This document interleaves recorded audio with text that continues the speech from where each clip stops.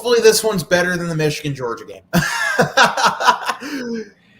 You can say that again. Oh, my goodness. If we're in trivia by the third quarter, I'm not going to be happy. This is it. This is the national championship, University, uSTADIUM, grand finale of them all. The biggest college football live stream we've ever done. I'm Zach. This is Splash. We may or may not get more throughout the night in terms of our fellow colleagues joining this show, but I sent the link out to everyone. I sent the link. Hey, and if you're in the comments section and you want to hop on, you think you can talk ball with us, I will happily drop the link, or you can shoot me a message on uSTADIUM or Twitter, Snapchat, Facebook. I don't check my Facebook. MySpace. Instagram. Yeah, MySpace, LinkedIn. I will find you, and I will get you the link to join. The text message, I've given several people my phone number. Probably a bad idea in hindsight, but that's okay. Well, I might have something up my sleeve, but we'll get to that if we get to that. Alabama winning the national championship. The Eagles are winning the Super Bowl. I agree with one of those two sentiments. Yeah, you have the Eagles winning the Super Bowl? Me too. No, I don't. First and foremost, how did we get here? Well, Alabama and Georgia, they both lost one game during the regular season. Alabama lost at Texas A&M. Georgia lost to Alabama in the SEC championship game. Semifinals, like they always are, duds. Alabama steamrolls Cincinnati. We all saw that coming. I don't think any of us really saw Georgia beating the living snot out of Michigan. That did happen, much to my disappointment. So, in the heart of Big Ten country, I don't know what the weather's like in Indianapolis tonight. Obviously, the roof is closed at Lucas Oil Stadium. I could tell you that in a second, but it is the Alabama Crimson Tide, the 3 seed. Georgia Bulldogs, the 1 seed Crimson Tide for the national championship. Nick Saban looking to continue his undefeated streak against Kirby Smart. Until this year, he was undefeated against every single assistant he ever coached against until Jimbo Fisher took him down. Yes. It's 23 degrees in Indy. Feels like 12 degrees for you poor souls at Lucas Oil Stadium that are going to be leaving to go back to your hotels. It's going to get down to 8 degrees tonight. Boy, I miss the Midwest. Although it might be a little bit hotter if you go near Frank Wright's chair right now. I would agree. Now, but this is not an NFL. We can tune in tomorrow. First and foremost, desk. We have college. I think tonight. I said first and foremost twice. I would not be doing this if it were not for my inspirations, and I'm just going to put it out because I have their signed helmet. To my man, I don't know how many more years he's got left doing this, my man Lee Corso. Thank you. I would not be here if it were not for Lee Corso, one of the nicest individuals I've ever met. Oh, that's awesome that you've met him. That's so cool. That is, I mean, I think the closest I've been to like meeting anyone relevant in college football was going to the Hall of Fame in Atlanta and sitting at the desk. So I got like the living vicariously, but I have never met anyone relevant in college football. So that's awesome. That is awesome. Yeah, I met Lee at when they did that one-off college game day in Times Square in New York. And I won a contest and got to stay back and meet the crew. And man, it was nice. So cool. That is awesome. Now, who am I picking tonight in honor of Lee Corso? I'm picking the University of Missouri. Go Tigers. Oh, who am I kidding? Who am I kidding? I don't know who you're picking tonight. I know who you want to win. Oh, yes. I'm trying to bury the lead as much as possible. I'm not going to bury the lead in true Lee Corso fashion. Cue the music. I can't help you there. There we go. There you go. There we go. I'm picking Alabama. Yeah. It's a close one. I think this game is going to be much closer than the SEC championship game, which is why I put down in our beloved takes department of the app that I do believe that Stetson Bennett will throw for more touchdowns than Bryce Young tonight, as you can see right here. If you want to join the take, I'll put the link out. We'll put the link out somewhere. Yes, we will. I'll push it out in a few minutes. I am going to echo your sentiment. I'm wearing the A. I know it's a Georgia team, but I'm wearing the A, not a G. So I'm rolling with Alabama, but I do think it's going to be a one-score game. I think Georgia's stars are going to be a little bit better than they were in Atlanta. I think Stetson Bennett's going to come out, play well. That defense is going to come out and play well. And they're just going to kind of thin the margins everywhere because they kind of got routed, in Atlanta. Some goofy turnovers, some weird plays. Shave the margin off a little bit. Shave the margin here, shave the margin there. And you're going to go into the fourth quarter, and this is going to be a one-score game. Remember, Jordan Davis was not healthy. He was battling some pretty severe, I believe it was COVID-related stuff in the SEC championship game. Jordan Davis was not 100%. So he is obviously back and healthy and ready to rumble in that defensive line. But before we begin, I feel like it's worth talking NFL considering everything's happened today. This is fair. And I do want to have one mention before we go. Of course. If Kevin's prediction comes true, Alabama wins the Natty, Eagles win the Super Bowl, and you put a solid $1 on that bet, it's plus $14,750. So you would turn that $1 into $1.47. So Kevin, there's your parlay, buddy. The way I'm going to transition this into an NFL discussion is I grew up a University of Oregon fan. I have a lot of family out there. Every year we used to go to a game in Eugene. One year, I believe it was 2016, we went and saw the University of Oregon play against the University of Eastern Washington. And there was this one guy on Eastern Washington that we were just watching, and I was with my dad, I was with my grandpa, and we were just like, this guy is going to be a ridiculously good NFL receiver. Of course, he is noted least favorite NFL wideout in the app, Cooper Kupp. Would I go that far? People don't like it. People don't like Holden, so people don't like Kupp by proxy. I mean, if you ask half the people on the app, Kupp is either the least favorite player on the app or the most favorite player in the app. Vernon Adams. Man, that is a name, Vernon Adams. I actually have his jersey. Oh wow, that's cool. I remember he's one of the FCS guys that I got engrossed with because there was a Jets and Ducks fan on the app that swore up, down, left, and right that Vernon Adams would be the greatest quarterback. He would be better than Mariota. And what? He was, yeah, it got weird. What? He was so entranced with this guy that he had notifications on his Twitter to see when Vernon got his a specific grade in a class that could see if he could graduate from Eastern Washington and go to Oregon. It was that committed. That's the most obscure thing. Prime uSTADIUM 2015, 2016. At least until Takes gets up and running. Then we'll be in the golden age of uSTADIUM. Oh, man. Yeah, those Oregon teams, the mid-2000s, always super exciting. DeAnthony Thomas, LaMichael James. Of course, you'll remember those names if you watched our last show when Zach and I did the same trivia question or same trivia set. Super good. I miss him. I really do miss LaMichael James. But Kenyon Barner, freshman Royce Freeman broke all sorts of records in 2014. That 2014 Ducks team was fun. Mm-hmm. Now, I'm looking at the crowd in Indianapolis, and it looks like 70-30 Georgia. I have a hard time distinguishing between the blood red Georgia and the crimson red. That just might be me being a decent bit away from my TV. But hey, most people are wearing red. In fairness,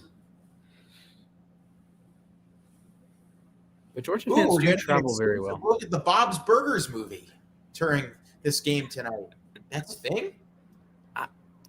Will it Really? be as good as the They're making Simpsons a Bob's movie? Burgers movie. How about that? But, dude, man, this better be a good game. Because if we reach the point where we're just talking about whatever, Mm-hmm. 3 quarters in, I'll be heartbroken. Yeah, absolutely. This is we can't have 2 disappointments in Indianapolis in 24 hours. The Colts were enough yesterday. They didn't even play in Indianapolis. They were down in Duval County, taking losses to or not Urban Meyer, Darrell Bevel and Trevor Lawrence for some reason. Is that one of the worst, most embarrassing losses in recent NFL memory for the Colts to go down to Duval County, where the opposing fan base is wearing clown costumes in protest of their front office, and you lose, and you don't even lose close. You get slaughtered. That game was 26-3 at one point. Let me just put it this way. The Ravens lost their last 6 games. They went from 8-3, tops in the AFC, to out of the playoffs, and they aren't the biggest collapse. You guys lost Lamar. Yeah, they aren't the biggest collapse. Like, throw out all the injuries. They aren't the biggest collapse. The Colts had a win-and-in game against the Raiders at home, blew it. They have a win-and-in game against a team that owns the number 1 overall draft pick, and they blew it. They got clobbered in that game. They were not close. Carson Wentz was horrendous. The defense could. Trevor Lawrence, that if you are a Jags fan, you probably changed your shorts about 15 times yesterday watching Trevor Lawrence because, oh man, that's everything you wanted. Yeah, he was spectacular. And then Carson Wentz, like that is when you traded a conditional first-round pick in the offseason, that's the game you have to avoid. You cannot have that game, and it happened. It happened against the worst team in the NFL. Do you remember that the Raiders fan at the start of the year that flipped the coin? Yep. You want to know what the final record of the coin was? 15-2. Wow. The coin went 15-2. They had the loss against Washington, yes, and then there was one other loss, yes. They got the Charger game wrong. They had they had the Raiders losing last night. Wow. What a game. What that is an all-timer. That was one I'd never seen before because I think everybody was sitting there screaming, "We want the tie! We want the tie!" Besides Steeler fans. Steeler fans are like losing their minds. That had to be, as a neutral NFL fan, one of the greatest moments. There are a lot of people that said that yesterday. If you're a neutral NFL fan, that was maybe up there with the first Giants-Patriots Super Bowl. As a day or as a game? As a neutral NFL fan, for a fan that has neither dog and doesn't have a dog in either fight. Like the whole day or just the Sunday game. Night Football? Okay, just the game. Of course, I'm a Giants fan, so I had a dog in the first fight. But as someone that had zero, because it wasn't just that, it was that more than halfway across the country, you have an entire city on edge in Pittsburgh. Those poor Steeler fans were up until God knows how late. Oh, man. What a day. And then this is the first time since 1993. Remember 1993. I'll get back to it. First time since 1993 that multiple playoff teams clinched spots in overtime games in Week 18 or the last week of the season. It happens to be Week 18 this year. It happens to be the second time it's happened on a Week 18. Go back to 1993, the only other season in NFL history with a Week 18. Okay, there's your Tua stat. The Bulldog head. And Lee Corso has promptly donned the Bulldog head. Oh, and now Uga's going up on the podium. I am delayed. Now I get to see how you and Jack felt. You and Jack generally feel. I will say this. I was in Athens for a game earlier this year. Uga is adorable. I'm not a dog person. I have 2. So, hey, you guys met Boomer on the last stream. That is true. That is true. We did. Hey, maybe if you're lucky, my other dog will get up here, but she just incessantly barks half the time. So, Understandable. Okay. I think I've introduced you guys to my cats at one point or another. Before we begin, I can share what I have heard because it does have some pretty massive ramifications in the college football world. It looks like my prediction that former 5-star superstar quarterback Caleb Williams, formerly of Oklahoma, has his path cleared to transfer to the University of Southern California. How do I know that? Well, two things have occurred. One, Jackson Dart, who was a 5-star recruit by USC, one of the top dual threat quarterbacks in the nation, he's entered the portal. And if you looked closely on the sidelines of SoFi Stadium last night, you would have seen that Caleb Williams was there for Rams 49ers alongside Dr. Dre. Ooh, the heavy hitters there. So if it happens, don't be surprised. If it doesn't happen, USC fans, I'm sorry. So on the Lincoln Riley train, gun to your head, is he already the best coach in the Pac-12? Yes. Okay. Considering that Dan Lanning is an unknown, considering that I don't know how much time Kyle Whittingham has left, yes. Okay. Glad we can agree on that. Who are the 5 best coaches in college football right now? I think everyone could have an agreement on one being Saban. Yes. Is 2 still Dabo, or is it now Kirby? Ooh. I'm going to go Dabo. I think there's been the way that he changed the culture around Clemson. This was a down year for Clemson. I get it, but I guess last year was last year they were still really good. This year was a down year for Clemson. Okay, you're afforded the one down year. I think Kirby hasn't. I think Dabo has more of an established track record, and he has rings to back it up, and he has all those huge wins, all those year after year after year, and Georgia hasn't had that elevated level of success that Clemson had for most of a decade. Yes, Georgia's been very good the last few years, but they only have 2 national championship berths and 0 national championships as we speak now. That could change in a couple hours. That could change in a couple hours, though. So if 1 is Nick, 2 is Dabo, 3 is Kirby, so who's 4? Would it be Lincoln Riley? Would it be Brian Kelly? Ryan Day conversation. Ryan Day.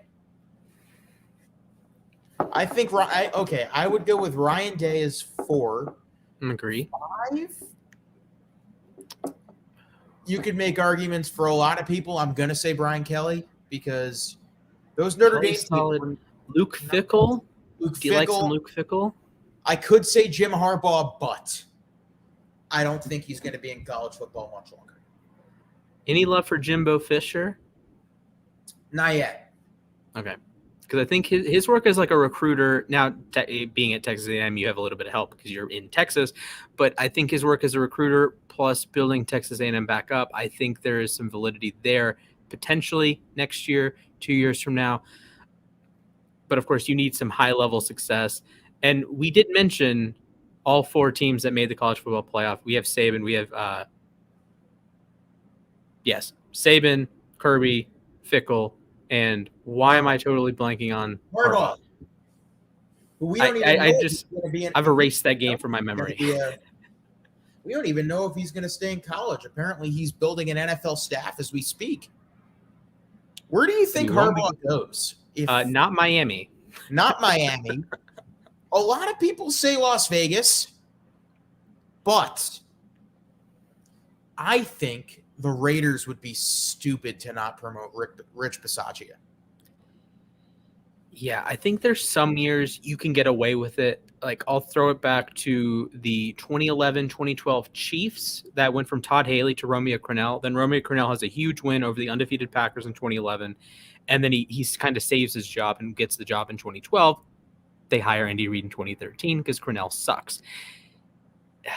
I'm torn because I think if you go off, part of me thinks, okay, they weren't really fighting for Gruden, and then they're going to fight for the guy that replaces Gruden. if you have any reservations about Gruden the person, and you think Bisaccia is a much better human, you also have the Ruggs situation. So you have like a coming together situation, the Arnett. Hobbs You have situation. Hobbs situation. So you can argue that it was kind of they're running on fumes a little bit, and it works. Like it works. Sometimes it works for like a short stretch that they go into Indianapolis, they beat the Colts, they and shock the world against the Chargers. They were pretty sizable underdogs in both of those games.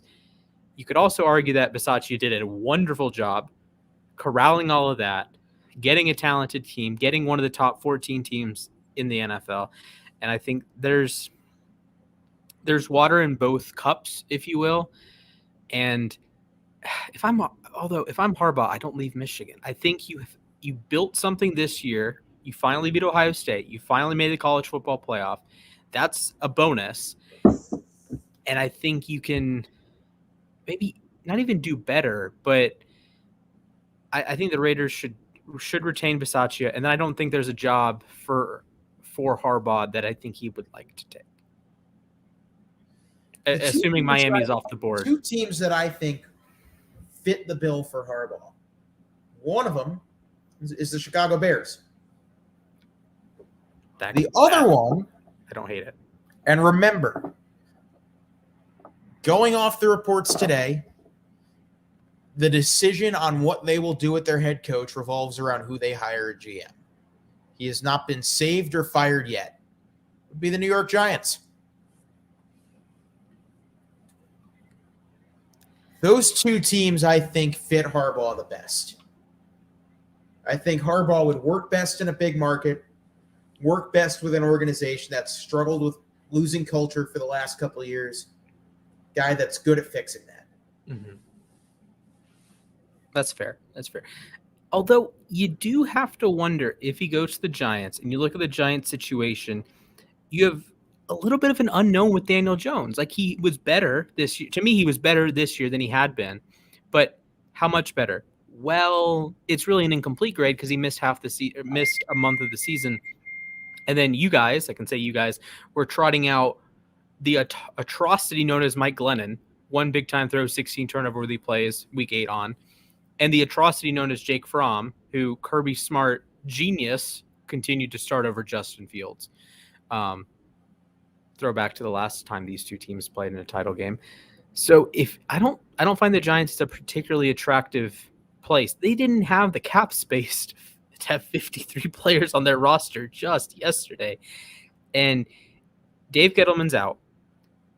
So, of course, the new GM is going to have some role in this, but I don't think the Giants are currently all that valuable of a situation. They do have 2 first-round picks, but you might have to spend one of those on a quarterback, and this year's not a great quarterback class. Well, here's why I say Harbaugh for the Giants works. You know who else was an unknown before Jim Harbaugh took the 49er job? Alex Smith was an unknown. Couldn't stay healthy. Wasn't particularly great. Had a couple terrible head coaches. I mean, he was under Mike Singletary in San Francisco. Those teams stunk. Jim Harbaugh figured out a way to unlock Alex Smith and turn him into a game manager that could lead him to an NFC championship. I say this as a Giants fan. If the 49ers had Ted Ginn in that game instead of Kyle Williams returning punts, the Niners go to the Super Bowl. Yes. Alex Smith did enough to win that game. Yes, he did. And he did. Oh, my goodness. That Saints game, Saints 49ers. He won that game. He was like prime Steve Young in that game. Prime Joe Montana. He was unreal. That's one of the greatest single game performances in 49ers history. Man, that's an all-timer. If today's game is anything like that game, we're going to have a hopping stream for 4 hours. Man, San Francisco has had a lot of those games where they have just one guy go ballistic in the playoffs. I mean, just think about it. At least in my lifetime, you have Alex Smith, you have Colin Kaepernick against Green Bay. Twice. You have Raheem Mostert against Green Bay. Oh. I'm sensing a theme here. Too bad there's not another Green Bay game. Although, was the Terrell Owens catch, was against Green Bay, yes? Yes. Okay. Vernon Davis going off. against New Orleans. The catch 3. The catch 3. We have the original catch with Dwight Clark, although that was 40 years ago now. That was against Dallas, right? Yes, NFC title. And who's NFC playing title game, this I believe. weekend and in the Nickelodeon game too? Jerry Jones is going to get slimed, and I'm all for it. I'm going to be. I put that in the group chat, in the team group chat. It did not get the laughs I was expecting it to, and I'm really sad about it. We want Jerry to get slimed, or yes, we do. Yeah, that would be an all-time. We're gonna have like, I don't know, Amari Cooper touchdown, and we're gonna have the slime in the end zone. I'm gonna have to figure out a way to watch it on the Nickelodeon stream. I watched the Saints Bears, that disaster of a game last year, on the Nickelodeon stream, at least for 2.5 quarters. Oh, it was so bad. That was the worst game. All right. Imagine Steelers Browns in that situation, and you're like teaching kids that the Browns are good at football. At least, I mean, hey, we're going from making kids watch a geriatric Drew Brees and Mitch Trubisky to making kids watch Jimmy Garoppolo. That's sometimes not the end of the world. And Dak. Yeah, Dak's nice. So you get to watch the Evil Empire, the Cowboys. So they all grow up to be Cowboys fans, and they get to shred their Jimmy Graham jersey they bought last year. What's your favorite wild card game of the weekend? Favorite wild card game? Rams Cardinals Part 3 is fun Monday night. So Monday, and that comes with the Manning cast too. Yeah, and then we get the. I wonder if there's going to be a guest so you can continue the Manning curse. I have some personal interest in watching the Chiefs blow out the Steelers, but that's going to. Depending on what the tickets wind up looking like, I might go. Ooh, that could be fun. Watching the Steelers get blasted. It might not be as bad as Dan Marino's last game, but I don't think it's going to go very well for Big Ben. What are we going for right now? Hold on. I have a sneaky suspicion. Bucks Eagles. I'm gonna like that game. I don't think it's going to be a very popular game, but I'm gonna like that game. But let's think it's 150 for Sunday night. I don't know if it's worth going for a game that's going to stink. Mm-hmm.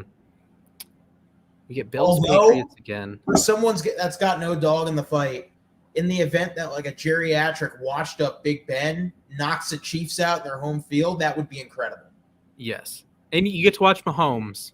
I think that's probably worth at least $100. This is my take that's gonna surprise a lot of people on this app. Arrowhead is the best NFL stadium experience. There is not a better place to watch an NFL game in person than Arrowhead. I will stand by that. There is no atmosphere like it. If you have the chance at any point in your life to go to Arrowhead and it's just everything from the moment you walk into the parking lots and everyone's smokers are going full blast. The whole place smells incredible. And just the noise. And you get to watch Patrick freaking Mahomes play football on top of all of that. It's the best. There's nowhere like it. It's certainly S tier. I think you maybe have an argument in Seattle. I think Green Bay gives you an argument. Green Bay snow. If it's in December and January, I think Lambeau takes a step up. We better get snow in Buffalo, please. Soldier Field with the Bears were not if the Bears were any other franchise, I think Soldier Field would also be S tier. But they've the experience at Soldier Field has deteriorated in the last 20 years or so. What's our weather like in Buffalo this weekend? Because that's fun. Will Bill Belichick make it snow sideways? Over under how many snowflakes will go up in the air based on the wind? Well, the weather in Buffalo for Saturday night, mostly cloudy skies, a high of 7 degrees. Ooh, that's a burner right there. Another under the radar potential for terrible weather is Cincinnati. And thus there is snow forecasted for Saturday afternoon in Cincinnati. What do you know? Okay, as much as playing Kansas City at Arrowhead was worst case scenario for the Raiders, they don't really win by going to Cincinnati in what could be a freezer bowl special against a red hot Joe Burrow. Hey, the Bengals have an underratedly good home field advantage, an underratedly loud stadium. And this is a fan base that is going to be fired up. Yeah, this is the first ever text message was sent more recently than the Bengals' last playoff win. Of course, I know that as a fan of a rival team. So Bengals are favored. The Bengals have a red hot quarterback. They have the should-be offensive rookie of the year. You have a all-pro caliber Joe Mixon right now. He's cooking. Tyler Boyd. T. Higgins. And Trey Hendrickson was second in the NFL in next-gen Jesse Bates has pressures. been phenomenal.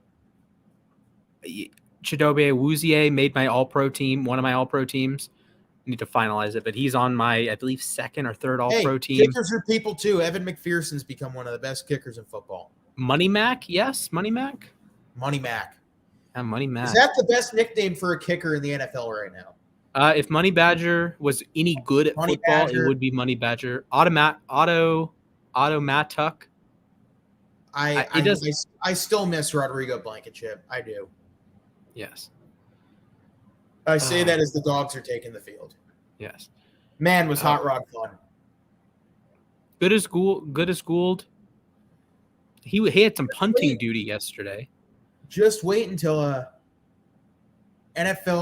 future NFL kicker and current Mizzou legend and probably the best kicker in college football right now, Harrison Mevis, a.k.a. the thicker kicker, winds up in the NFL. Solid. So like Presley Harvin, but kicking? Let me get the stats in this guy. Hold on.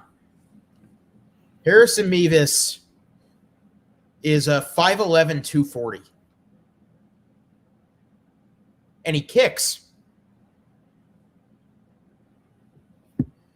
And yeah, I know I'm going to shout out Harrison Mevis. The guy looks like this. Yeah. kicker. Presley Harvin, but kicking. Yes, I think I hit the nail on the head there. I've watched a kid hit 70 yarders from warm-up, so. Whew. Okay. Just do it in the Teams game. are coming out. Dude, every time I watch Jordan Davis like walk in front of like normal-sized human beings, it blows my mind. And these are, think about it, football players. And he is like, it's like Derrick Henry from the last title game, last time these two teams played. Derrick Henry next to Mark Ingram. Like Mark Ingram looks like an accountant that works at like Staples. And Derrick Henry looks like a Greek god. You remember the Sean Oakman picture? Yes. He should have gone number 1 overall just on the picture, but then he had off the field stuff. That turned out to not be true. Sadly, it's good that it wasn't true. It's good that it wasn't true, but sad that it ruined his career, much like Reuben Foster. Okay, we have an ACC refereeing crew tonight. I didn't watch much ACC football this year, other than my typical uSTADIUM research. So, you tell me. Looks like Georgia has won the toss. You didn't miss much, and other than Wake Forest being on crack every time they played. That was fun. Okay, Georgia defers. Alabama will start with the ball, and it's going to be the Bryce Young show out of the gate. I'm going to run and get water, so give me like 30 seconds. All right, sounds good. All right. I'll give you an over-under in a moment. Give you the over-under in a moment. We'll be right back. All right. Hey, guys. It's your boy Splash. Make sure, if you're watching, make sure you like the stream, subscribe to the channel, follow us on Twitter and Instagram at uSTADIUM. You can follow me at Mr. Splashman19, and when Zach returns, he can supply you with his Twitter and Instagram information. If you don't already have the app, make sure you download the uSTADIUM app. You can join our takes, you can join our polls, you can join the discussion. It is a great community of knowledgeable sports fans. That's probably the best thing uSTADIUM offers. That, sure, I love winning points. You know, I love winning money and cashing out, right?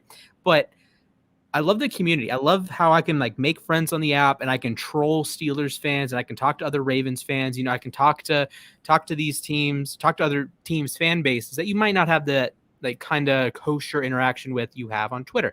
Twitter is a cesspool, right? Instagram comments, disaster. uSTADIUM hits different. And if you're watching this on YouTube, make sure you ring-a-ding-ding that Le'Veon Bell. Shout out to Ravens legend and now Buccaneers legend Le'Veon Bell. Scored a touchdown yesterday, helping me out with the bet. Helping my dad out as well. Big shout out to my dad back home. We have the kickoff coming momentarily. Georgia, Alabama, Lucas Oil Stadium, heart of the Big Ten country. Then I wanted to mention this when Zach was on, but I think this is the biggest middle finger imaginable to the Super League idea that was posed last offseason. That you have Pac-12 teams, you have Big 12 teams, you have Big 10 teams. They're all like, okay, well, screw the SEC. We want to build our own thing, right? And it like materialized and then was gone the next day. And now you have two prototypical SEC schools squaring off in the middle of Big Ten country. Hey, Lucas Oil Stadium is awesome. Yes, this is true. Beautiful, strong replacement to the RCA Dome. Rest in peace, all NFL combines. All right, am I still ahead of you like I was last time? You give me. Have they already kicked off? I totally missed. Okay, so you let me know. First play. Bryce Young's going out of the shotgun. He's got two receivers to his left and a tight end. It's a handoff to Brian Robinson, and he gets wrapped up after a gain of about 3 or 4. And there's big number 17. That looks like Nakobe Dean. All right, Nakobe Dean just made the tackle. Is Nakobe Dean a top 10 pick? Yes or no? Yes, he is. Okay. Let's quash that right now. Yes, he is. Okay. Bama's running the option, and looks like Brian Robinson broke an ankle, but he didn't get past the big line of Georgia defenders. Man, Nakobe Dean's he reminds me of Jonathan Vilma. That's what Daniel Jeremiah said a couple weeks ago. He is every bit as good of that side to side, every down linebacker that we saw Vilma as in Miami when he was in college. 3rd and 2. These are the kind of plays that Georgia has to get off the field. They have to get off the field and put got to extend. No, they're not getting off the field here. Well, yeah, you're like Golden, in the flat for a first. So speaking of Alabama in a title game, a few years ago, of course, they lost to Hunter Renfrow and the Clemson Tigers.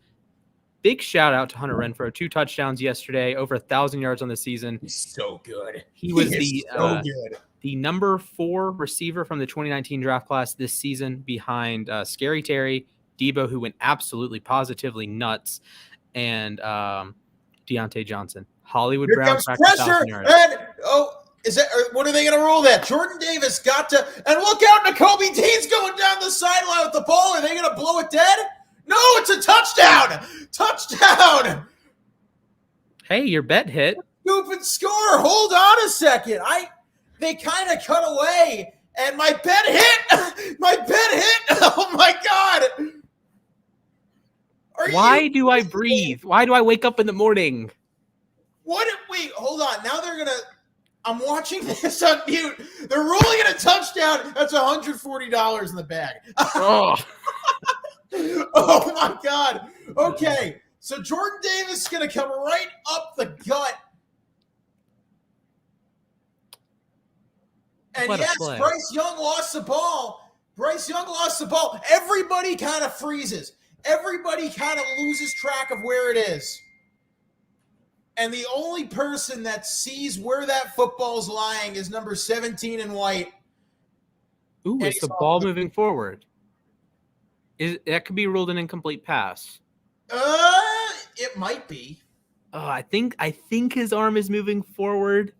I think Jordan Davis might be pushing his arm forward. That's a catch. I think his arm is moving forward. I need a better angle because that last angle was obstructed.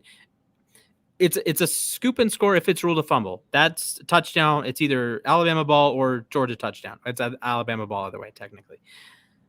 So, oh my God, we are off to a great start tonight, folks.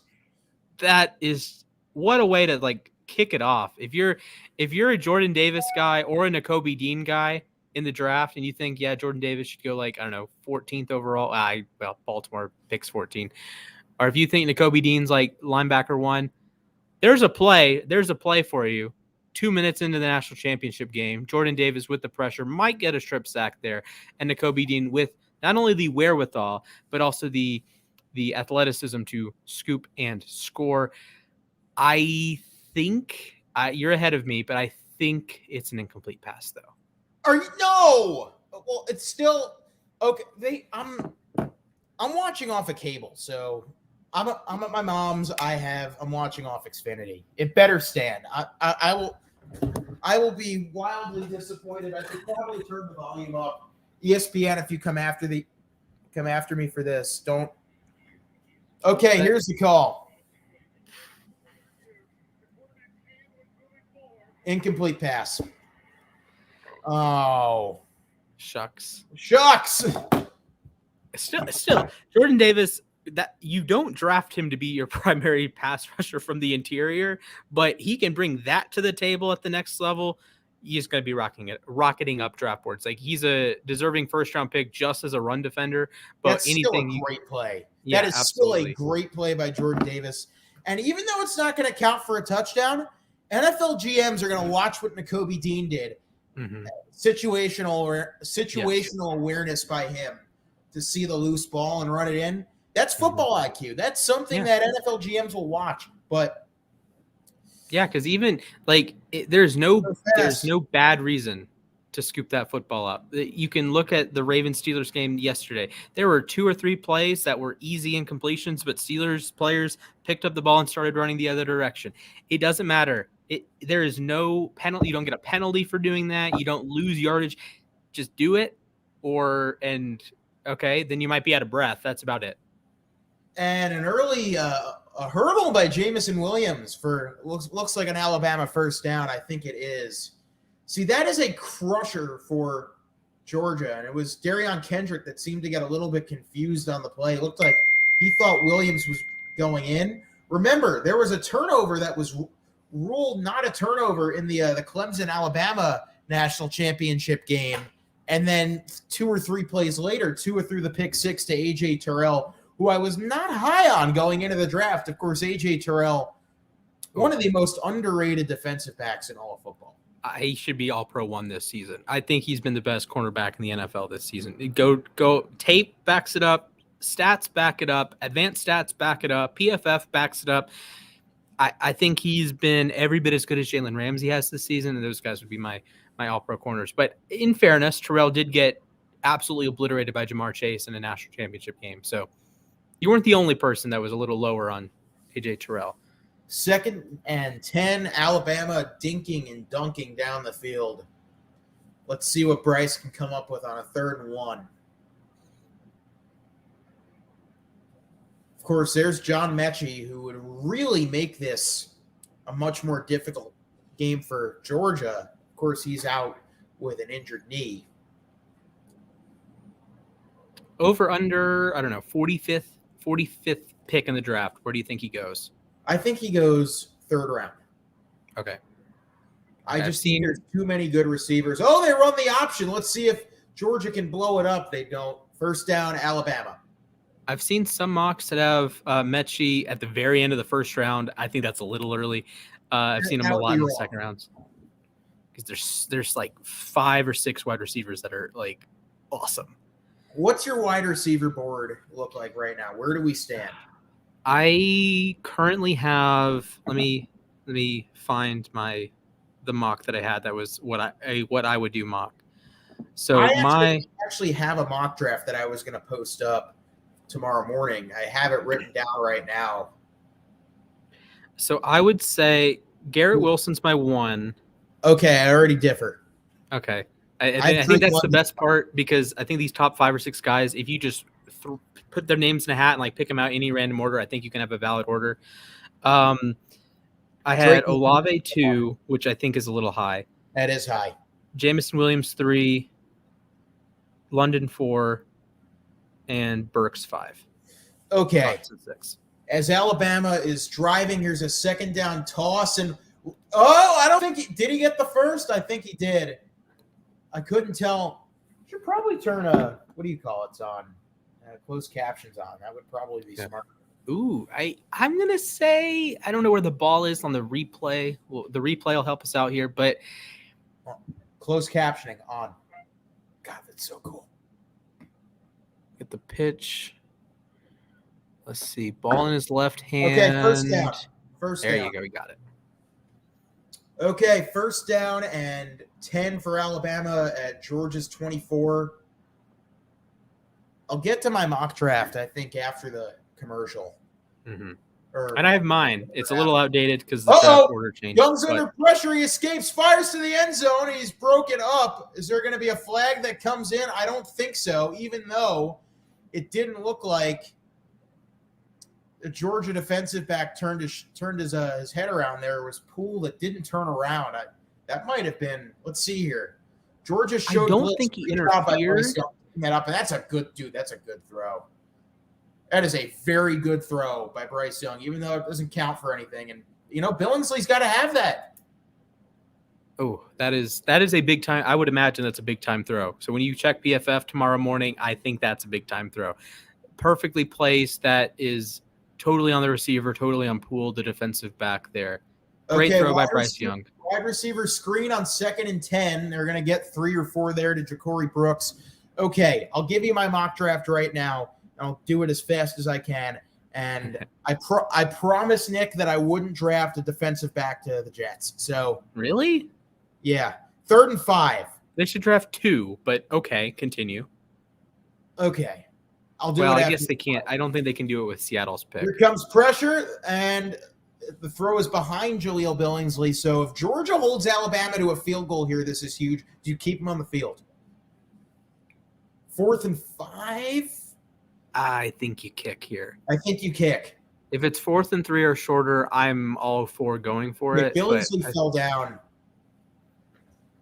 But it is an Alabama kicker. The one position they can't hit on in the draft, it seems. Or hit on it in the draft. On. Here comes the kicker. 37 yards. And Bill O'Brien, yes, the OC for Alabama. Kick looks just inside. It's good. Okay, 3-zip, Crimson Tide. Ooh, I get to change the score. What a time. Is it Bill O'Brien, the OC for Alabama? Yes, he is. You think he has an NFL job in his future? I think he has a college football head coaching job in his future. Ooh.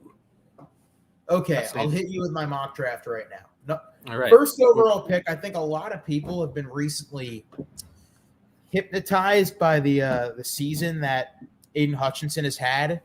I still think Kayvon Thibodeau goes first overall, the Jacksonville Jaguars. I'll give you 1 thumbs up there. I'm cool with it. As long as it's not Evan Neal, because I think that one's that one's getting Aiden up Hutchinson there. will go 2nd overall and stay in his home state of Michigan. Hutchinson, the Lions at 2. Derek Stingley to the Texans at 3. I think they go Hamilton. I would go Hamilton over Stingley, but I can see it. I can see it. Changeable. I go Evan Neal to the Jets at 4, knowing that what we know about there maybe being a little bit of controversy with Mekhi Becton in the locker room. And with what Zach Wilson showed at the end of the year, getting him more protection is paramount. Is Mekhi Becton worth the 1st-round pick today? I don't know. Considering his injury risk, probably not. Okay. 5 to the Giants, I go George Karlaftis. Same. The Greek football. 6 to the Carolina Panthers. Not who I would draft, but who I think will be the first quarterback off the board, Matt Corral. I agree that Corral should probably be the first quarterback taken, especially if he gets a clean bill of health through the draft, combine process. But I think Carolina sticks it out with Darnold. I think Rule and Darnold are combined at the hip, and once one goes, the other goes. I'm not so sure. 7, we go back to the Giants. I got Tyler Linderbaum. Great pick. I don't care if he goes 1. That's a great pick. Love Linderbaum, one of my favorite players in the entire draft. 8 to the Atlanta Falcons, Kyle Hamilton. Absolute game changer. If Richie Grant figures out how to play football. Together. Ooh, that's fun. That's fun.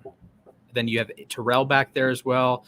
I liked what I saw from Javian Hawkins, Eric Harris. The Falcons don't have as bad of a secondary as people might lead you to believe. Their issues are in the front 7. It's Grady Jarrett and a bunch of nobodies. 9th overall pick. Broncos need everything. Broncos don't need anything except a quarterback, and they get Kenny Pickett. Okay. I would roll Corral. I had them trading up in my most recent mock to get Corral, but I think just pick your preference at quarterback. I think I'm cool with it.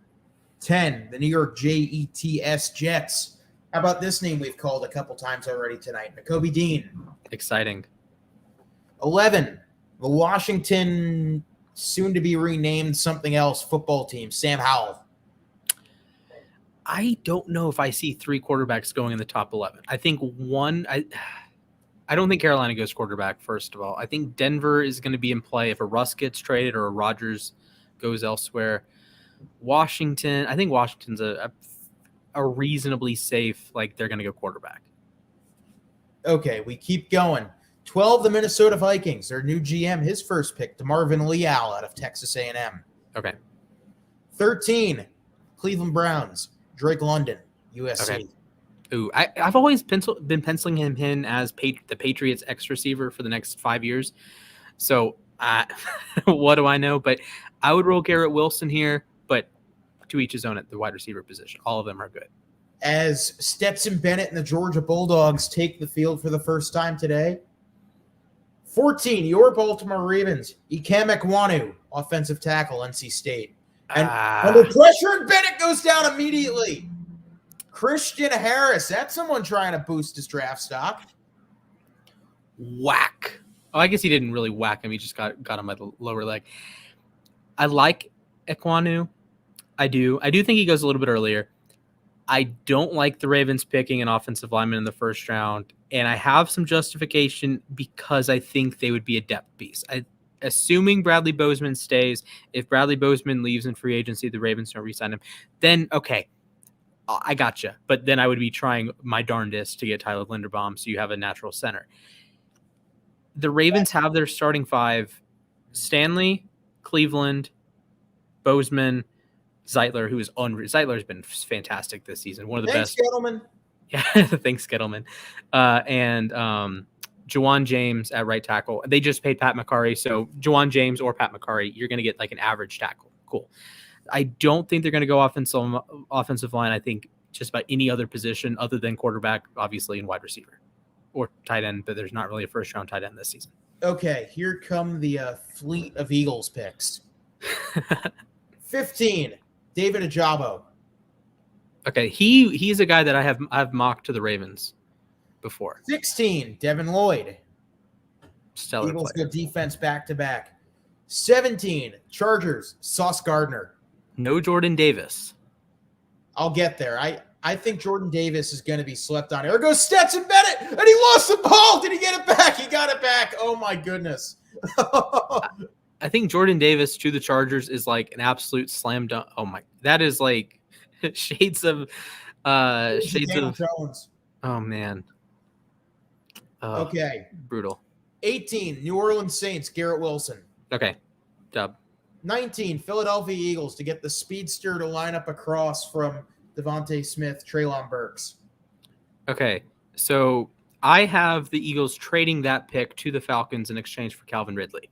Ooh, I like that. Yeah. I know it's risky to spend a first-round pick on a wide receiver 3 straight years, but if you hit on 2 of them, the Eagles would be hitting on Devonta Smith and Calvin Ridley. You also get the Alabama connection there. So fun times were had by all. And Jalen Hurts. 20, Steelers, Charles Cross. Bolster the line. I think he goes a little earlier, but good pick. 21, Patriots, Jamison Williams. See, this is the Drake London pick for me. 22, Dolphins, Kenyon Green. Okay. I could see it. They do desperately need. They are one of the teams that might have their 5 set, but they need better players at their 5 offensive line positions because it was just an all-out disaster. Like Jesse Davis is playing, Ian Eichenberg sucks. Like you had nothing in terms of like quality play on the offensive line this season. And meanwhile, that's going to be a 3-and-out for the Dogs. So not a great start for Stetson Bennett and company. Oh. 23, Jordan Davis to the Las Vegas Raiders.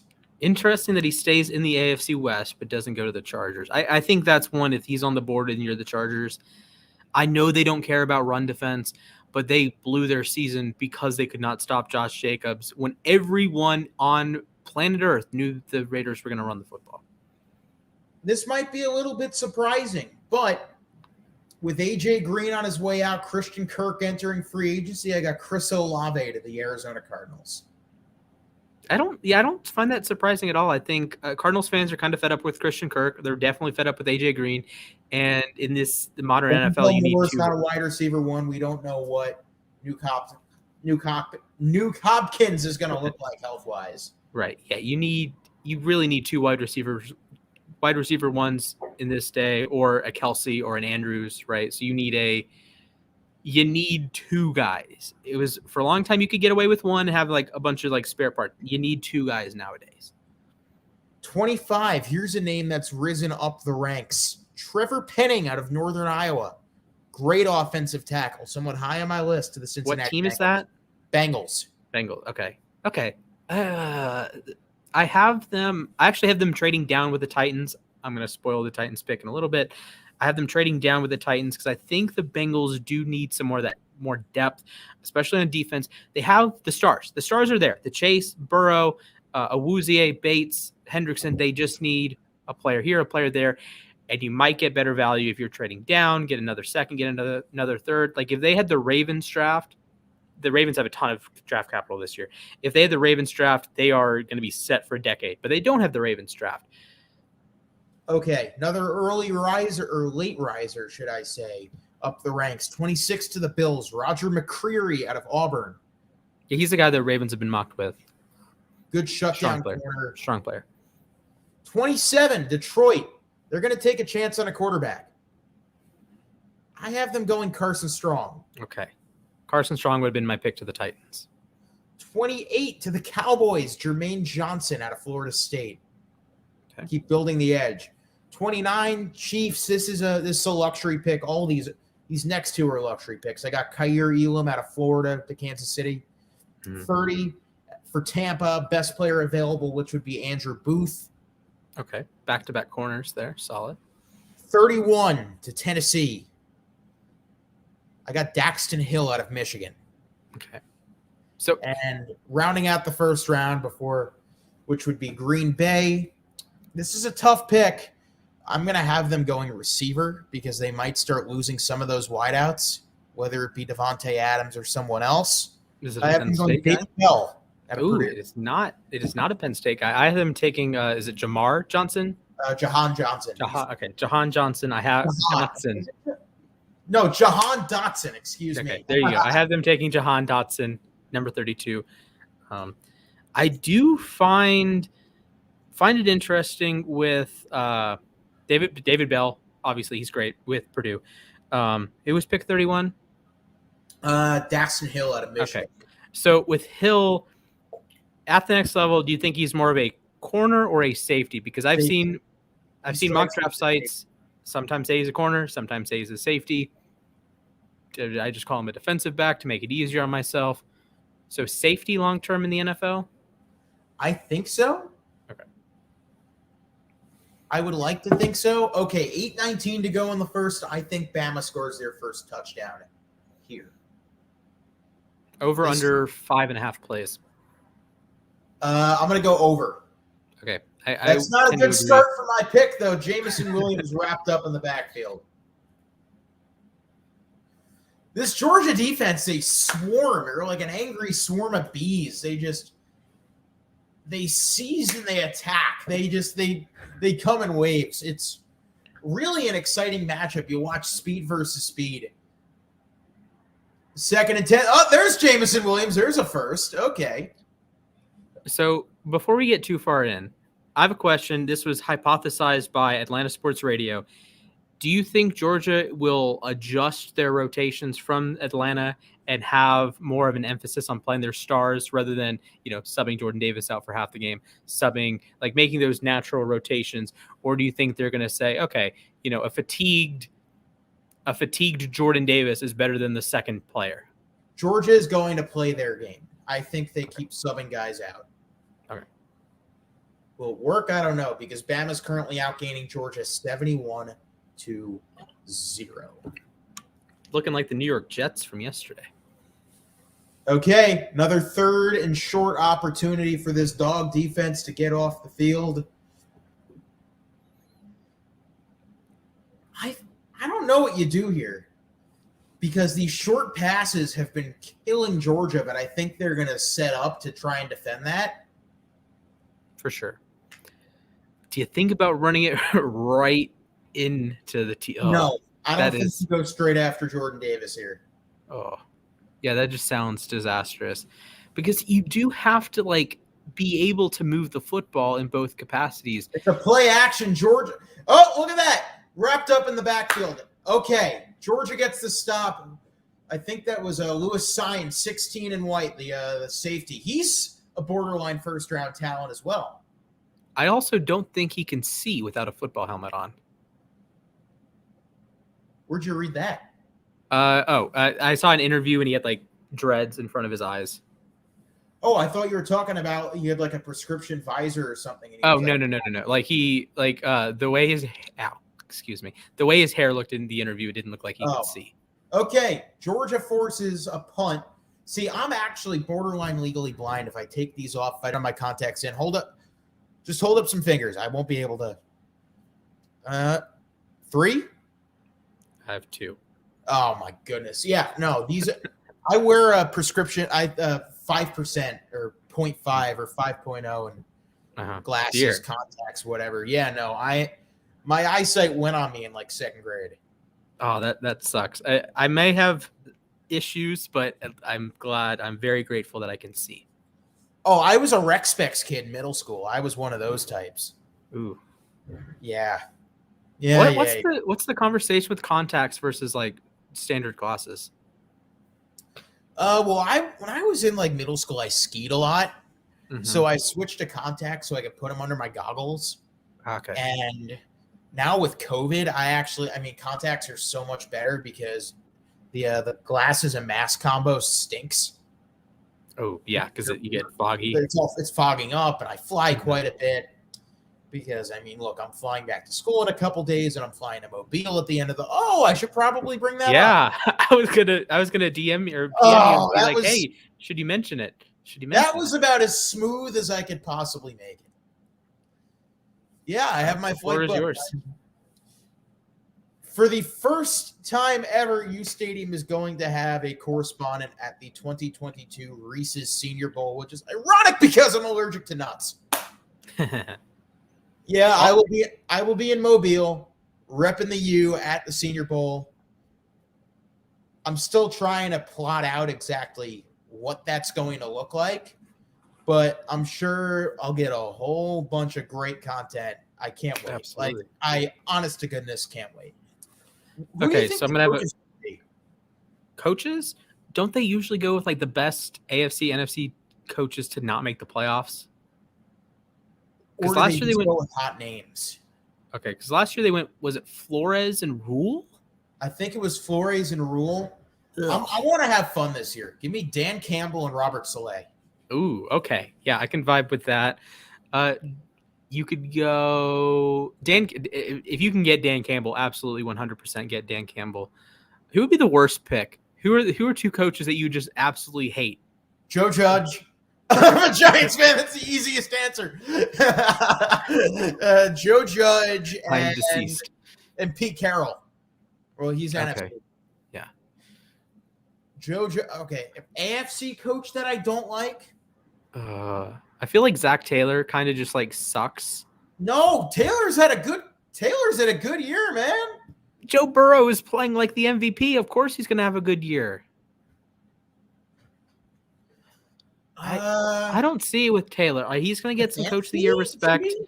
I don't see Belichick is probably I think there's a curve with Belichick. With Belichick, love him.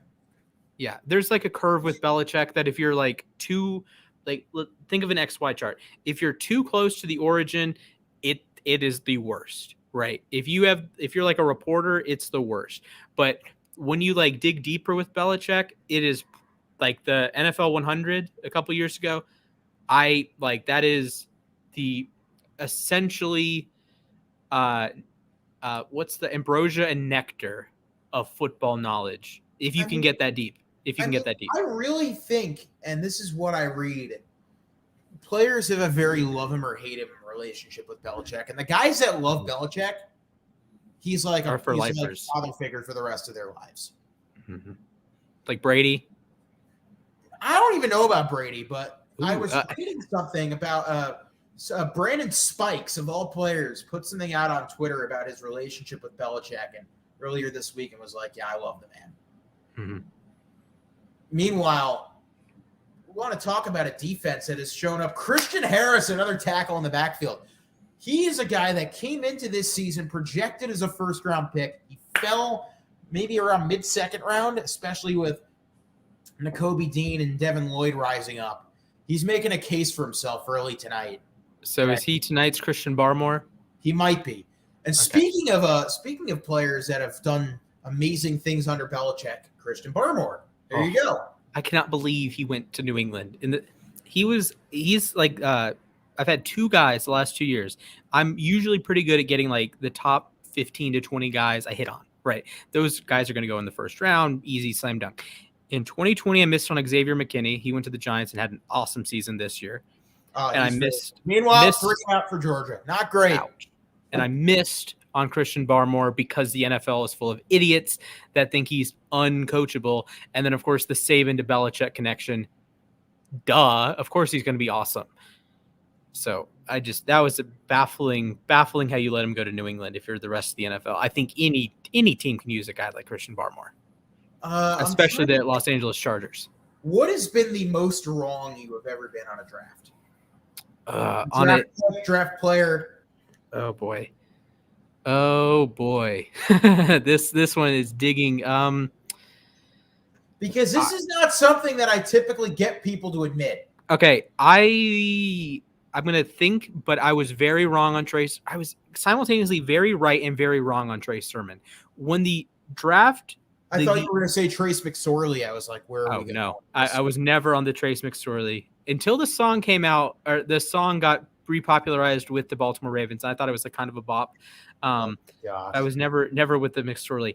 Trace Sermon in my draft grades, I gave a pretty low grade, like an average to bad grade. And then over the offseason, I'm like, this is going to work. Shanahan is a genius. He found his guy in the 3rd round. He's going to be the best player we've ever seen. He had 167 rushing yards this season. Absolute disaster. Elijah Mitchell just blew him out of the water. I was very, very, very wrong on that. I thought he would be like Najee Harris, Javonte Williams level of impact this season. Didn't happen at all.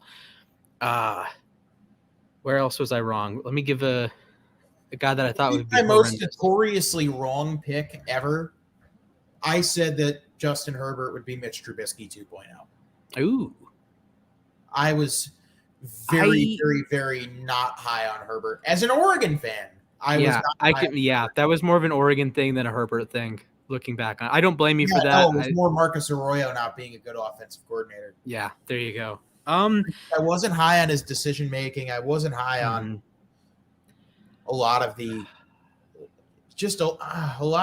little meticulous things. Meanwhile, Georgia's running into Slade Bolden. Why are you giving Bryce Young 15 yards? What are we doing here? Let's see. I was very wrong on Tim Williams. I was wrong on Dwayne Haskins because I thought he was going to be. I thought Haskins would be nice. I will say that I had Tua and Joe Burrow with essentially the same grade. I was never high on Tua. Other than the injury was the only thing that kept me from putting Tua ahead of Burrow. I think what he did at Alabama, just the accuracy he had, the several years of production, he still has the highest passing efficiency in NCAA history for a career.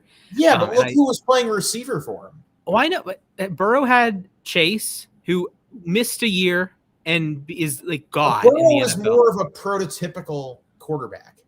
I Burrow get that, but I think with pocket passer. Tua was so accurate, and he does this in the NFL, but people don't want to give him credit a lot of the time. I'll give him credit, but also the way the Dolphins play him, shelter him because he can't throw deep. That's true, but my comp was Drew Brees. I think I think it's fair, but not like prime Brees, more like Chargers 2017 Brees. Okay. He's not that great of he makes too many stupid. He's like 2006 Brees from a decision-making standpoint crossed with the arm strength of like 2017 Brees. Okay, that's a good comp. Very accurate, makes a lot of dumb decisions, but then he immediately answers because for some reason, like Tua is a smart quarterback. I'm not going to deny that. Yeah, just makes a couple just stupid decisions. Smart quarterback, hard worker. I'm gonna go close to home. How do you feel about Drew Lock the last 3 weeks? Was never that high on him. Because he's as somebody that watched him all the time in weeks. college. I was at his pro day. I was never that high on him, which is precisely the exact opposite of how I felt about Nick Bolton. I was always, hey, they're both Mannings. Or is that just Peyton? It looked like it was Eli next to him. I couldn't. Hey, I said Nick Bolton would win Defensive Rookie of the Year. You can check on uSTADIUM. I have a clip. He will win Defensive Rookie of the Year. Didn't happen. And obviously, if Micah Parsons didn't do what he did, then Nick Bolton would have won Rookie of the Year. If DeMarcus Lawrence doesn't get hurt, does Micah Parsons win Defensive Rookie of the Year? I'm not sure, dude. Nick Bolton, and he only played about 70% of the snaps for Kansas City all year. Yeah, I love Bolton. I was super high on Bolton. Who was the guy that I was super wrong on in the other direction? I can say this firsthand, from actual interactions with him, he's a great guy. I've never met anybody that's had anything but nice things to say about Nick Bolton. Lewis Cine again. There's a big hit. Boy, the two guys that are really staking claims for themselves are Lewis Cine and Christian Harris early tonight. I need a solid name that I thought wouldn't be very good in the NFL and has turned out to be like a superstar. I wasn't big on Christian Barmore. I love Barmore was top 15 on my board. Loved Barmore. Then again, the New England factor always works. Hey, Georgia defense, 3 and out, which is huge considering that Bama had the ball at midfield. Yes. Okay. I can't. Okay, I want to go back through. I didn't. It's always fun. I don't think I love the Jair Alexander pick. He's been spectacular. What if we redrafted the 2021 NFL draft? I don't know how much changes, in all honesty. Okay. Because you have I think Lawrence still goes 1. I don't think, if you were in good faith, I don't think the Jaguars can take Mac Jones or Davis Mills or any other. You can say, yeah, they've been better, but the things that Trevor Lawrence was doing yesterday, that is, if he didn't have that, maybe there's a discussion. But he had that game against a playoff defense. I think Lawrence goes 1. Okay, this still has Lawrence going 1. I think the Jets still go quarterback. Either Fields or Jets Wilson. Go Mac. Ooh, I don't. This has San Francisco going Zach Wilson. If frickin' Shanahan wasn't the head coach, I don't think that. I don't know how much that changes. I think that's an incomplete. Stays with Atlanta at 4. Meanwhile, Georgia finally gets yards if this flag doesn't. If this flag stands, Georgia's not going to have a single yard on the offensive side of the ball yet. In 12. 5, obviously, Cincinnati doesn't change their pick. Then what? If you're Atlanta, why wouldn't you just take Chase at 4? Oh my gosh, it's an offensive penalty. Oh my God, illegal hands to the face. Still no yards for a gain against Georgia. Oh, great work, everyone. Because I think Chase throws a wrench into this. Because I think if you're the Falcons, I think I would take Chase over Pitts. Well, maybe you can swap the two. 6, okay. Miami, they still haven't taken Waddle. That's fine. Detroit, you swap Slater or Sewell with Rashawn Slater. I don't know. I don't know. I think Sewell's upside. If you told me before the draft Slater's going to have a better year than Sewell, I would agree with you. I would have agreed with you. But I think I said that Slater would be a Pro Bowl or a Pro Bowl caliber tackle coming into the league, and Sewell would eventually be like an All-Pro. I checked the film with that, but I'm holding my course for the Lions. And again, you don't know what Slater would have done at right tackle because Taylor Decker is a pretty doggone good left tackle. 8, Carolina, Patrick Surtain. Good pick. Yeah. Of course, we don't know what J.C. Horn is because he got hurt. But yeah, Surtain was great this season. 9, Denver, Micah Parsons. I think that ends up being a slam dunk considering the injury risk with J.C. Horn. Philly does not change their pick. They stick with Devontae Smith. Ooh, okay. One guy I hit on. First down for Georgia. They have positive yards. There you go. One guy that I hit on, slam dunk, absolute perfect pick, Jeffrey Simmons. Yes. I said he was a top 5 player, and then they pick him at 19. I hate the Titans, but absolute banger of a pick there. Okay, Chicago does not change their pick. Okay, that's fine. Cowboys, Creed Humphrey.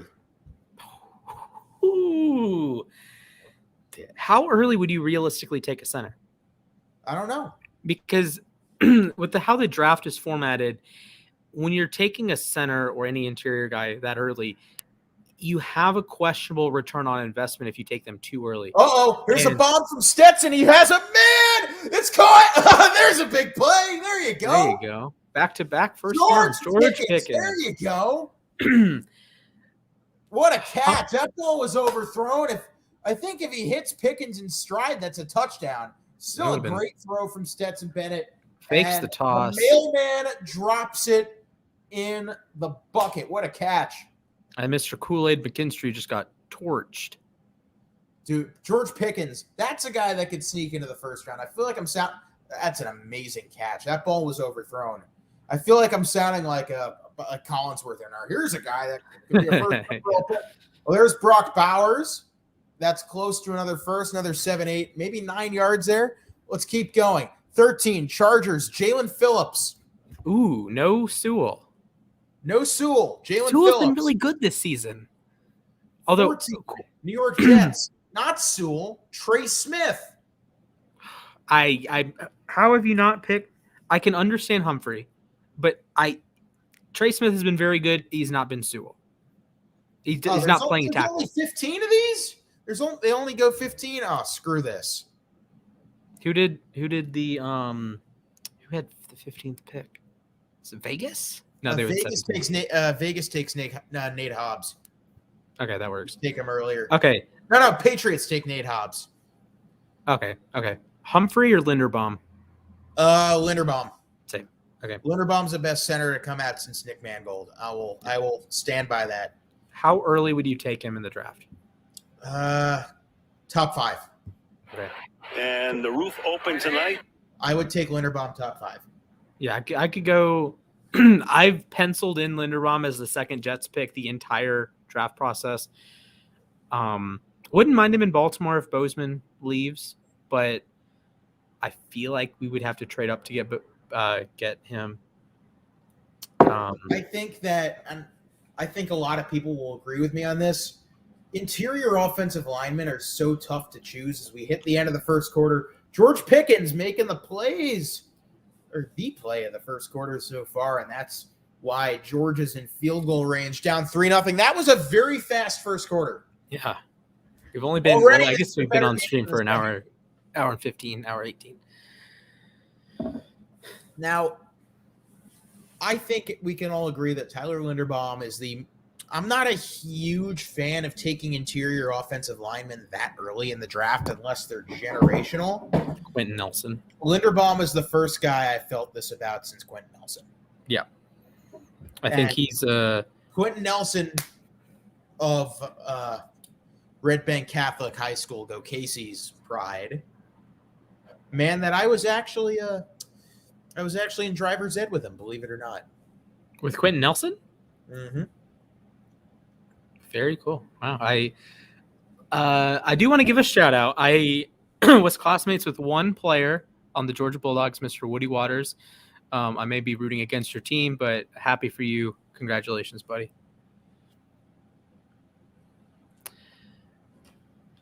So Nelson was obviously a slam dunk pick, and let me pose it to you this way. In a normal year, just like pretend like bang on average draft class, you know that Quentin Nelson's going to be a 3-time All-Pro, 4-time Pro Bowl in his first 4 seasons. Does Quentin Nelson go number 1 overall? I don't think so. Okay. I think in hindsight, just positional value overall. Ooh, okay. I mean, Josh Allen. I was very high on Josh Allen. I think that's one of the few that I'm like proud to be that right about. where I knew out of the gate, I'm like, Josh Allen is going to be every bit as good as his tape suggests. I know he goes to Wyoming, but I think he's very good. Who goes 2? You have Lamar. You have Quentin Nelson's up there. You have, who's another All-Pro from that? Michael Dixon. Yeah, I'm going to go punter number 2 overall. Call me the Vegas Raiders.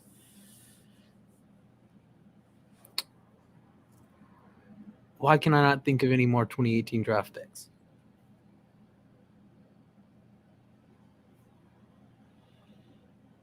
I guess Jack's Josh Allen went number 7 in the next year. Still a very good player. Had his first sack since the legendary Josh Allen game. Yes, he did. I mean, Minka, he had a bit of a down year this year, but he is a 2-time All-Pro. Safety is not as valuable as quarterback, or might be more valuable in than interior, though. Although with Nelson, I guess you did have the option, if you weren't the Colts, and the Colts, of course, had Anthony Costanzo, stalwart left tackle, you technically had the option of just playing Nelson at left tackle and seeing how that works. Because if I remember correctly, he has played a few snaps at left tackle. They wanted to play him with before Eric Fisher was fully healthy from his Achilles injury. I'm glad they didn't do that. I don't like Eric Fisher. I think Eric Fisher is one of the worst first overall picks. And he's a guy that I think has gotten one of the Pittsburgh Steelers offensive line Pro Bowl nods, if you get where I'm going with it, that it's just a name value, not a good player. If he's an average tackle, I think you get all pro level guard play from Nelson. I think that's a better duo than maybe pretty good left tackle play from Nelson. We saw Joel Bitonio, the all-pro left guard this season. Congratulations. Hopefully. Congratulations. Oh, big play for the Dogs. First down. There you go. And let's not talk about the fact that there was a pretty blatant hold that was missed on Georgia there. Let's see. It was 69. The offensive line completely held whoever was rushing for Bama, but Jermaine Burton makes the first down catch. James Cook, younger brother of Dalvin in the game. Yes. I really like Dalvin coming out of FSU. I think that's one that he was pretty solid on. Cedric Wilson, I think that's a hit. Michael Gallup was also a hit. Cooper Kupp, that was a huge hit for me. Yeah, he was great. I'm very proud of that because I remember going home to school. After that, I was like, there's this kid at Eastern Washington. You won't believe me. He's really good. Yeah. Now he's the 3rd player since the NFL-AFL merger to win the Triple Crown. Do you know the other 2? Jack did not. Do you know the other 2? Other 3, sorry. Calvin Johnson. Say again? Calvin Johnson. Calvin Johnson is incorrect. Since the AFL-NFL merger, I was born in 99. Have either of them won it before I was born? 2 of them won before, one of them has won since. Randy Moss? Randy Moss is incorrect. He never led the NFL in receiving yards. Julio Jones? Julio Jones is incorrect. Yeah, I don't think he will ever score enough touchdowns to do that. Are they Hall of Famers? One's a Hall of Famer, one should be a Hall of Famer, and one is currently in the Hall of Fame process. Jerry Rice. Jerry Rice is correct, 1990. Okay. Bama is going to hold them to either a 4th down try or a field goal attempt. Jerry Rice, one of them's going to be a Hall of Famer. Is he still in the league? He is not in the league. He's a guy that Marvin Harrison. Marvin Harrison is incorrect. He was close. Though. I think so. The one guy that is not in the Hall of Fame, or the next 2 are not. One of them, to me, is a Hall of Famer. He's probably not going to get much run ever, but he is just the production. Hey, we got a tie game. Yeah, there we go. Change it up. 3-3. The barn burner itself. So I'll just give you the years if you want the years. Or do you want to keep guessing players? I'm going to keep guessing players. Okay. So one's not in the Hall of Fame, not on the Hall of Fame like ballot, but is a Hall of Fame talent and would be in my Hall of Fame. And then the other guy is currently in the process. I don't remember if he was a finalist. He was at very least a semifinalist. Is it Steve Smith? It is Steve Smith. Not Giant Steve Smith, Panther Steve Smith. Yes, and Ravens legend Steve Smith. Who's our last If he played for any other team than the Panthers and Ravens, I think he's easily a Hall of Famer. But his production was artificially deflated when he was with Carolina and with Baltimore, but more so with Carolina. Do you know? Do you want me to give it to you? Give me the year. 1994. Shoot. Who's the best? Was it Sterling Sharp? Yes, it is. Wow. Okay. Yeah. He should. Oh man, he is a guy that I think it's just a travesty that he's not in the Hall of Fame. I know he had a short career. I get it, but he had the unmatched. It's Jerry Rice and Sterling Sharp as far as I'm concerned for the 90s. He only played half the decade. But yeah, Cooper Kupp is the fourth player on that list. Of course, Don Hudson did it 4 times back in the 40s. So congratulations to Don Hudson, Packers legend. But there you go. There you go. Did you know that TJ Watt technically does not hold the unofficial sack record in NFL history? Who does? It is I totally am blanking on his name, but he did it in 1978 Lions, I believe. Unofficial sack record holder. Because Watt had 22.5, Strahan had 22.5. Oh, congratulations, TJ Watt, 22.5 sacks. You're going to win Defensive Player of the Year. I don't want to say don't deserve it because he's been awesome this season, but Max Crosby, I'll touch on this more with Jack tomorrow, but 101 pressures, 15 more than anyone not named Aaron Donald, or 20 more than anyone not named Aaron Donald, 15 more than Aaron Donald. The Raiders, it's really interesting when you look at what Mike Mayock has done. It is Bubba Baker of the Detroit Lions, 1978. If you look at what Mike Mayock has done, he has got one of the weirdest GM track records because he does not hit on his first-round picks. But the later you get into the draft, the better he performs. And he finds these players in these middle rounds that wind up being starters. Hunter Renfrow had the 4th most receiving yards this season of 2019 draft picks. Hunter Renfrow, Max Crosby. Well, I want to go. Max Crosby was better than freaking Clelin Ferrell, who they took in the 4th pick in the draft. That was awful. Yes, it was. Or heck, this year you take. Oh my goodness, you take freaking Trevon Merrick in the 2nd round, and that's immediately better than your 1st-round pick. You don't even have to watch any games this season. You know that. I think Alex Leatherwood was the worst, or maybe the 2nd worst, graded offensive lineman this year. Whatever you care about PFF, he allowed a ton of pressure. Merrick, perfectly fine player. Nate Hobbs was a Pro Bowl caliber player. And you're just like, okay, great. What a strange. Your 2020 draft was horrific. Except for Brian Edwards, who's been very good. 2019. I like Edwards a lot. 2019, let's go back. Clelin Ferrell, what are we doing? Josh Jacobs, don't love the positional value, but obviously he's been very good. Jonathan Abram has been okay. Trayvon Mullen. I think okay is a bit of a stretch there. I think Trayvon Mullen, decent. Cousin. Wide open. Jamison Williams. There's a big play for Bama, and they strike. I believe Trayvon Mullen is related to MVP Lamar Jackson. Max Crosby, he's been decent, I guess. Oh my goodness, 101 pressures. I think you should get immediately inducted into the Hall of Fame if you have more pressures in a season than Aaron Donald does. Isaiah Johnson, currently a free agent. I think that says enough. 19 games played. Morrow out of LSU. He's been a good tight end too behind Darren Waller. I think he's a guy. He's in that mold of Aaron Hernandez, guys that if they were their own, or Dallas Goedert for a long time, if they could just be their own tight end 1, they would be awesome. But Foster Moreau has not been. Oh, and no. Jameis Williams. Something to watch. Hold on. Jamison Williams is being helped off the field right now after that big play. That's not great. Was it a non-contact injury? I believe it was a tell. non-con.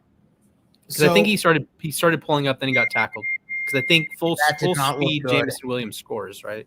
that did not. Yes, I think so too. That Man. really bad. Oh boy. Now you're down your wide receiver potentially. I don't want to speculate, but you're already down your wide receiver 2 in Mechie. So It's it's Ja'Cory Brooks, Slade Bolden, Jaleel Billingsley's yes. going to get a lot more. Cameron Latu is going to get a lot more. Okay, 2021 or 2021 Hunter draft. Renfrow, we've established that's a hit. Leatherwood has been terrible. Moerig's been pretty good, right? Yeah, Murray's been solid. I wish he was on the Ravens, but yes. Malcolm Kuntz. I haven't heard his name much this season. Divine Diablo's been pretty good. He had a nice TFL yesterday. Tyree Gillespie, MIZ, baby. He's been very good. Yeah, he's been more of like one of those like under the radar studs. He doesn't get a lot of playing time. It's like Caden Stearns early in the year for Denver. Just like tremendous player, but he plays like 10 snaps. So I mean, Nate Hobbs has been phenomenal. Pro Bowl caliber. And there you go. I mean, you drafted a Pro Bowl caliber guy in the 5th round, but your first round pick was an absolute dud. So, like, is that a win? If you're a GM, who had the worst draft of this past year? Saints. Who they draft? Seattle. Don't look Peyton Turner. Seattle only had 3 picks, so not really their fault that they had a bad draft. But when your top pick is a wide receiver 3, I mean, Kelman, not great, but it looks like he hit on his 2nd and 3rd rounders. We don't know what Tony is because of the injuries. It looks like he got good players out of Robinson and Ojulari. Mm-hmm. Yeah, I think the worst grade Rams. I think the Rams are a pretty poor draft. Again, the Rams, not all their fault. Outlaw? Where's he been? Oh, injured. I think he's injured now. Yeah, I think he's injured. Just that's a disaster of a pick. I gave that an F. That was one that I don't have to use brain power to give an F. Seattle, but that's a lack of picks. Is Leatherwood the worst first round pick? Because I feel like that's pretty obvious. Travis Etienne. Because that's a list, Frank. I don't know if. Okay. Oh boy! Oh no! I just watched a Jameson Williams. That is bad. Oh boy! There's a good reason why ESPN's not showing a gazillion replays of that one. Over under Willis McGahee. Ugh. It's like a close to a first for Bolden, but that's a 40-yard gain for Williams, but. Huge loss. Yeah, you hate. One can only hope he's back sooner rather than later because injuries are the worst. That is a killer for his draft stock. For a guy whose top strength is speed. Oh, I feel so bad. Let me pull up my draft grades from right after the draft, and I will see who I had as like some bad drafts. I don't remember loving Buffaloes. Okay, Williams is walking off the field, but he looks like he's walking rather gingerly. Of course, you can walk with like an ACL. Uh-huh. You can play football with an ACL. Word to Phillip Rivers. That's true. I liked Buffaloes. I liked the Rousseau pick quite a bit. How did you feel about Tryon? I'm not going to even attempt to pronounce his hyphenated name. Tryon, Owe, Rousseau, Turner, all clumped together. Did you have a favorite out of that group? I had Rousseau on top of the list. That's a killer of a false start for Bama. It goes from 3rd and 1 to 3rd and 6.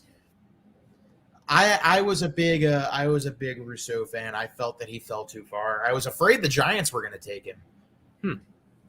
I was a big Kwity Paye fan as well, even though going into the draft, Azeez Ojulari was my edge rusher 1. Wow. I think if I recall correctly, I think Jalen Phillips was my edge 1. Okay, the Bills. Jalen Phillips' injury concerns scared me off of him. That's true. Did you like Caleb Farley? I know he had the injury concerns. No. Okay, he was my cornerback 1. That always is a bit of a red flag for me. So yeah, I grade away from injuries. All right, Dolphins hit on Waddle, hit on Phillips, Javon Holland has been spectacular. Miss on Eichenberg to this point. Patriots had a great draft. I gave them an A+, I believe. I gave them an A-. I gave them two. I was so doubtful of their offseason, and I realized in hindsight, one should probably not doubt Bill Belichick. Okay, 45-yarder for Reichert coming up. And it's going to hook in. There you go. 6-3 Alabama. Get to change the score. And we got a field goal fest so far. It's almost like the original game of the century. Oh, we don't talk about that game. Look, listen to this.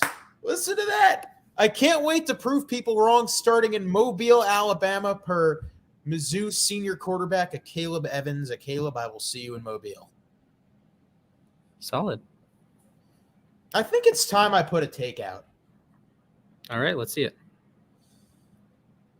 I put out earlier that Stetson Bennett would throw more touchdowns.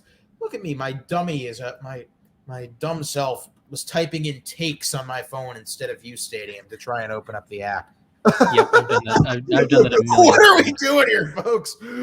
What in the world are we doing here? But I think that first touchdown of the game is going to be scored by none other than big Mr. Brock Bowers. Okay. If Brock Bowers would obviously be tight end one in this class. How high would you draft like a freshman Brock Bowers? Top 20. Okay. How high would you have picked a freshman Trevor Lawrence? Would he be an easy slam dunk, no doubt, number one overall pick? No, I think quarterbacks need a bit of an intellectual maturity to develop. Okay. Let me ask you this question.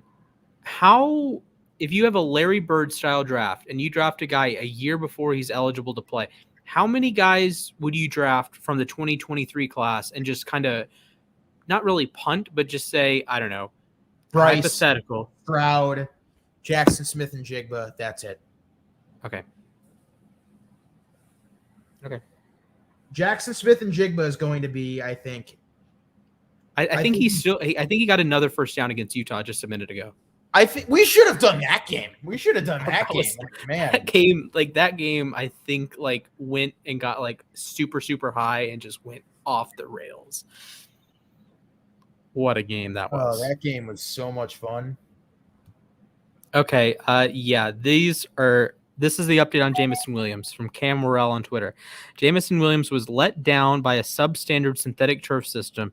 His foot slid through the infill, knee internally rotates, then foot sticks, and the knee takes the brunt of the force. Ouch. That just sounds like pain. It sounds pain. awful. Oh no. That is I'm just rubbing my knee right now. Just that is. Although I will say, back to the Patriots for a moment, I did kind of miss on their two best picks in my eyes were Ronnie Perkins and Cameron McGrone. I have not heard a peep out of them this season. Jones has been great. Barmore's been great. Stevenson's been, pretty good. But then the two guys that I give A+ is absolute disaster. Jets. Veritaker's been nice. Moore's been nice. Carter's been nice. I love Jamie and Sherwood. He hasn't been quite as good as I thought he would be. Ravens, Bateman, Oweh, I think those are solid. Brandon Stevens was an absolute disaster of a pick. Oh, here's a return. Look out. 30. There's a flag down. 40. I don't know if this is going to stand, but McIntosh is past midfield. And there's a flag. Might be a hold as a 16, 26. I didn't get a good look at the first number, but I think it might be a hold on Georgia.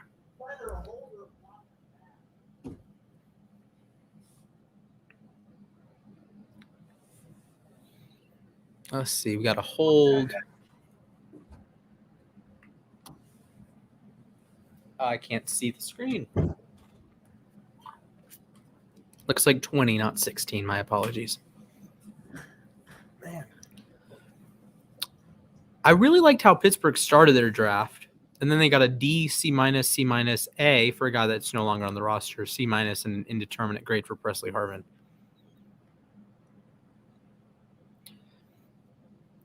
A+ for JOK, perfect.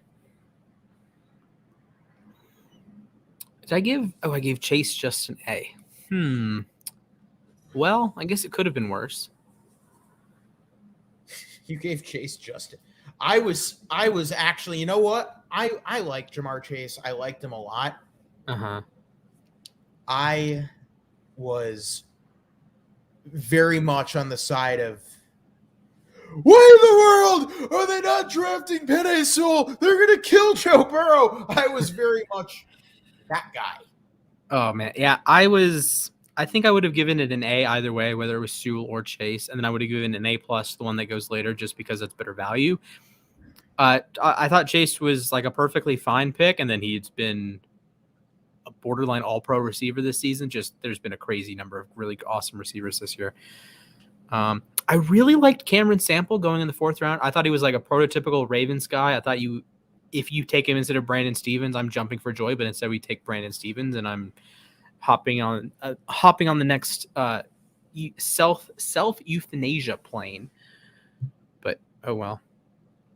Yes, it is intelligent to draft a running back to play a position he has never played before. I still can't wrap my head around Dogs. Stetson hits Ladd McConkey. Might be one of my favorite players in all of college football. Just name value. Perfect. Did you like the Colts going with Kwity Paye and then Deo? Yes. I gave both of them A's. Even though Deo was a reach on my big board, I had him number 124, but I think the fit worked, and it's a position that he doesn't have to be a superstar right away. He can recover from, I believe, an Achilles. Then I thought the rest of their draft, like Kylan Granson, Sean Davis, Ellinger. I did love Michael Strawn, and then Will Freeze. So on 3rd and long, they go with the Joe Judge surrender. Hey, it's not as bad as not kneeling. It's not as bad as a quarterback sneak on 3rd and 9. That was pretty bad. That was pretty bad. I really liked the Titans early. Farley, Radens, Rice, Molden. Didn't love Fitzpatrick. He got cut later, and then he's back on the Titans now. But the Titans kind of have a dud of a draft. The Molden's been all right. Jags with Etienne with the injury, that's tough. I didn't love Tyson Campbell. I loved Andre Sisco. I think that's a hit. Yes, I think Andre Sisco's a hit. Not really sure what the Jags are doing on day 3, but yeah, a B+, C, D, B+. Did like Jalen Camp. There's Uga. I do love me some Uga. Texans, I think they ended up like kind of salvaging it. Davis Mills has been fine. Nico Collins, I think he got hurt early season. Brevin Jordan's been solid. Then Garrett Wallow and Roy Lopez have played a lot of snaps for that defense. So I think you can be worse with 5 picks. I gave them a C. Chiefs, I think they've had the best draft class, and I gave Bolton an A, Humphrey an A+. Bolton was prospect 45 on my big board. Humphrey was prospect 28, and then they get prospect 62 in the 6th round. And then even though Joshua Kando and Noah Gray, Cornell Powell haven't done anything, you've hit on you're starting right guard for a decade, you're starting center for a decade, and you're starting linebacker for a decade. That's might go down as like one of the best draft classes in the last 5 years. 2nd and 5 for Alabama. Remember, they do not have Jamison Williams. We do not know his status. I would assume it's not pretty. Oh, big play for the Tide. Cameron Latu, 30, 20. Are they going to get him? 1st and goal, Alabama. Yeah. So speaking of Alabama tight ends, OJ Howard. Oh. I was way wrong on him. And that is a ridiculously good NFL caliber throw by Bryce Young, fitting it right in that tight window. Let's see if you put it too far out, then you get the Stetson Bennett special that makes your receiver dive. That's the throw that it's on target, but it's on target in such a way that it helps yards after the catch. That's the difference between college accuracy and NFL accuracy. Guys like Brady, they don't just hit open guys. They throw guys open, and exactly. They have the perfect throw to get more yards after catch. So that's a huge yak play that those are going to be attributed to the tight end. But Bryce Young should get a lot of credit for creating those yards after the catch. And oh my goodness, Latu almost had it, and then he lost it, and Nakobe Dean almost picked it. Oh boy. Then you have the trail defender guarding Brooks, and he could have picked that, get a 100-yard pick six. So Latu, well, that's actually, you know what? That's Nakobe Dean that breaks it up, and then Darion Kendrick almost intercepts it. That's another play for Nakobe Dean. Put that on his resume. Yeah, chalk that one up. Raiders draft and give them a C+. I did give them 2 A's for safety, so that's cool, I guess. 3rd and goal. Here's Young. He's chased out of the pocket. He rolls. Look out. Down he goes. Oh. Wow. Okay. This Georgia defense has lived up to the hype. And that's a bad sack to take if you're an Alabama quarterback. Yeah, you can't. NFL, guys will hit from inside 40. Alabama, I think Alabama and Boise State are the big bugaboos in college kicking. You can add a third team in there if you'd like, but I've seen Alabama blow a lot of games kicking, and I've seen Boise State blow all of their games the Kellen Moore era because of kicking. 37 for Reichert. Well, he's been fantastic. He's now 3 for 3. Okay. 9-3 Alabama. A field goal fest in Indianapolis continues. Okay, over under 0.5 picks of guys in crop tops from the Senior Bowl. Way over. Way over. Now I'm talking Quinn Miners type. No, under. Okay. I gave Miners an A+. Also, speaking of A+, speaking of the Denver Broncos, I'd like to give a special shout out to Javi. He is leaving us at uSTADIUM. He did awesome graphics for us. Make sure you follow him on Instagram. Yes, absolutely. It's Power Football with the 2 O's and football being zeros. Worth a follow. I haven't rubbed it in too much that I was very right about Jalen Hurts this season for fantasy. But Javi, if you're watching, hope you're doing well. And thank you for being a wonderful coworker. Man, when I got the notification that Javi was going, I let out a little Darth Vader. No. Yeah. I was live, so I couldn't give a huge reaction, but I wanted to, once I figured out he was leaving and that was a permanent thing, thank you, buddy. I believe he was also uSTADIUM live show legend if he was on the fantasy show during the 12-hour live stream. I was in class, so I didn't get to watch that, but he put a lot of work into that fantasy football package. Really passionate guy and a great coworker. Speaking of great, Surtain, Javonte Williams, Miners, Baron Browning, Caden Stearns, Jamar Johnson, Seth Williams all got B's or better for me. Great draft for the Broncos. Who did you give an F to? I gave an F to Tutu Atwell. I gave a D. What they were doing there. I still don't know what they were doing there. I gave A+ to both Slater and Samuel for the Chargers, and then Josh Palmer I gave a B. Then the rest of the draft was awful. Well, Palmer wound up being a very good pick. Yes.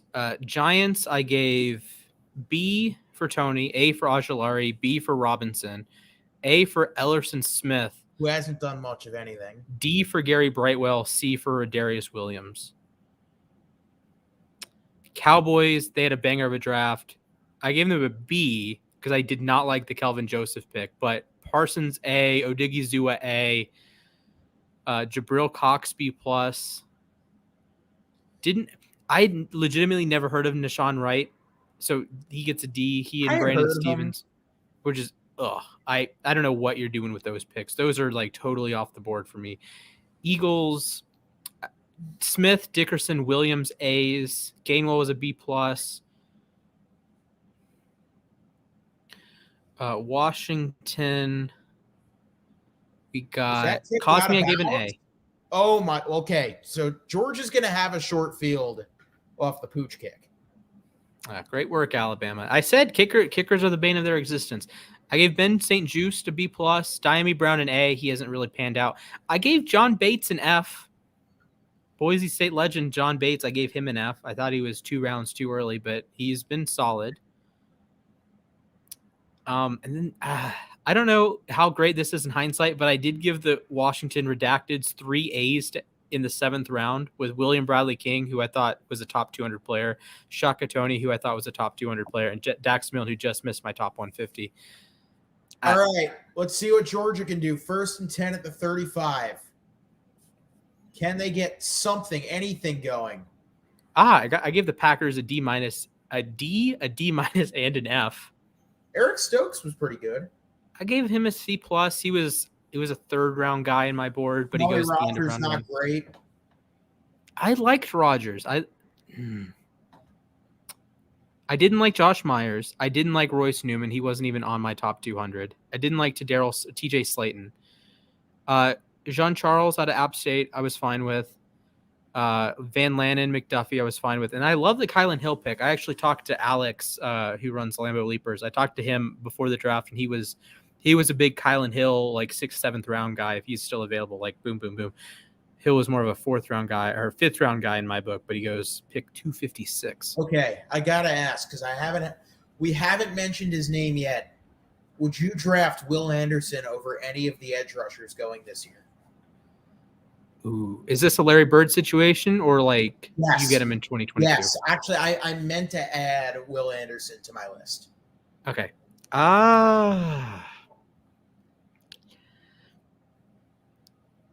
I'm gonna say yes. I think I would take him over Thibodeau. Oh my goodness, is that was that a catch? Are they going to rule that a catch? I think I would take him over Thibodeau and Hutchinson. Even with the Larry Bird year. I think he's phenomenal. And like I think Young, Stroud, how did I just blank on his name? Young, Stroud, is Bowers 2023 or is he a 2024 guy? Bowers is 24. Okay. I think I would spend a 1st round pick on Bowers. 2 years. That one's interesting. If you treat it like a supplemental draft pick. Oh my goodness. Watch Brock Bowers on this one. Oh my goodness. There you go. Bro. There you go. George Kittle Jr. looking like the Saints 49ers game at the Superdome a couple of years ago. 3 guys on him. He bobbles it, then catches it while he's being wrapped up. And then 1, 2, Henry Toto can't get it. Kool-Aid McKinstry, he can't get it. You got to get a 3rd guy in there to bring down Brock Bowers. That is the epitome of leg day. So, yeah, I think I would roll. I would spend like a back half of the 1st round pick on Bowers, even if you have to wait on 2 years. Okay, let's see what they call here. A.D. Mitchell's got the 1st down. Did he fumble after the play? I think they're going to rule that he was down. Yes, he was. Yeah. For the first time tonight, Georgia is driving.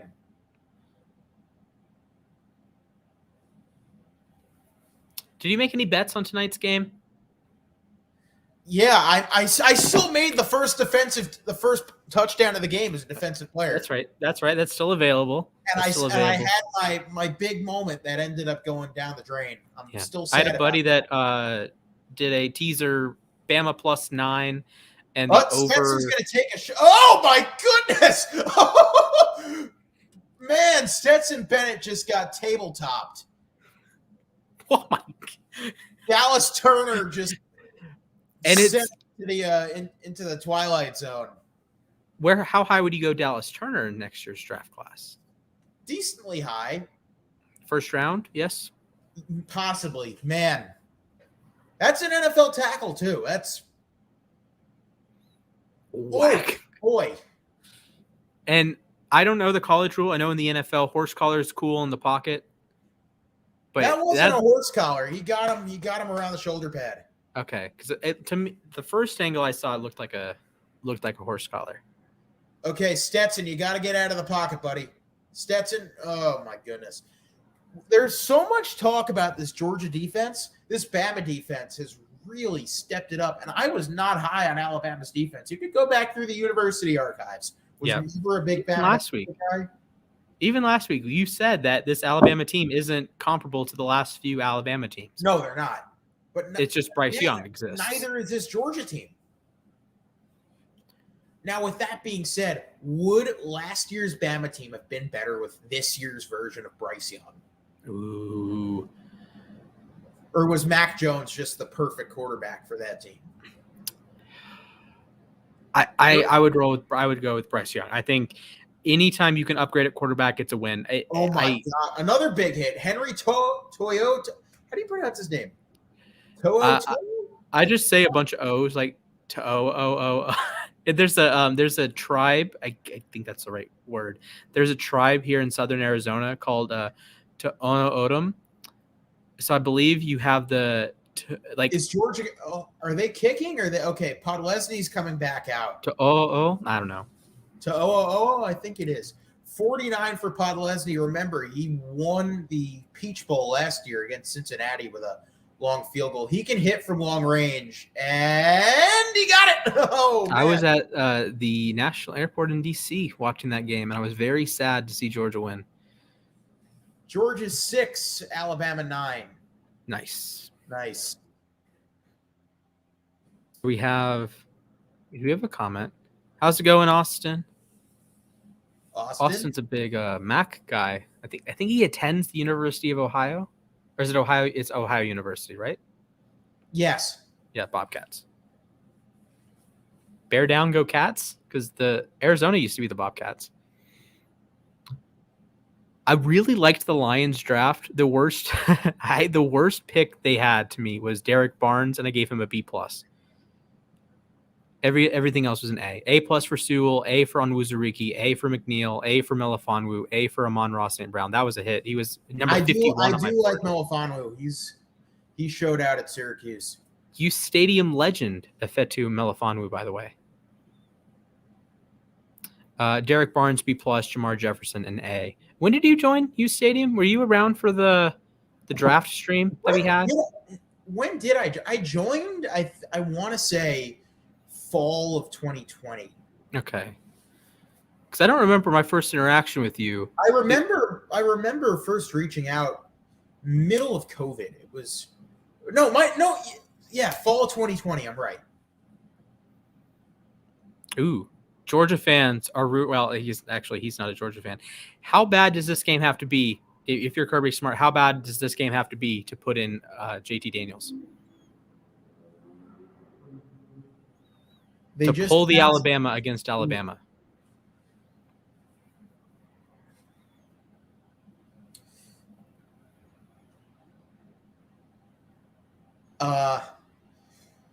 They just per Brett McMurphy, they just announced they are serving a St. Elmo's world famous shrimp cocktail at halftime in the press box. They should give it to the offenses instead to wake them up. Have you ever had St. Elmo's? I went to a Colts game a couple of years ago. I have not had St. Elmo's.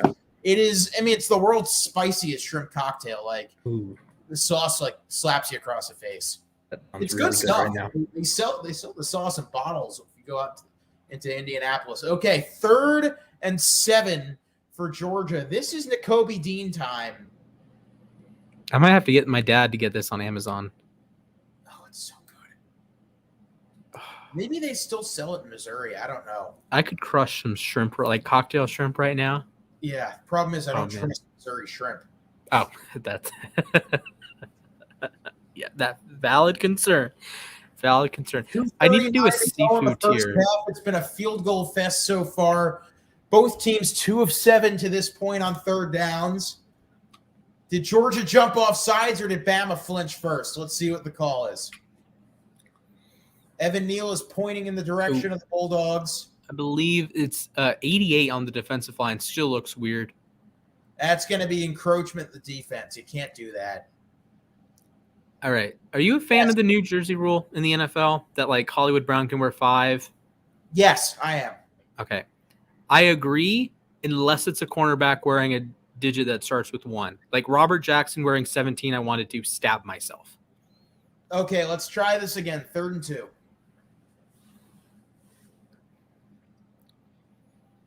Because if you're Alabama here, this is a very mixed result. If you can convert, then Georgia is not going to score in the half. If you don't convert, here comes a blitz. Young picks it up and making a move. Who is at 84 down the sideline? He's got a big play. That is Hall, who we've not called his name yet. That is just tremendous. That is a very that's an NFL like yards after the catch play. That's like the difference between like what Debo does, what AJ Brown does, like these new age receivers that can just create. And oh my gosh, Hall just broke Nakobe Dean's ankles. I don't know who Hall is, but he's a freshman. He's probably a 5-star, and he's probably going to be a first-round pick. And then Dean just goes sliding into your mom's DMs like. Nakobe Dean sliding to the left, sliding to the right, crisscross. Man, you should have been on the stream when Henry was making bad memes. All right, let me. Okay, there's a shot. I don't even. Price incomplete. Okay, another 3rd and long for the Dogs. Let me get Alabama. Is it A.G. Hall? Yeah, he's a 5-star. Pronunciation. A guy? Maybe just A.G. I don't know. Udgy Hall. Udgy. Okay. Udgy Hall. Okay. 5 stars. Makes sense. Yeah, unsurprising. Yep. 3rd and 8. This is a huge play for the Georgia defense, as they can get the ball back possibly, but not before a timeout is called on the field. First timeout of the first half for either team, and it will be Kirby Smart that calls it. Honestly, this is a great game. This is like old school, beat the snot out of each other, low scoring. This is what the SEC used to be. Yeah, this is Big Ten football, really. In the heart of Big Ten country. I would not be surprised if is it Petrarch? Not Petrarch. Iowa's backup quarterback, Petrus. Spencer Petras? Petras, yes. If Spencer Petras was quarterback instead of Stetson Bennett, the game still makes sense. And if Jack Cohn was he's at Notre Dame now. Yes. I guess Wisconsin legend Jack Cohn. If he was the quarterback for Alabama instead of Bryce Young, this game makes total sense. Oh gosh. Okay, yeah, I'm not tripping. Jack Cohn is the quarterback at Notre Dame. Okay, we're good. That would have been a pretty Long Island, New York. 3rd and 8. This is big. If you extend the drive, again, Georgia has a fairly low likelihood of scoring, and you get into field goal range. Here comes a blitz. Tide pick it up, and that is – wait a second. Was that caught? There is no way that was caught. Was it? No. Jesse James is rolling over in his grave. He has a grave because he played for the Lions. Incomplete, I think. Yes. Okay, ball hit the ground. Incomplete. And Georgia on 3rd downs has been nothing short of phenomenal tonight. And this is unfortunately for Nick Saban, this is punt territory. Yep. Although you do force Georgia to drive about 70 yards, assuming you got to have a good punt. This is right where the Dogs want them. Of course, Georgia hasn't done what they've wanted to do offensively. But it's a one-score game. A one-score game. Bama's been kept in check for the most part. This is really gets the ball to start the second half. Smart wants him, and they get the ball at half. Yeah. So you essentially have 2 tries here. You have to end the half and then to begin the second half. You have 2 tries to get points and you tie the game. Or if you can score a touchdown, then you take the lead. Bryce Young has been kept in check. Has Alabama run the ball at all today? Not since the first drive, no. Oh my goodness. I get They're that staying Jordan away Davis from Jordan exists, Davis. Yeah, but they have to. I guess they've run a couple like option goofy looks. I don't think they've run a traditional run play the entire game. Well, there's a traditional looking run play from Georgia. Zamir White, 2 or 3. Maybe 2 or 3. Is Georgia content letting the clock run, knowing they get the ball at half? I think doesn't seem like a very Kirby Smart thing to do. I think you got to turn up the aggressiveness. Kirby's got to know. Saban's got to pounce. Like you can't be soft here. It's one thing if you like fail on being aggressive, that's one thing. But if you like run the ball 3 times, get nothing, and Alabama gets the ball back, you are just gifting an extra possession to They're Alabama. going to run the ball 3 times. Okay, now Saban's going to have to use a timeout because now it's third and short. Christian Harris again. Or is Saban going to let it run too? Saban is not calling timeout. Nah, it appears we have with a 9-6 lead at half. The Rick Bisaccia method of coaching. I think I'm a little surprised. Probably going to do it for the first half. And now Saban calls a timeout with 22 seconds left in the first half. What's Georgia the point? With a 9-6 lead. You could have taken a timeout 20 seconds ago.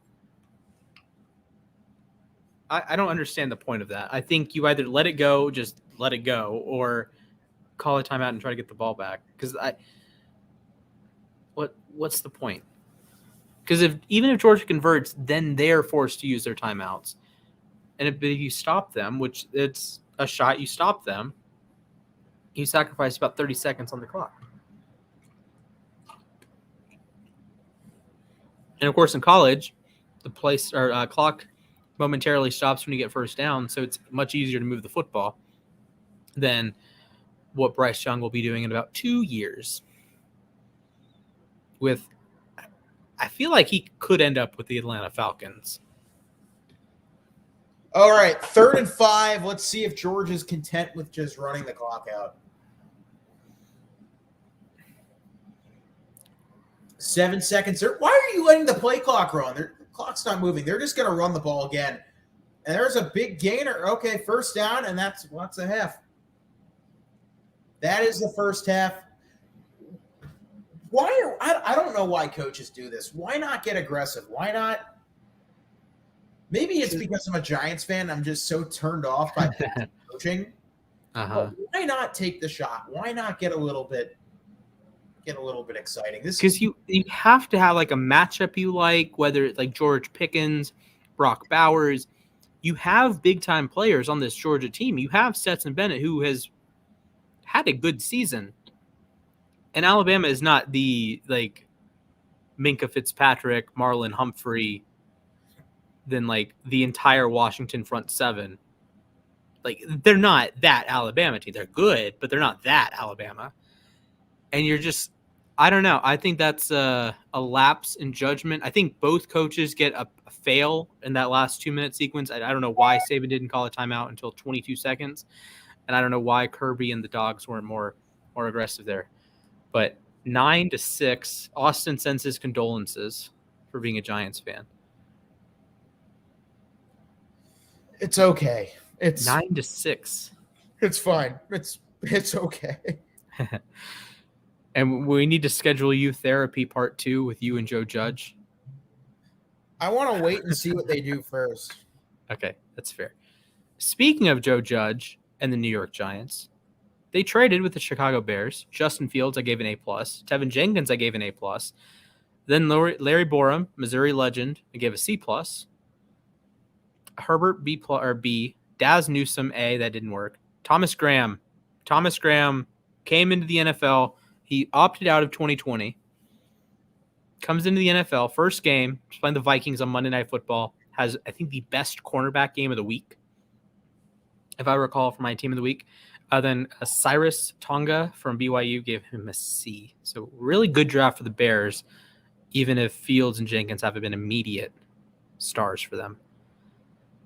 And I have a little bit of a splash trivia question. We like to do trivia at halftime of these shows. I gave one player an A double plus in the 2021 NFL draft. Name the player. Wait, can you just repeat the question? Yes. I gave one player an A double plus in the 2021 NFL draft. Name the What player. round? First round. How has he performed this year? Not an A plus plus. Zach Wilson. Oh, I would not. Okay, no. But these two players could have been teammates had a draft day trade not gone down. Devontae Smith?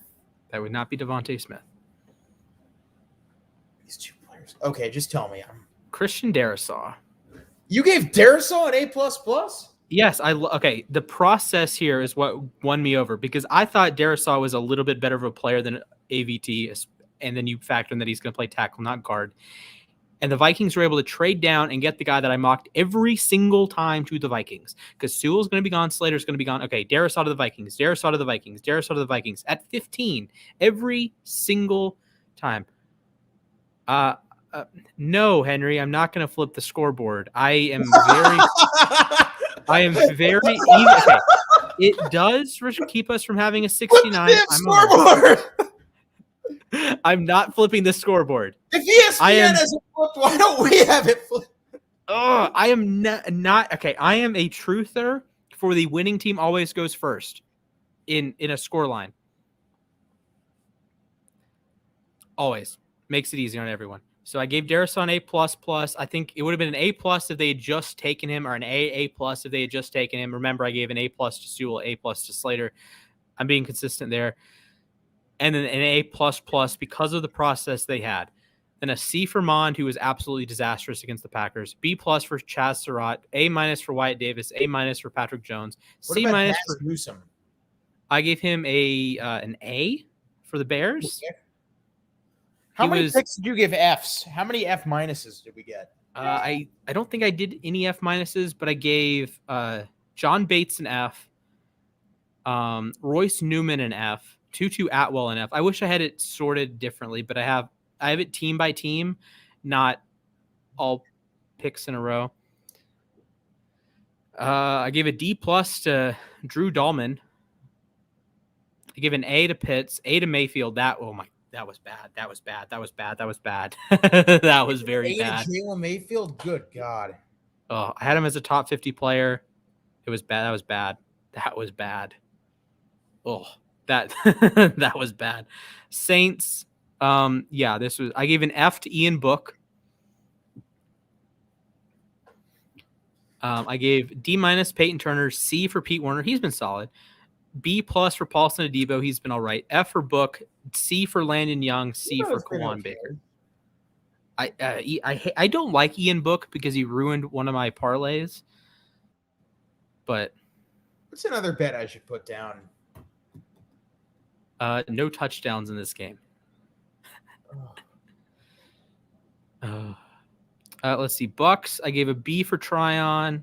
I differentiated that between Owe and Rousseau and Peyton Turner because the Bucks didn't need Joe Tryon. That was for the future. That is when JPP's gone. That is a future pick, and I understood that was a future pick. Same thing with Kyle Trask.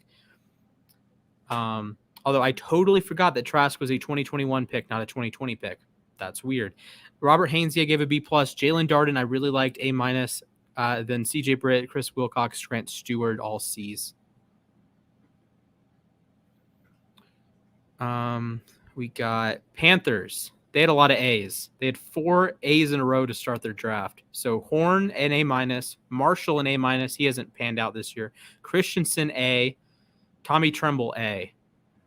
They drafted 4 top 70 players. Or actually 5 top 70 players. Davian Nixon was my 63rd ranked player.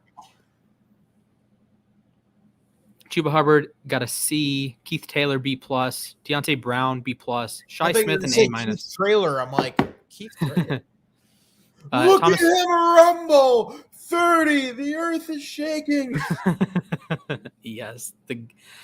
Oh man, icon. Phil Hoskins a C, and I don't grade special teamers. Thomas Fletcher just was he didn't even end up making the roster. Terrible 6th round pick. Rams. The Rams was bad. The Rams had draft capital and was still bad. Tutu Atwell F. Ernest Jones, he's been all right. D-. Bobby Brown C. Robert Rochelle C-. Jacob Harris C-. Ernest Brown D-. Jake Funk was a B+. Ben Skronik, he's been all right this season. Oh, he's been pretty good. Yeah, he's been a nice wide receiver 4. And then Chris Garrett was a C. He out of Concordia St. Paul. Where the heck is Concordia St. Paul? Your guess is as good as mine. I liked the Seahawks draft, given that they had 3 picks with Eskridge C-, Trey Brown B-, Stone Forsythe A. But I don't think I've seen Stone Forsythe the entire season. To be fair, it's really hard to make it work with 3 picks. It is.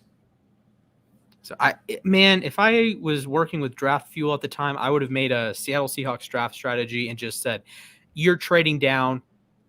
You can punt on your 2nd round pick. I know that's your only pick in the top 130, but just punt on that pick and trade something. Niners, A for Trey Lance, C- for Aaron Banks. I haven't seen his name pop up this season. I D was for Trey I was Sermon. a very big Trey Lance fan when I was very pro Trey Lance in that draft. Ambry Thomas was a C-. He's been better than that. Jalen Moore was an A on my board. Not that good. Diamador Lenore, Oregon legend, C+.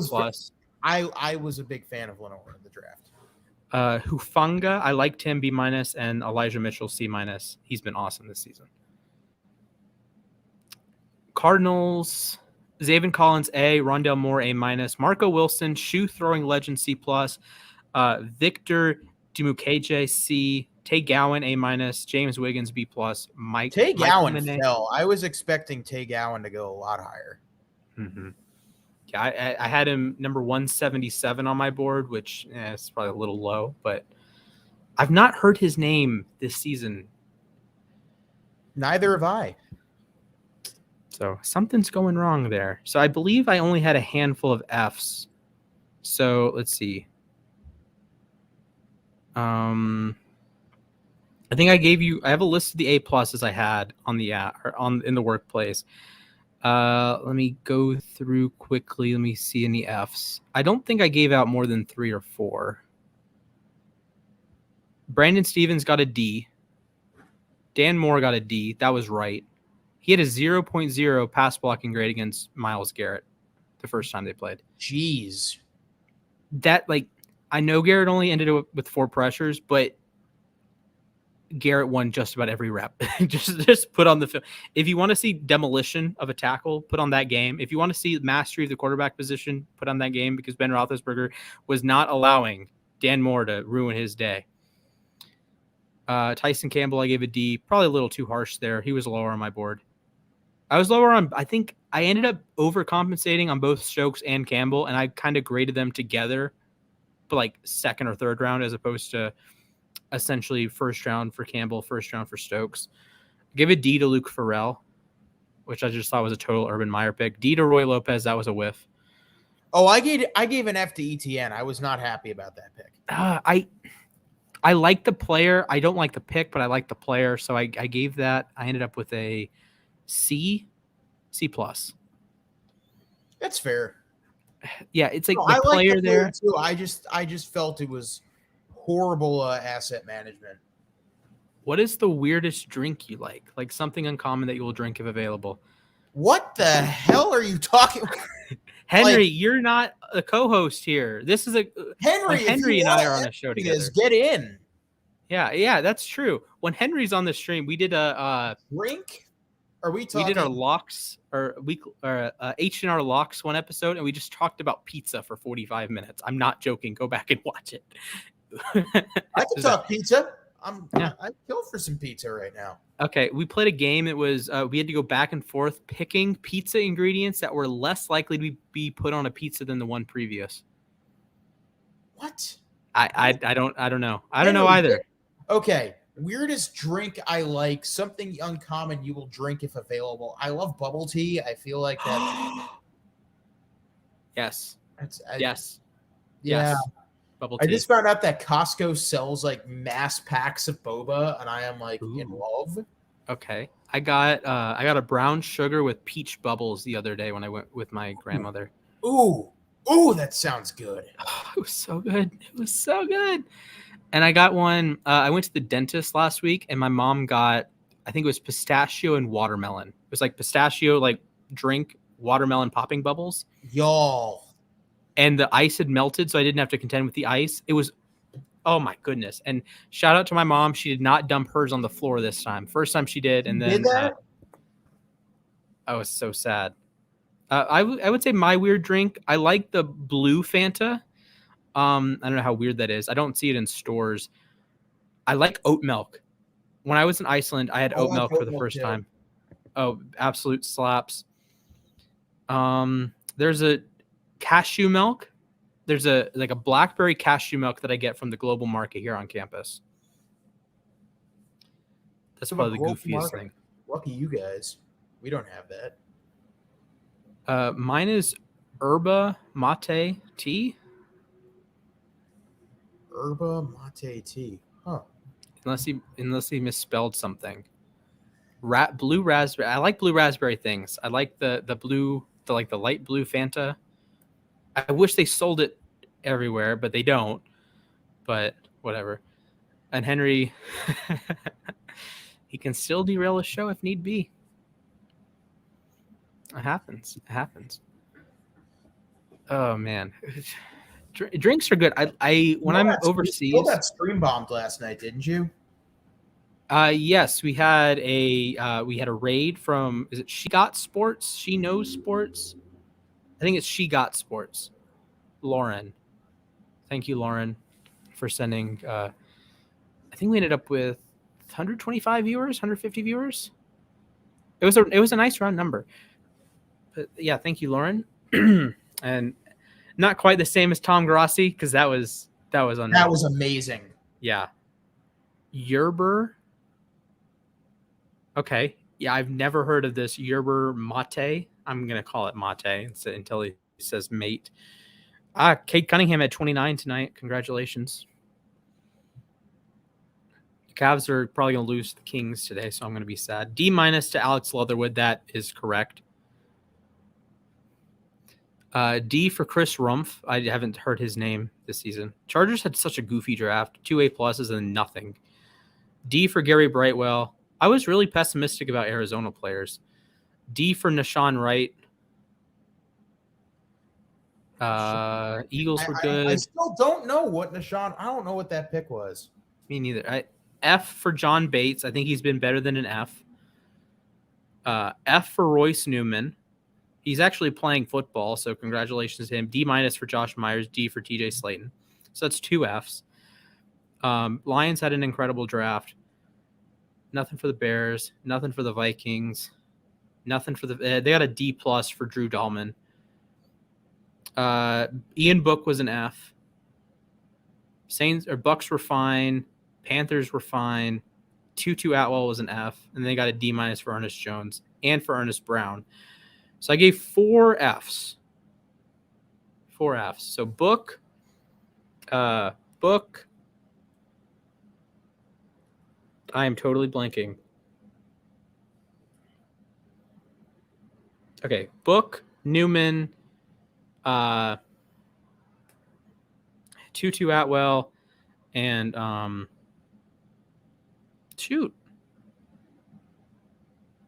John Bates. I think John Bates is probably unfair. There are some other ones that I should have been better. We have a Katy Perry halftime show, yes? Is that a walking robot? I think that is. It is a Katy Perry halftime show. We love Katy Perry here on uSTADIUM. I actually don't know if anyone loves Katy Perry. I'm a big fan of Katy Perry. I occasionally listen to her music. She's still got it. I haven't. Yeah. There are like a lot of people that I would. Or there are. She's not like the best in the world, but like there are worse options than Katy Perry. Oh yeah, absolutely. There are better options. How do you feel about Coldplay? Their old stuff is good. Okay, I like Coldplay. Big Coldplay guy. I was watching a 40-Year-Old Virgin on a plane today, and they made a Coldplay joke, and it did not resonate with me because I'm a big fan of Coldplay. I've seen them live. They were fantastic. I saw them in a Gillette Stadium. Wow, awesome. I have not been to a concert in person before. I feel like I'm missing out, but I also like having eardrums. So, to each his own, I guess. They were so good. I mean, they were extremely, extremely good. I mean, their Coldplay's old stuff is great. Mm-hmm. Their new stuff, I don't know. This is the weird halftime show. I'm vibing because it's Katy Perry, even though it's on mute. But okay. Was it Travis Scott a few years ago, or it was Kendrick Lamar a few years ago at the national championship game? As Katy Perry enters, I exit. Good night. Okay. Peace out, Henry. Appreciate the graphics you made for the show. Do you remember a couple of years back? This is one of the more obscure halftime shows in recent memory. Lil Wayne did the college football playoff, I think, from Alcatraz Island. When the game was in. It was the game in Santa Clara. At the and I have no recollection of that game. Was that the one that Clemson blew out Alabama? Yes. Okay, that's why I gotta find the picture because 44-16. Because Lil Wayne dressed up like the didgeridoo lady from that one episode of SpongeBob. I gotta find. Not as good as what's his name? Steven Hillenburg. Not as good as the Steven Hillenburg troll. It was really a troll job to play like 2 seconds of Sweet Victory and then like go into Travis. I will never forgive that. No, that is like bad marketing.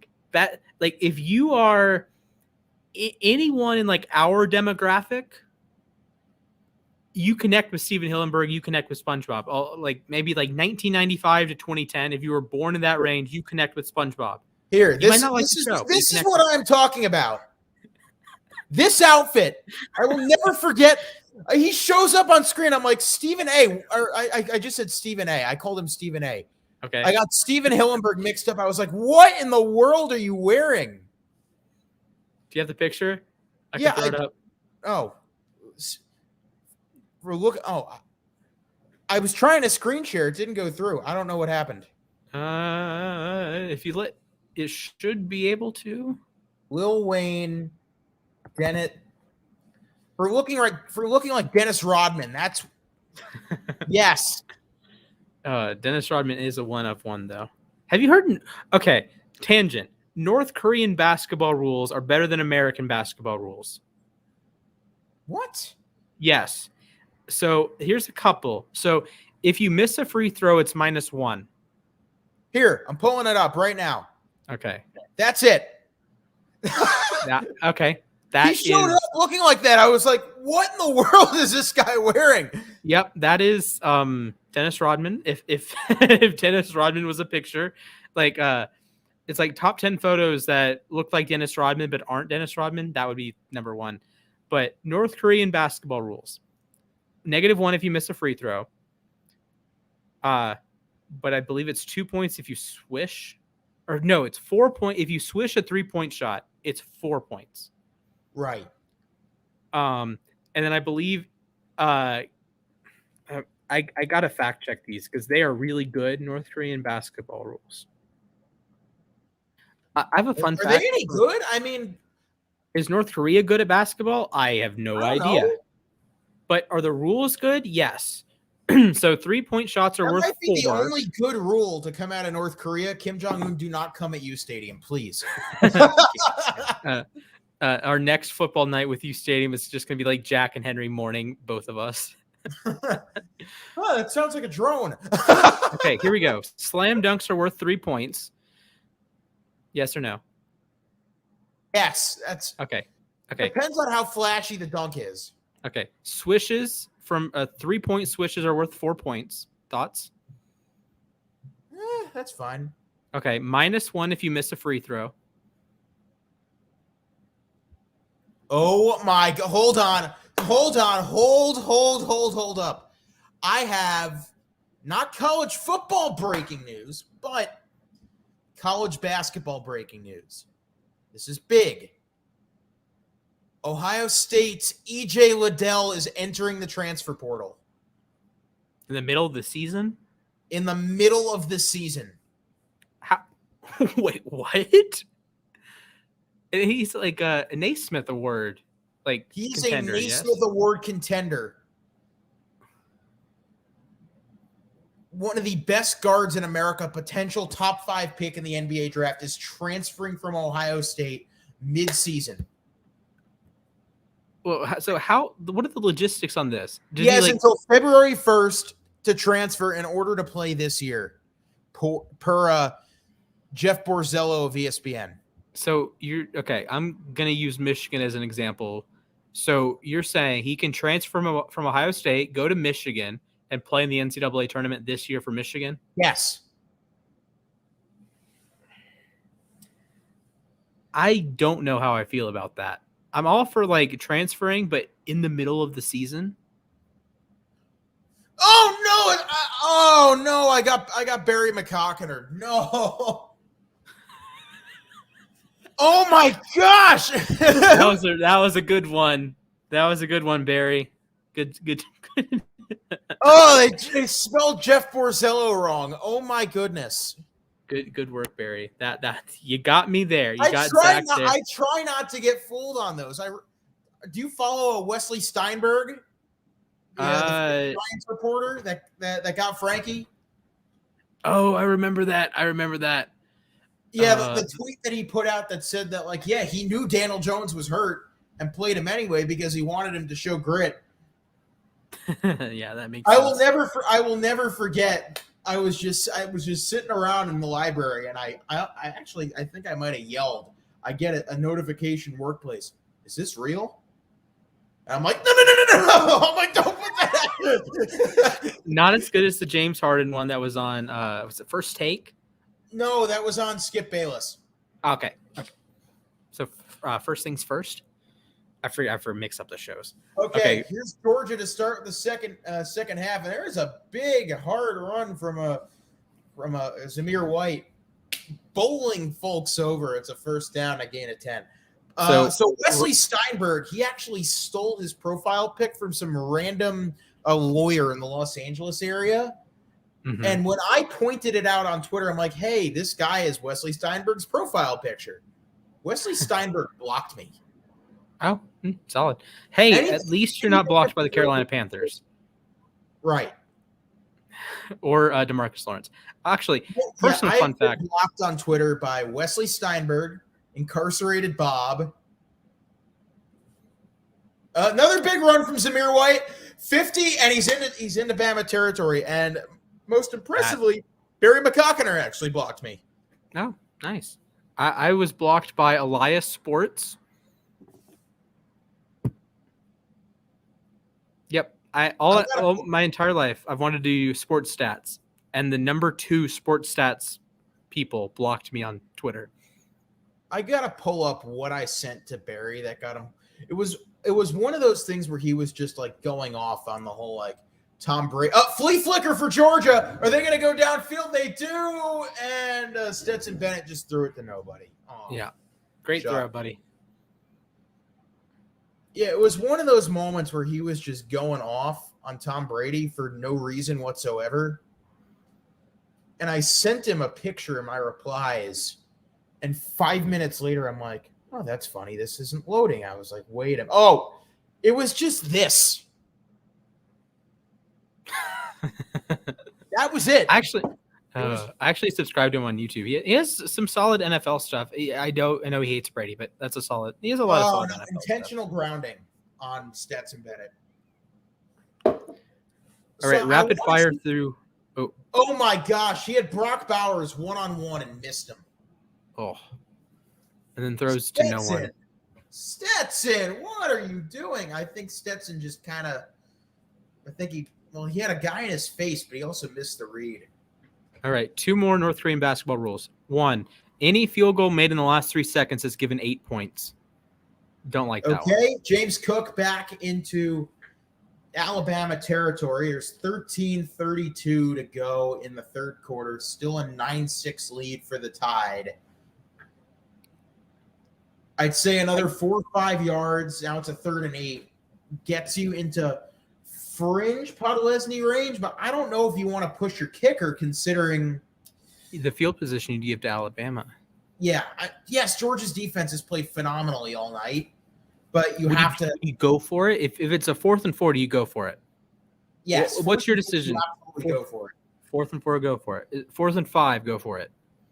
3rd and 8, though, pressure coming off the edge. Stetson, you got to get rid of it. It's going to be 3rd or 4th and 8. Punt, field goal, or go for it. Once again, Christian Harris. That is going to be a name we're going to be talking about a lot more. Is that T.O.?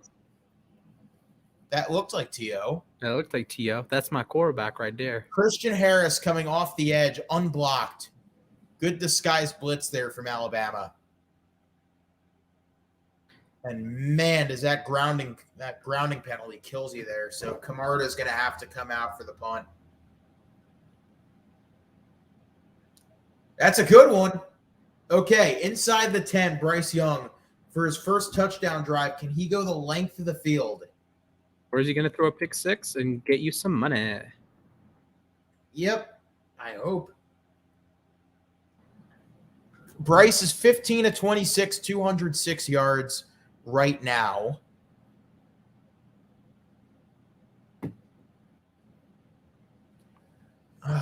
Gosh.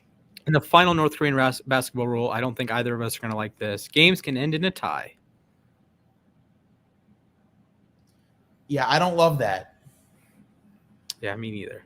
I'm not a big pro tie guy, except for last night I was very pro tie. Same. That was a hidden T.O. cameo.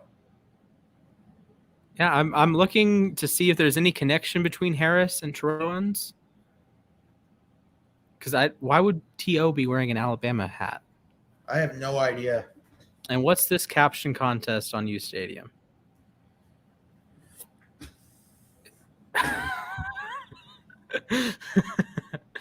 Oh, Andrew Luck. Let's see. When the Colts finally invest resources into the O-line, but you retired. But you cried in a press conference, but you cried in a presser. I want to see if I can come up with this because I'm too busy.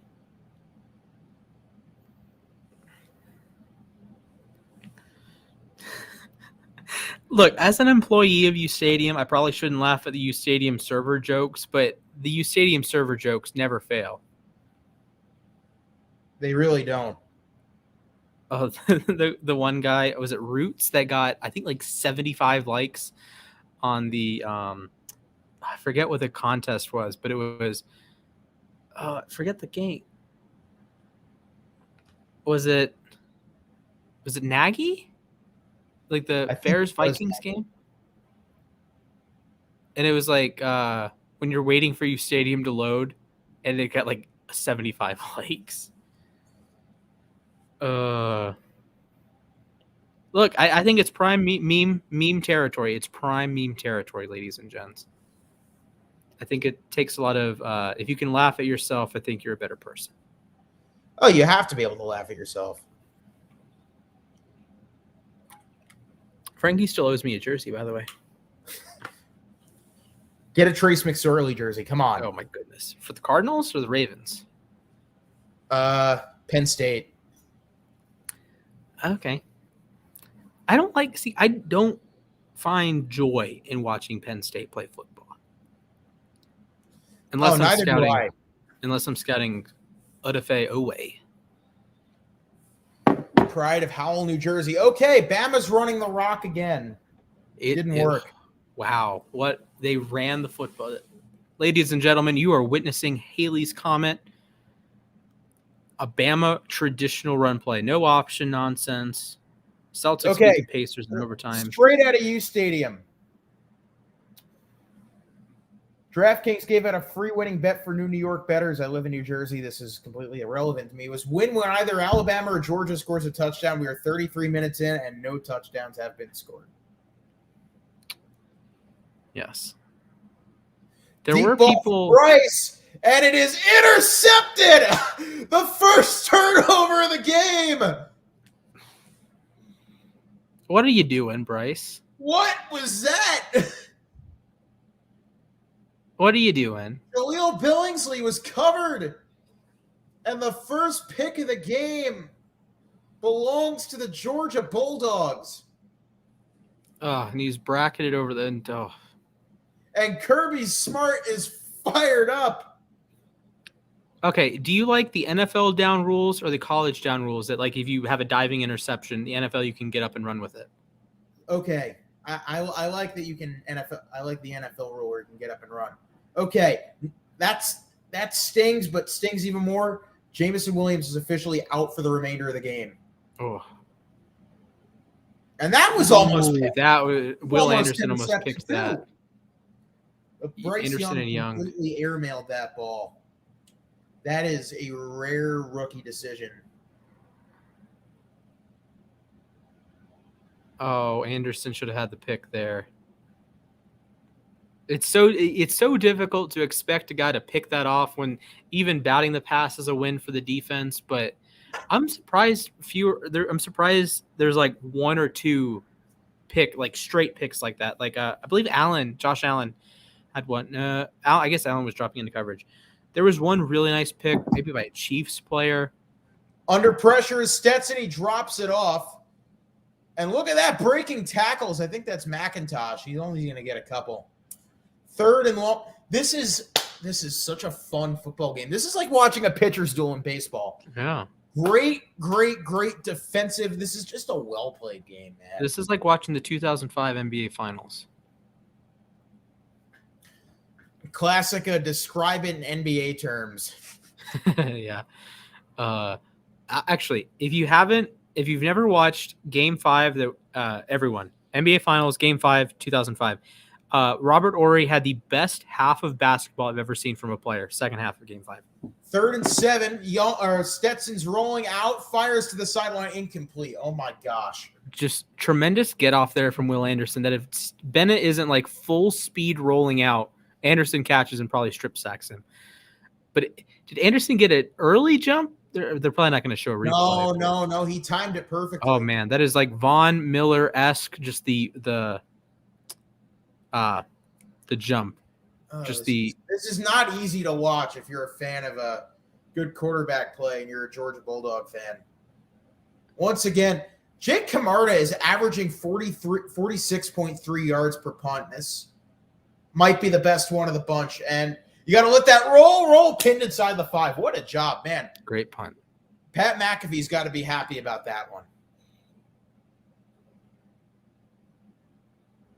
Well, I'm getting trolled in the group chat because I said Bryce Young was better than CJ Stroud.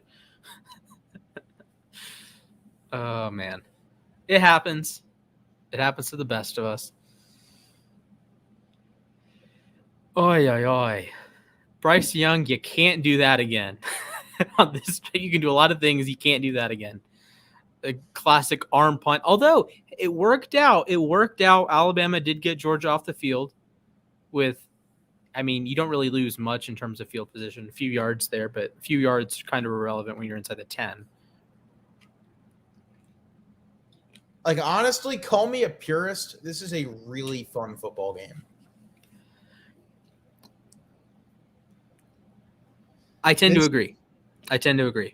I think I don't like bad quarterback play. I think we've gotten a little bit of bad quarterback play here today, but great defense. Alabama has just not wanted to run the football. So you emphasize how bad not bad, but how Bryce Young's had like one, maybe two big time throws. I would say they needed that just awful interception. Yeah, that was a terrible pick. Defensive purist in me. I know I'm like talking out as I type right now. Not great. Yeah.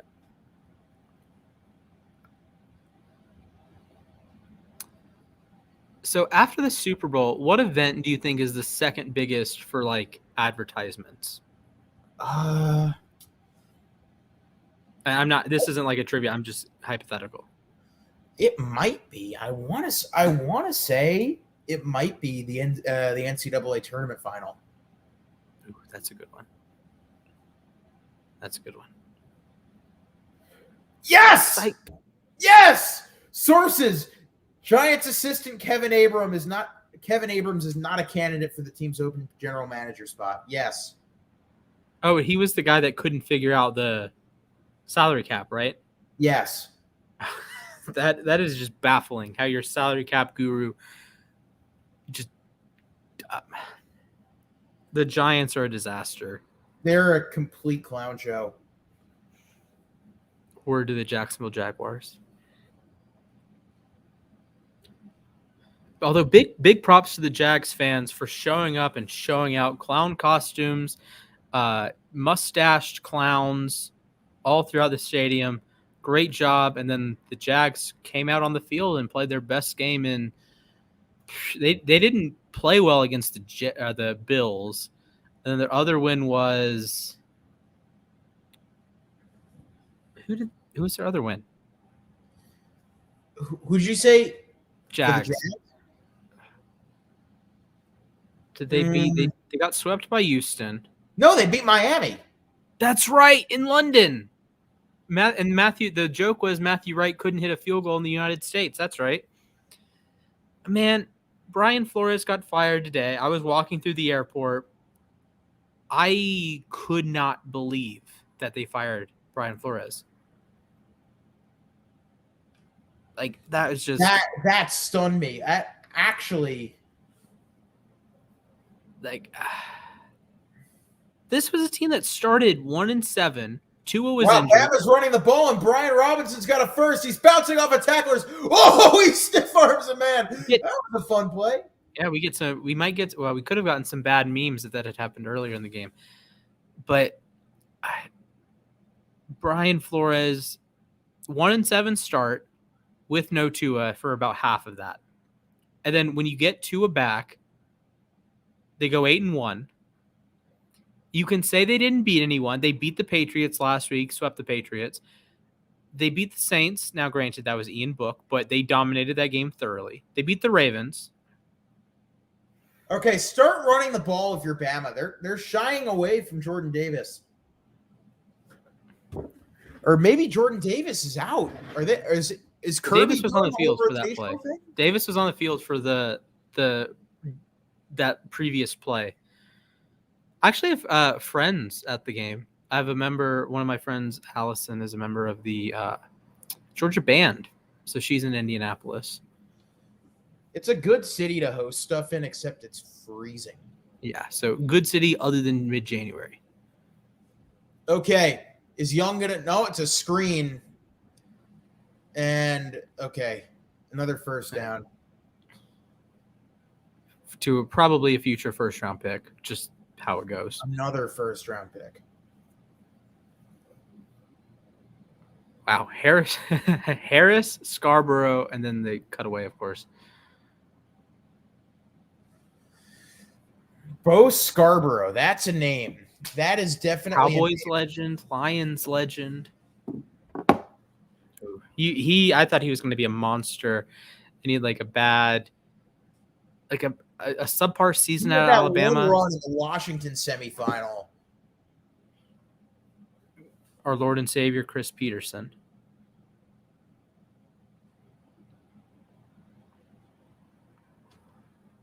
Oh my God. You're I tweeted out that someone caught Terrell Owens, and someone in my group chat wrote, "Who is T.O.?" And I'm not convinced that he's kidding. I think that's a kickable offense, as far as I'm concerned. What do you mean? Who is T.O.? Mount Rushmore wide receiver. I can't tell if this kid is kidding or not. Is that three straight screens for Alabama? Casual Jordan Davis running down Ja'Cory Brooks in a wide receiver screen. Jamison Williams is officially out, and he's still in Jersey. I think he's going to go back on the sideline. That's unfortunate. I hate injuries. I hate seeing star players go out. I hate seeing guys. I'm going to circle back around to this point. I hate seeing guys get injured in bowl games. What's your championship? Well, yeah. But what are your thoughts on opting out? Say Matt Corral is the bad example that he got injured in a game that he didn't have to play in. I get why he played. After what happened to Jalen Smith in the Fiesta Bowl a couple years back, I am 100% pro opting out. Okay. So we talked about this on the last show. I'm not saying that bowl games are pointless. No, they're not. I'm backing away. I'm not saying they're pointless. They're good for the university. They're good for young players. I get that. But how would you feel if they adopted a college basketball method and played bowl games early in the season as like the Maui Invitational with college basketball? Don't like it. For the young players, it's worth fighting for. You see guys like Jackson Smith and Jigba. How many guys on Ohio State opted out of the Rose Bowl, and they still showed up and went ballistic? Okay. I think it's fine as it is. If you want to opt out, you can opt out. Because I really did like Respect My 40 post that on the app. I really liked it. If you had, say, I don't know, instead of the Cotton Bowl, you have like the Cotton Classic, and you have 4. Oh my gosh, Brian Robinson just dragged another guy. There's Lewis Sign, possible first-round pick. One of the hardest hitting safeties in the SEC, and he just getting dragged. Absolutely drags him. Oh, that's about 4 or 5 yards right there. Yeah. Oh, there you go. That's meme material in the AFC North group chat. All right. What does Bama dial up here on 3rd and 2? They're right at midfield. I think this is 4 down territory. Go for territory the way your defense is playing. I think 4th and 2.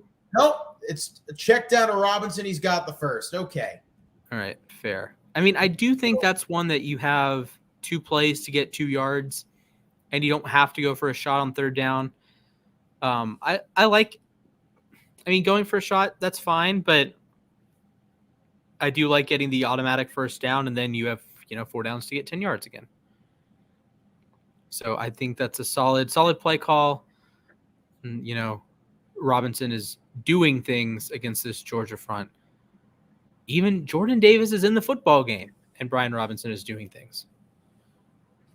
His over-under before the game, I believe, was 63.5, 65.5.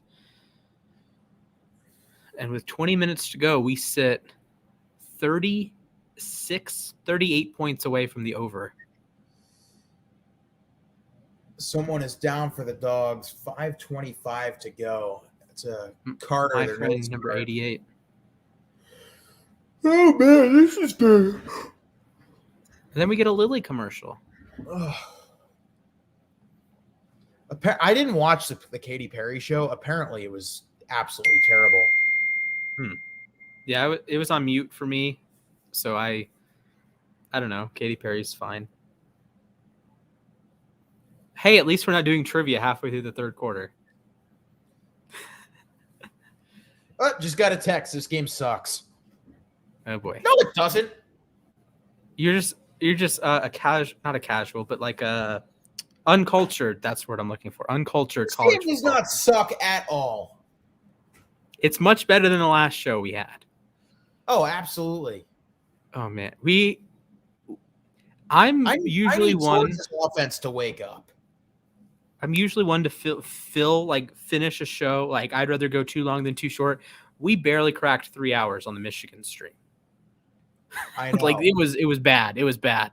This game, we're closing in on 3 hours, and I don't see a universe that we turn it off at the 3:04 mark. The 3:01 mark. So, what would need to happen for us to have to turn the game off in 7 minutes? An asteroid hits. I don't know. Have you seen the movie on Netflix? Don't Look Up. It was very good. I thought it was a little goofy. It was goofy. I know it's been what's the word? Divisive. There are some people that didn't like it. I happen to like it. Yeah, I really liked Jennifer Lawrence's character. I really liked most of Leo's character. Didn't like Jonah Hill's character. But I guess that's the point with Jonah Hill there. Meryl Streep as well. Meryl Streep did anything. I thought it was like a 7 out of 10. I thought it was pretty solid. Like it was an 8 out of 10. I enjoyed it. I wouldn't necessarily watch it again. Have you seen Squid Game? Yes, I wouldn't watch Squid Game again, but I enjoyed it. I would watch the second season if it comes out. Okay. Dubbed or subbed? Dubbed. Or no, subbed, excuse me. Korean with the English subtitles. Okay. I watched it dubbed and subbed. It was a subbed is much better. Yes. Well, I guess if you don't do either, then unless you're a Korean speaker, you don't know what they're saying. Well, after I watched Parasite, I was very much into... Oh, man. That is such a excellent good film. Excellent film. Such a good movie. Okay. Have you seen the No Way Home? Yes, I've seen No Way Home. Okay. High quality. Did I enjoy the living hell out of No Way Home? Absolutely. It is my number 2 Spider-Man movie. What's your one? Spider-Verse? Yes. Okay, we have the same top 2. Okay. My God, Brian Robinson is just running like a wrecking ball right now. And Jordan Davis is on the field for this. And just, there you go. I mean, Bill O'Brien is loading the one side and running the weak side, and it looks like Georgia's linebackers are getting cut off by the alignment. Something to watch. It looks like Georgia's getting worn down. Yeah. And you got to think every snap that Jordan Davis is on the field is a another first. A double what's the word I'm looking for? Double-edged sword for Georgia. Like every play that Jordan Davis is on the field, sure he can make an impact on that play, but you also worry about stamina, right? The entire season he's played 45, 50, 55% of the snaps. Brutal drive. Okay, big stop there for Georgia. They need to hold Bama to either a field goal attempt or a turnover here. So this is almost at that Justin Herbert game tying drive yesterday. Ended up being 19 plays, 78 yards, took 2 minutes off the clock. 2:06, which is one of the dumbest drives I've ever seen. They're just the 4th down conversion after 4th down conversion after 4th down conversion. 6 for 6 on the drive, I believe, on 4th downs, plus a penalty. 2nd and 11. Let's see what Bama dials up here. Young's going to take a shot. Is that incomplete? No flag, no flag, no flag. No flag. 3rd and 11. Biggest play of the game thus far coming up. Ja'Cory Brooks couldn't make the catch. Oh, that's a good throw. I think that's a very catchable ball. Throw from Bryce with 2 guys in his face. If you're a Giants fan, Falcons fan, Broncos fan, Lions fan, that's a good one. Texans. Okay. I actually think Davis Mills might be the guy. Ooh, I need to see more out of Davis Mills. I think he's earned 2022. Hasn't earned 2022. Here comes a blitz. Bryce Young picks it up, and it's dropped. Oh, my goodness, he dropped it. Oh, another dime of a throw. And Georgia gets that under pressure, leaning back. There's our boy, Udgy Hall. Couldn't haul it in. Oh my Couldn't. God. That is a perfect throw. That is an absolutely perfect ball by Bryce Young, and Najee Hall just. What was better, the throw or my pun? Pun was pretty good. Reichard from 48. It's blocked. Oh, Georgia blocks the kick. Oh my goodness! You gotta make something out of this one. Oh man! Oh my gosh! Yoink! Third block of the season for the Dogs. Wow. That is a heartbreaking sequence. First and 10 run, loss of 1. Second 11, perfect throw, incomplete. Third and 11, perfect throw, dropped. Fourth and 11, block. Just absolutely brutal sequence there if you're a Tide fan.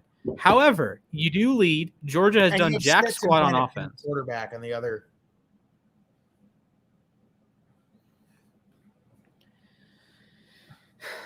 We have 18. Is it 18-18 to play? Can I say in regulation? This could be an overtime game.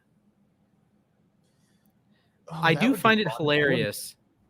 This is the tweet of the night last night from Nick Wright when it was 26-14 and Vegas was going for 2. Nick Wright said, if Vegas converts the 2, Steelers fans have to stay up and watch the rest of the game. If they don't convert the 2, go to bed. They don't convert the 2. They kick a field goal later, 29-14. Chargers, boom, boom, 29-all.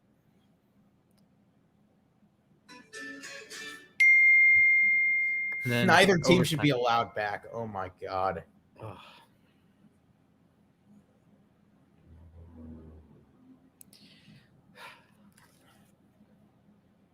I've never understood this iPhone 13 Pro commercial. Like, I don't know it's an iPhone commercial until the very end.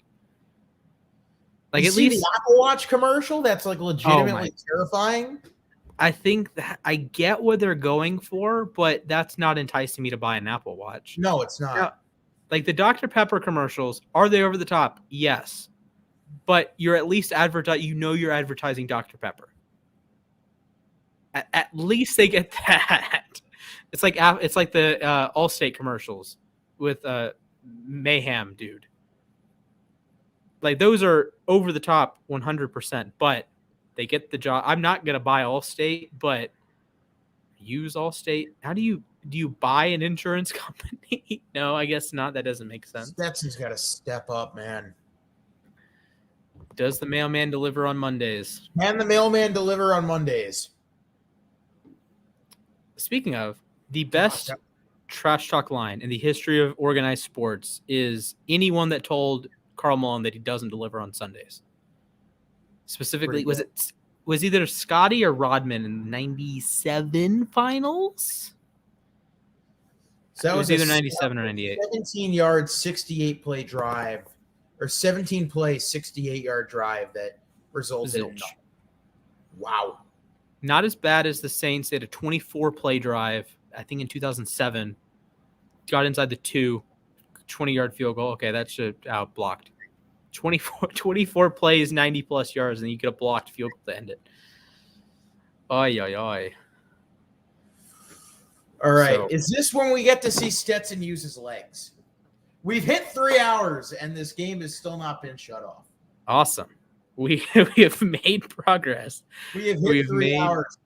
Well, there's James Cook. He's got a big hole in the middle. There goes Cook. Oh, boy. 50, 40, 30. Can they track him down? They do it the 15-yard line of the Crimson Tide. Oh, just the Red Sea parts. Missed tackle by Jameson Williams doppelganger. Jordan Battles takes a touchdown. Oh. Wow. What a play. Just the whole parts. This is going to be one of those runs that you have like 50 yards over expectation. What a run. Looking like his older brother there. The cutback makes 2 miss in the hole. Makes Kool-Aid McKinstry look like an idiot. And then Jordan Battle, yes? Tears him down inside the 50. TD. Potential first-round pick, Jordan Here Battle. comes Stetson. He's using his legs inside the 10. Oh, my gosh. He got rocked, and he lost the ball right at the end. Oh, my gosh. Stetson, you are scaring me with this. Oh. Whack. I guess he didn't really get whacked there. 67 yards for for Cook. Oh, that is, if you're Georgia, you needed something like that. Although you don't give your defense much of a chance to rest, even if you score a touchdown here. Although you My do, heart is pounding. This is you're nearing the end of the third quarter, so you do get a bit of a quarter break potentially. It's a fit. Here's McIntosh, and he's got the first down. Flag comes in at the end. That might have been a face mask. I think that was a face mask right at the end of the play. Ooh, yep. You see the helmet jerk back. I didn't look like a first down upon first watch, but it will be a first down. First and goal, Georgia. What a drive! Not even what a drive. What a play by Cook. 50 yards above expectation, probably on the run. And oh my gosh! Yeah, that is a vicious face mask. I don't know what Mathis is doing. He's grabbing. He's getting right in there, right in his grill. Ooh. Okay, Georgia's got first and goal, like at the 2-yard line. Will we have our first touchdown? Will Zach lose his bet? We have our first touchdown of the game. Will my bet be wrong? Zamir White, he's in. My bet's wrong. Touchdown, Dogs. There you go. Hey, Bryce Young has a chance for a game-winning drive, ladies and gentlemen. Obviously, the most important stat in sports. Unless you're Lamar Jackson, then they don't matter. So Zamir White scores the first touchdown of the game. And I get to flip the scoreboard, finally. I'm going to assume he makes the extra point.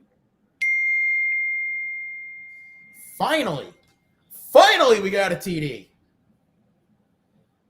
But remember, folks, it's not a game-winning drive for Stetson Bennett, so it doesn't matter.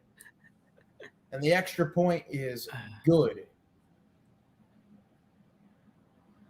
So 1:20 to go in the third quarter. And Zamir White scores the first touchdown of the game. So, of course, I had the game on mute, but I would imagine the talking point in the next 5 minutes, we're probably going to get a graphic, is the last 4 meetings between Georgia and Alabama. Alabama has dominated in the fourth quarter. Gun to your head, does that change tonight? No. Okay. So Alabama dominates in the fourth quarter, and we get another Bama match. Jordan Davis was in playing fullback there. Yeah, there you go. I did not notice that. Getting the down block on his fellow defensive lineman. There was a play yesterday Miami ran with Christian Wilkins as a fullback. It was the most useless, actually second most useless player I've ever seen on an NFL field, second to only Dolphins legend Jay Cutler when he played wide receiver for a snap. Not as good as Josh McCown. Josh McCown was a legitimate slot receiver for a game with the Lions. So I have seen Alabama play in person one time. When Mizzou, my freshman year, traveled to Tuscaloosa, they lost 39-10. I'm surprised it was only by 29. Right now, the receptions for Alabama in that game: Jerry Jeudy, 3 receptions, 147 yards, and a touchdown. Devontae Smith, 4 receptions, 100 yards, and a touchdown. Was this the game that they were doing rock, paper, scissors? I don't think so. Henry Ruggs, 4 receptions, 50 yards, no scores. Damian Harris, 2 receptions, 31 yards, no scores. Jalen Waddle had 2 receptions, 27 yards, no scores. Irv Smith had a receiving touchdown. It was only catch of the game. So first round pick, first round pick, second round pick. That's a gain of about 5 or 6. I think if you're Alabama, you have to keep going with what's worked, the short passes. And then Brian Robinson had a very nice drive. Yeah. Like a lot of teams get into that when they throw it on first down or they have a bad run play on first down. You're almost forced into throwing, which you're really not. They were rocking and rolling at a decent clip, and then they went for the kill shot rather than, converting the first down. And I think if you're Bill O'Brien, that last drive was an absolute disaster because you had opportunities to move the chains on 2nd and 11, 3rd and 11, but you went for it all. Stuff, 3rd and short. This is huge. You get a stop here if you're Georgia. If you're Dan Lanning, and you can take the game over in the next drive. Yeah. And all you need is one play. We've seen it. George Pickens got deep on one play and a great run by Cook on the last drive. And all it takes is one play. You flip this game on your head, and it's 20-9, and Alabama is looking for the next backup quarterback to bring in. All right, back to there's a first. What a job by Bryce Young with pressure coming in, and it's Holden who makes the catch, and someone's down. 95 and White is down. That's the end of the third quarter. So you got another freshman coming in, Holden, who probably a 5-star. Probably Trayshawn Holden, second-year wideout, hasn't really done much. And is Bryce Young holding his hand? 4-star across the board, not a 5-star, 4-star. Okay. Surprising. He did land on his hand a little awkward, and he went right for it. Ooh. Okay, it is his left hand, so probably won't affect. Watch out for snaps in the fourth quarter. Bryce Young has some feeling in his left hand. So watch out for snaps, handoffs. Man, this has been a great game. Much better than the last one.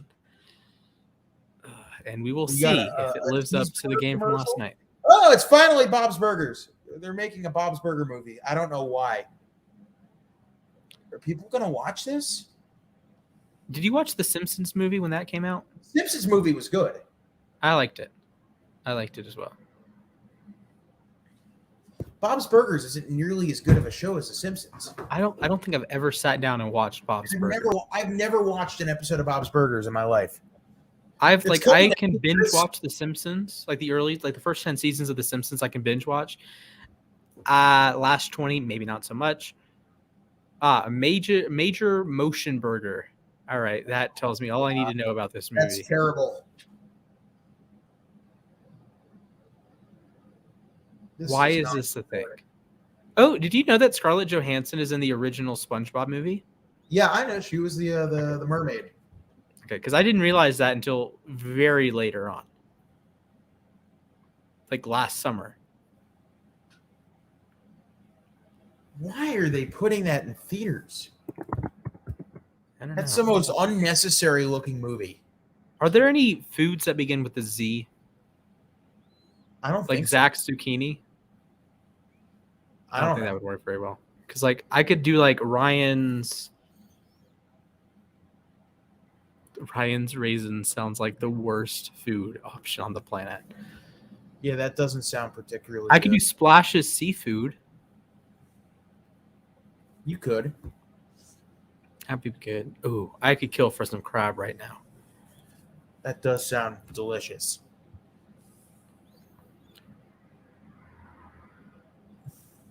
So we are rocking and rolling. We are over the 3-hour mark. We are closing in on 11 p.m. Eastern, 9 p.m. Mountain. We got to get more folks from the team in here.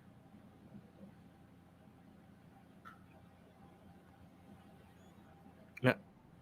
Jazzify Low on the app. Imagine Jordan Davis at center.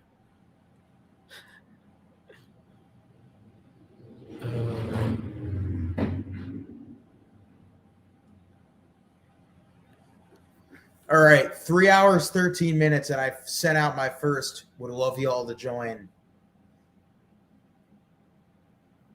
15 minutes to go in regulation time, and it's 13-9 with Georgia in front. I mean, it's been better than the last one. I think that's the best you can say. Yeah. And we will Bryce see if Young it lives up. Playing with just Slade Bolden and a bunch of backups. If Bryce Young wins this game, if Alabama wins this game, and Bryce Young has made good throw other than the interception. He's made good throws. His receivers have just let him down. Oh, boy, Brian Robinson just laid the hammer down again. Flag is down. There's a helmet down. It looks like an Alabama helmet. And it looks like it's going to be a flag on the Dogs. Hands to the face. Right to the face on Georgia. Was that where the helmet went flying? I didn't see it. Let's get the replay. Yes. 33 in white, hands to the face, gets his hands up, knocks the helmet, poof, clean off. I got the helmet right here. I've had this helmet here the whole time. I can do all the demonstrations. Boom. Yeah.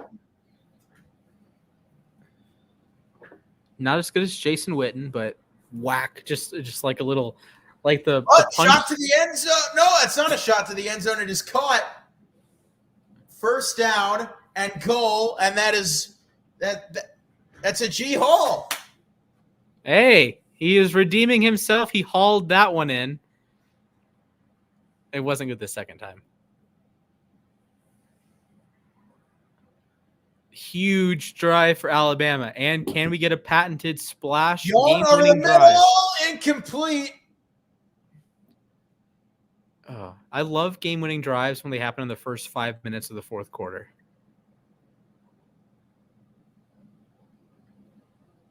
PBU there on Hall.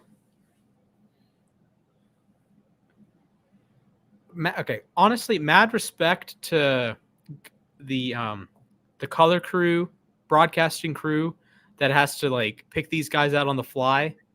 Because I've watched an entire game here, and like I'm barely remembering some names other than Jordan Davis and Nakobe Dean and Bryce Young. So big props to their name recall and recognition. Well, there's Brian Robinson on the handoff. He bowls Lewis Sign down. Takes about 5 dogs to wrap him up. Yes, sir. Udgy Hall. Is it go for it territory if you're Alabama? Oh, it's absolutely go for it territory. Okay, I'm glad we're on the same page here. A 4-point game. Bama, 0 touchdowns, 2 possessions in the red zone. They're going to work out of the shotgun here. I'm going to try and call this. Tony Romo. 2 receivers left. Now Bolden switches to the right. So now 1 left, 3 to the right. Robinson out of the backfield. Young back to throw under pressure off his back foot. Corner of the end zone. Oh, he just misses Holden. It was open. This is excruciating because you're 5 seconds ahead of me. Oh, if he died, I think you go for it and tell Georgia you have to go 98 yards to end this game. 97 yards to end this game. Do you like rollouts on like fourth and goal? I hate rollouts on like. They're gonna kick. Oh no, Bill O'Brien! What are you doing? From the 2. It is good. 13-12. From the 2. From the 3. 2? You're kicking from the 2-yard line. Bill! Oh my goodness. Because here's the thing, the analytics play here. If you go for it and fail, worst case scenario, Georgia's on their own 4-yard line. Their own 3, their own 4-yard line. We're going to assume incomplete pass. What are the odds of them going down a 98-yard drive here? And essentially ending, like, for a couple first downs, sure. Maybe field goal range, sure. But you're not losing the game that way. That is, and now you give Georgia 20 extra yards of field position, likely. Brandon Staley wouldn't have kicked. Oh man, Brandon Staley probably would have gone for it on 4th and 22, let alone 4th and 2. Yeah, I agree, Chris. Just oh my goodness. Only Bill O'Brien kicks. I cannot believe they did that. That is a Dan Quinn, San Francisco, Atlanta kind of call there. What was that? What was that?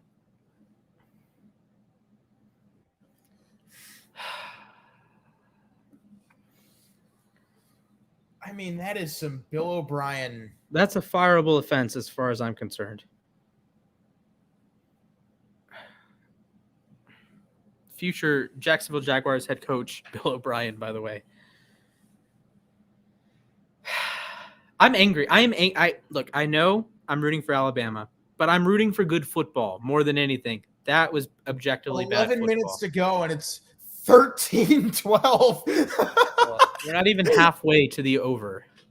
Like, my buddy did a 6-point teaser to get it down to 47, and we're just over halfway there. Ugh. I honestly think that's inexcusable. QB pressures might be one of the most underrated stats. UGA is really affecting this game with aggressive defense by disrupting timing. Yes. Young is good enough to drop a couple dimes, but no QB is great under constant pressure. I think that is very, very right. Well, unless you're Justin Herbert, because everyone assumes he's the greatest quarterback to ever live under pressure. I will say I had some Herbert pushback after year one because he was PFF's highest graded passer under pressure, and that always changes. Brady 1 year, he's not there the next. Rodgers 1 year, not there the next. Mahomes 1 year, not there the next. Wentz, whatever. And then Herbert matched a lot of it this season. I don't know if that's just the way Herbert plays, just the way the Chargers operate, but I don't know. Playing under pressure, I get, is an important skill, but I would much rather a guy that if he's clean, it's perfect, than if he's under pressure, he's like slightly better than average, if that makes sense. It does. Because you have a higher baseline of play. If you have a remotely clean pocket, then okay. Yeah, if you turn into Daniel Jones when you're under pressure, that's bad. I know that. Or Lamar Jackson under pressure, that's bad. I know that. But, Lamar had like a sub 30 grade when under pressure for most of the season. But he had I believe he had a higher kept clean grade. He had a 90 heading into the Colts game, if I recall correctly.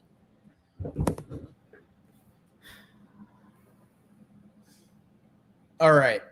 12:59 to go. 13-12 game.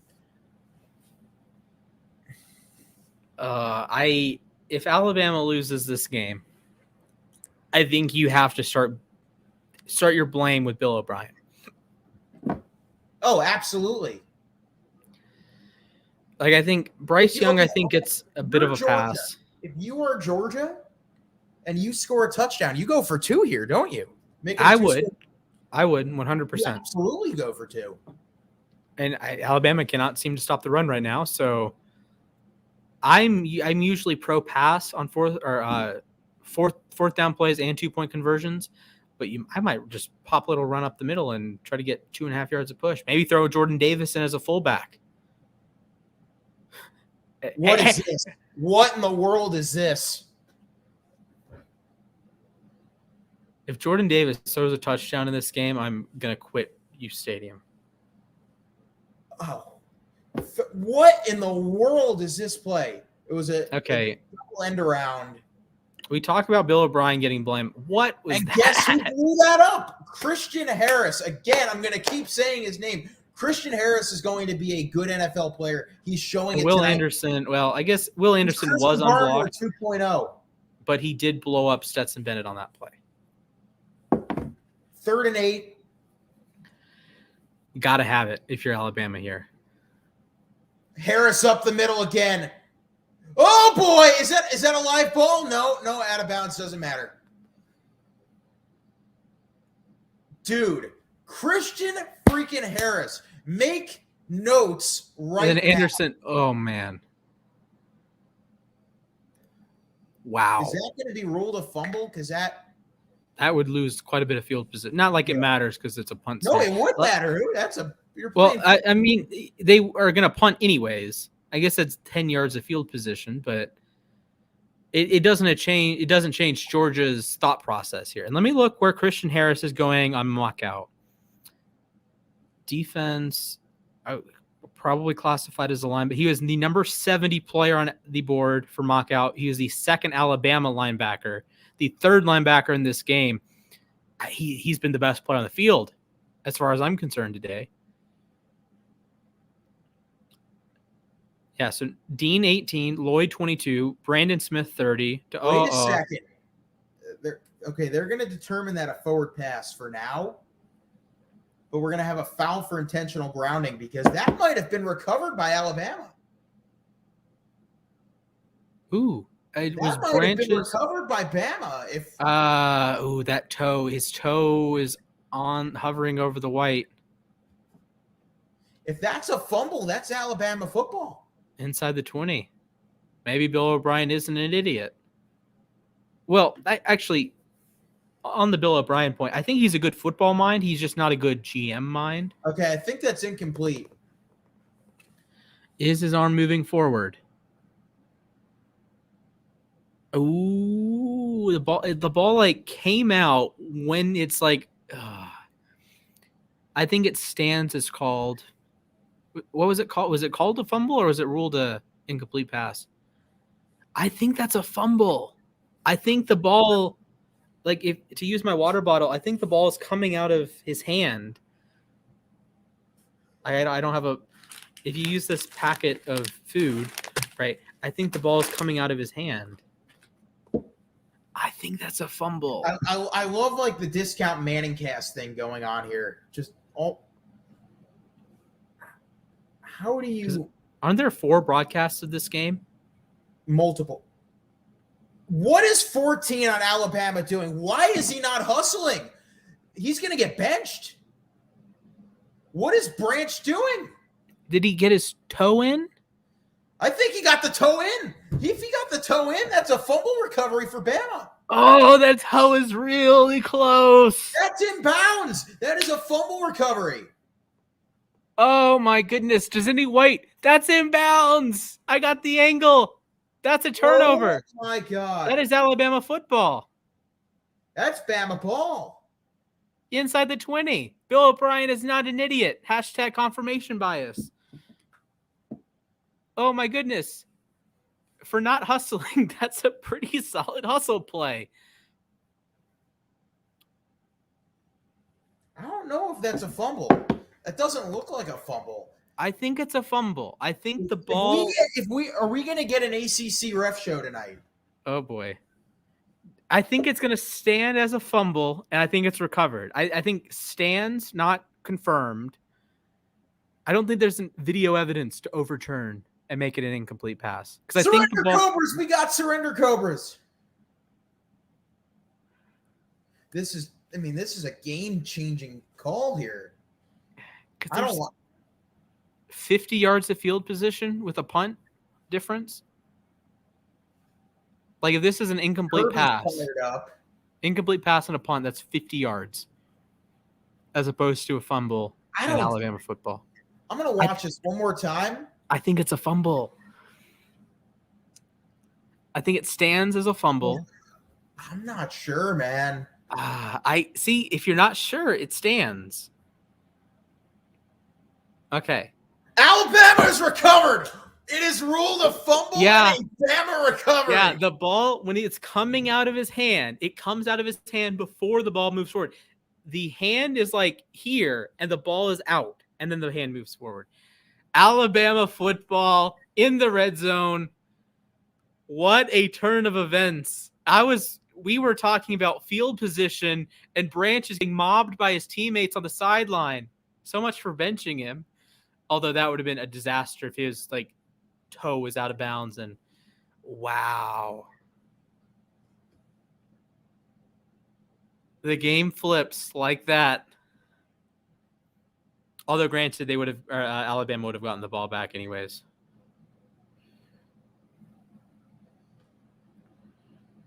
Wow.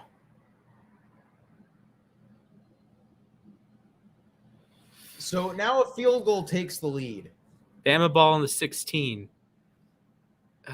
I think you got to be aggressive here and punch it in, go for 2, take a 7-point lead.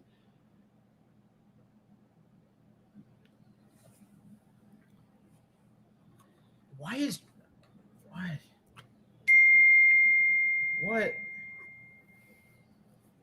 Is there a streaker on the field? The event supervisor was running across. Young, end zone. Is that caught? Incomplete, and now 3rd and 6.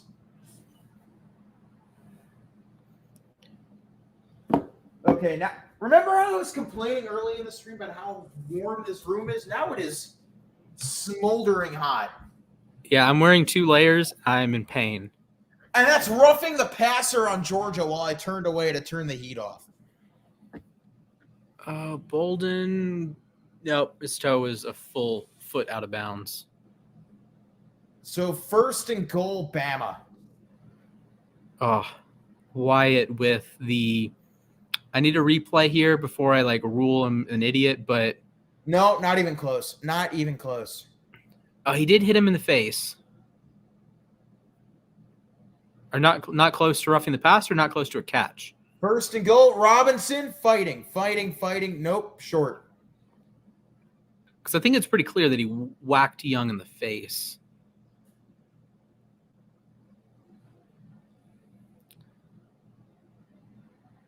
Good run. Inside the 2.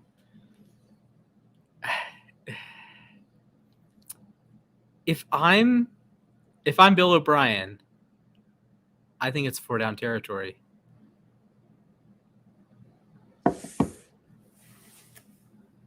I think it's 4 down territory. I know you take the lead with the field goal. Quick throw, batted down, incomplete. Lewis Cine, again, he's had himself a very good game too. Like a Walmart version of Christian Barmore. Well, he's a safety. He's not a Walmart version. Yeah, that's true. Oh, great play by Cine. I mean, that play is the. I think it's 4 down territory. I think you go for it if you're Alabama because, again, like we said 2 minutes ago, Georgia has to go 97 yards. And it would still be, in all likelihood, a 1-possession game because I don't know if Georgia's going for 2 there. Because I would. I don't know if Georgia would. 3rd and goal. Here's Bryce Young. He's under pressure. Ends up wide open. Touchdown, Alabama. It's a game-winning drive. Well, Cameron a game. Watson in the end zone, wide open. Rolling. And the Tide finally cracked the end zone. Will they go for 2? That is a game-changing play. Will they go for 2? I'm going to change the score. I don't know if they're going for 2. I would. I don't know if they will. Bill O'Brien did just kick a 20-yard field goal. They're going to go for 2. They're staying on the field. Horrendous performance by the Alabama offensive line. We haven't touched on it much today. We've just talked about how Georgia's getting pressure on every snap and how Bryce Young is under pressure every snap. But Alabama offensive line, what are you doing? Like we've touched on Christian Harris. He's flying up. Lewis Cine is flying up. All right. If you're an Alabama offensive line pocket, he's going for the corner, does not get it. I don't have to change the score. 18-13 is where we stand.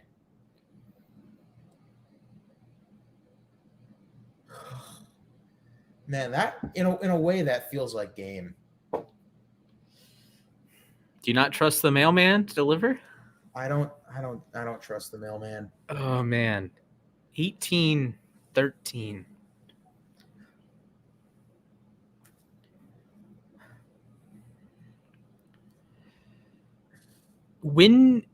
If you're Georgia, first off, do you have any conversation with JT Daniels right now? Or is this Stetson Bennett's show for the rest of the game? If it stays the Stetson Bennett show and Alabama wins,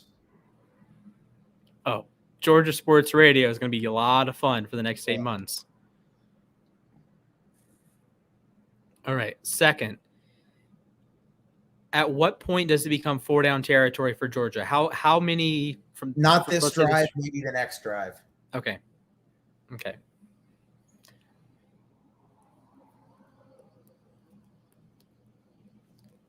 We are over the 3.5 hour mark, ladies and gentlemen. 3.5 hour mark. Oh, We're what a still game. going strong. I need coffee. Yeah, I have my caffeinated water that I just ran out of.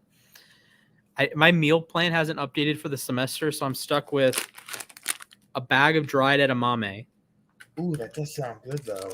And a bag of pistachios. Ooh.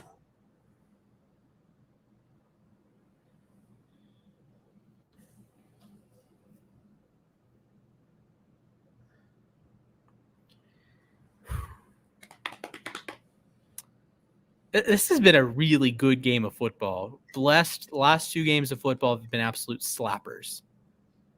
And then, of course, the Niners game yesterday was great. And the Ravens-Steelers game was This has pretty been a good solid. game. There are a lot of people that are like, I know there's fans just threw multiple bottles on the field and dumped full beers on photographers in the end zone after that call. But it's the right call. At the very, very, very minimum, was it a stands or a confirmed? Because I would have said stands.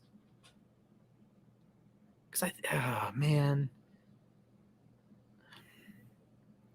I think and that's going to be some good push content if Georgia loses this game. Like, did Georgia get hosed here? Actually, might as well post it now. Did Georgia get screwed if you can find a clip of it? I miss watching Tua at Alabama. That's one thing I do miss. His film, 2018, 2019. Oh, great. We got stuff on the field. We do have stuff on the field. Is it a streaker? Is it just stuff? It's just bottles. Darn.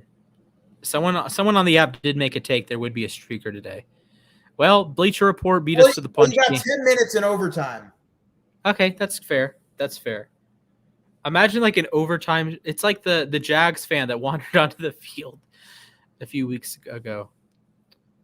I think they made the right call, a fumble, and I think they made the right call on a obvious recovery by Alabama.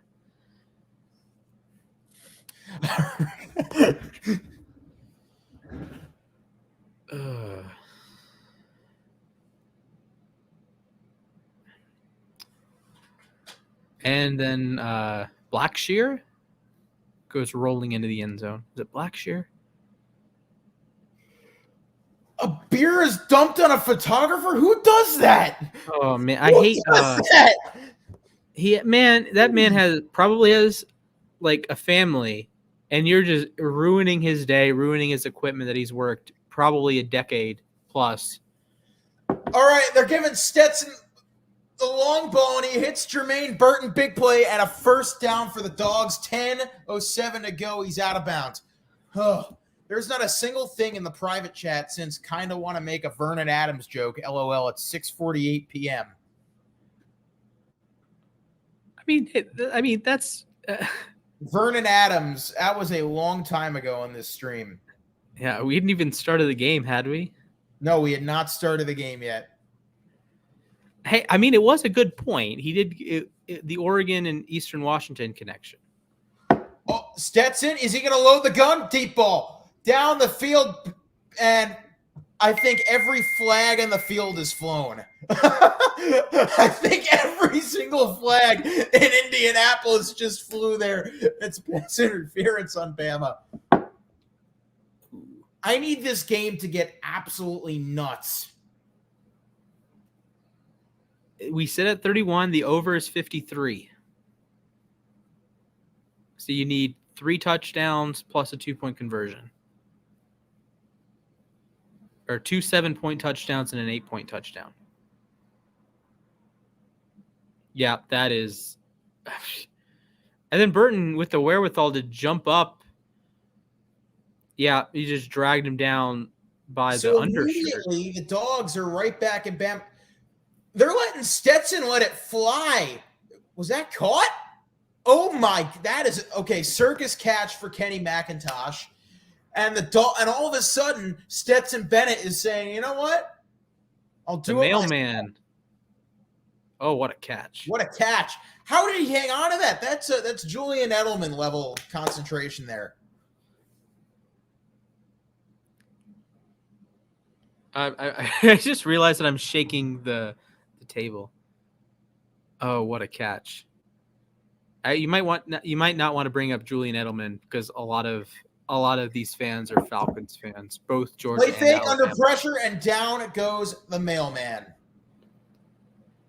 I do like this idea, if you're Georgia, of going after the secondary because it is the weak link, and if you have time to throw, which granted hasn't been every snap, you're not letting Turner and Anderson and Christian Harris eat. And if you run the ball, then you're letting Anderson and Harris just feast. And you have great running backs in White and Cook, of course. That's a loss. But That's huge.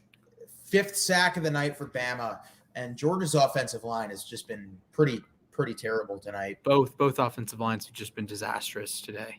2nd and 18. There's a good block and one-on-one downfield. Was that caught? Oh my gosh! Oh my gosh!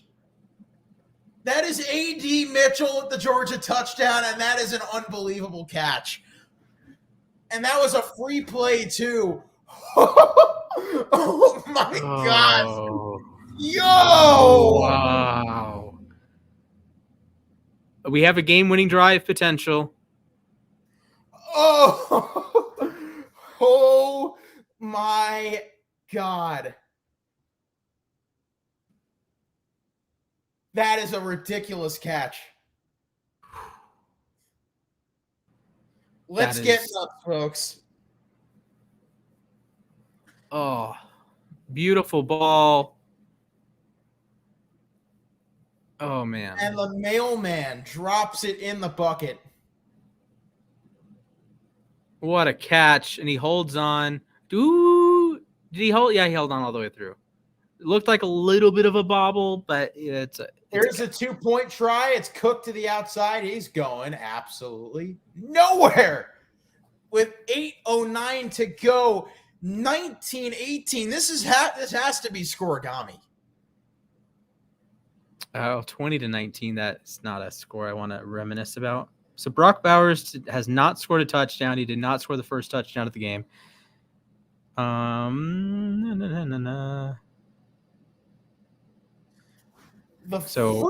mailman.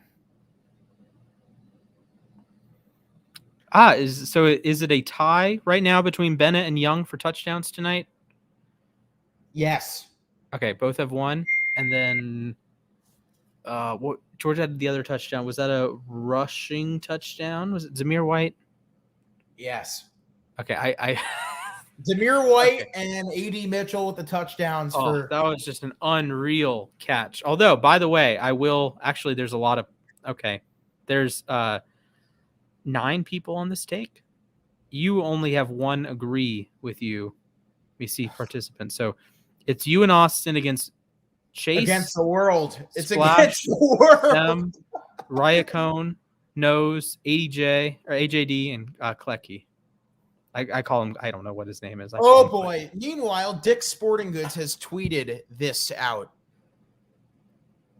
We watched this happen, February 2017. We watched it happen. Dick's Sporting Goods around the country started bringing out the Falcon stuff.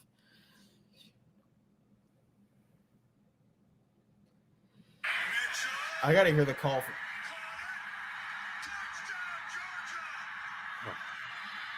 That is an unbelievable catch. Did you like the Reese Davis and Kirk Herbstreit Saturday Night Football? You mean the Fowler Herbstreit? Yeah, Fowler Herbstreit. Yes. Me too. Big fan. I think Chris Fowler is better than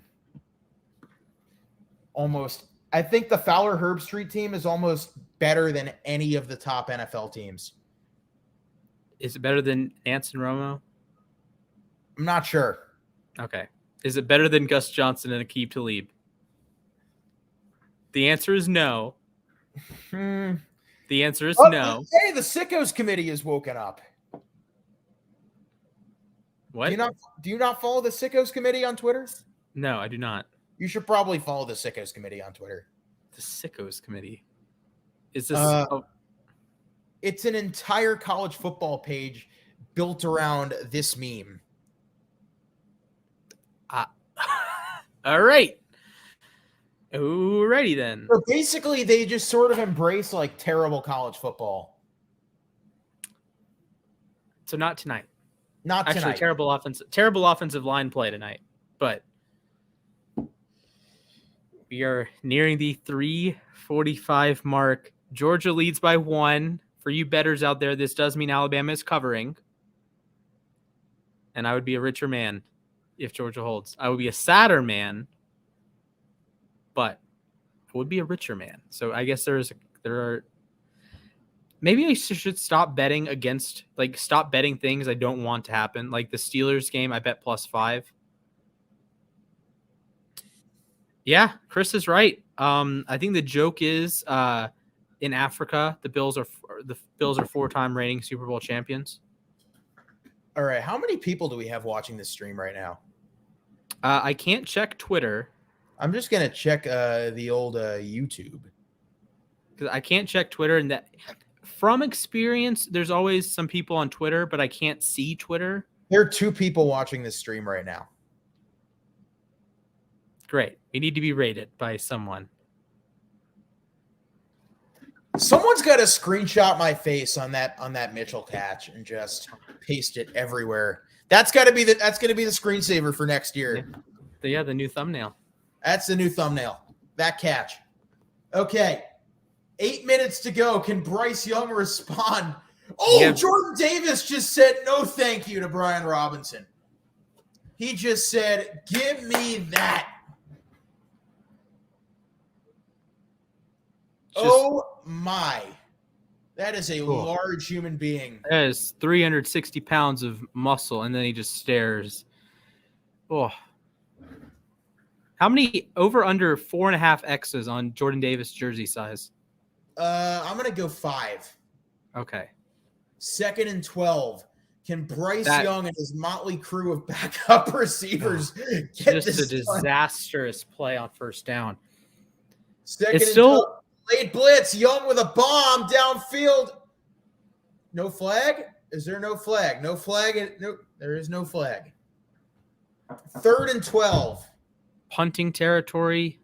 Yes, absolutely punting territory. Unless you're Brandon Staley. Unless you're Brandon Staley.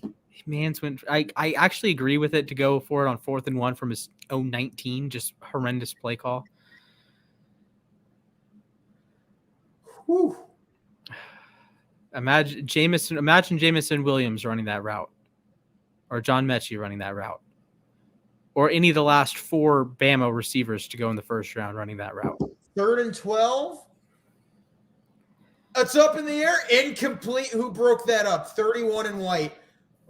That is a great pass breakup by, what was that? I couldn't tell. Oh, that was a nice throw, too. Another great throw. That was Poole coming in late. Got his hand in there. Ooh. Oh, boy. What a pass breakup. We are now 16 points away from the over-under, by the way, if you're for bettors out there. Great PBU on Bolden there. Gets the ball perfect timing. Hits it with the wrist. All right. This is Georgia's chance to make this a 2-score game. And I think both of us are in favor of going for 2 when you score. If you score, okay. Go for 2. If you're Georgia and you score, go for 2.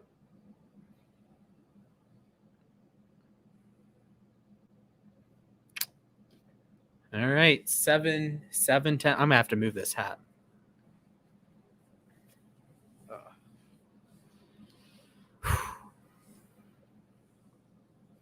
All right. Georgia took several deep shots on Alabama. Finally, they paid off. Other than the one play, they paid off.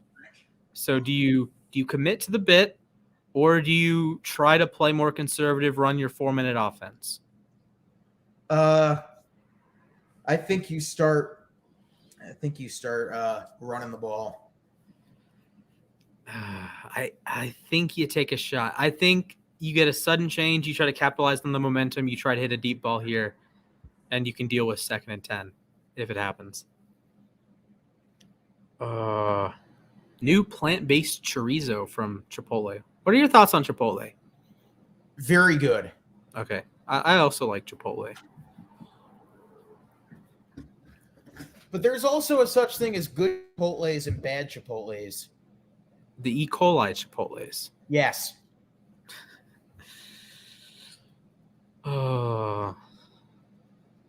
As someone with a rooting interest against Georgia, this has been a phenomenal football game.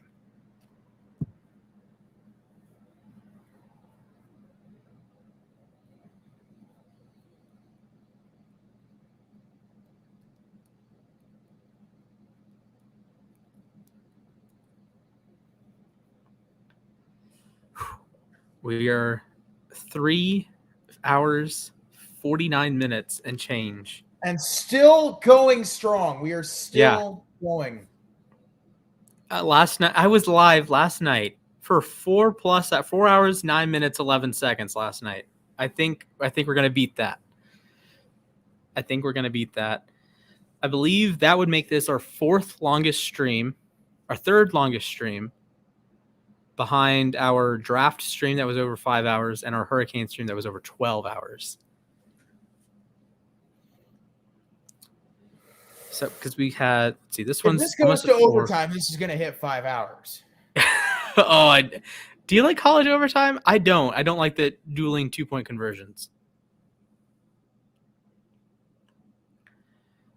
Okay, we were 409 on the Chargers Raiders. We've had 2 overtime games. We've done 3 NFL games. 2 of them went to overtime.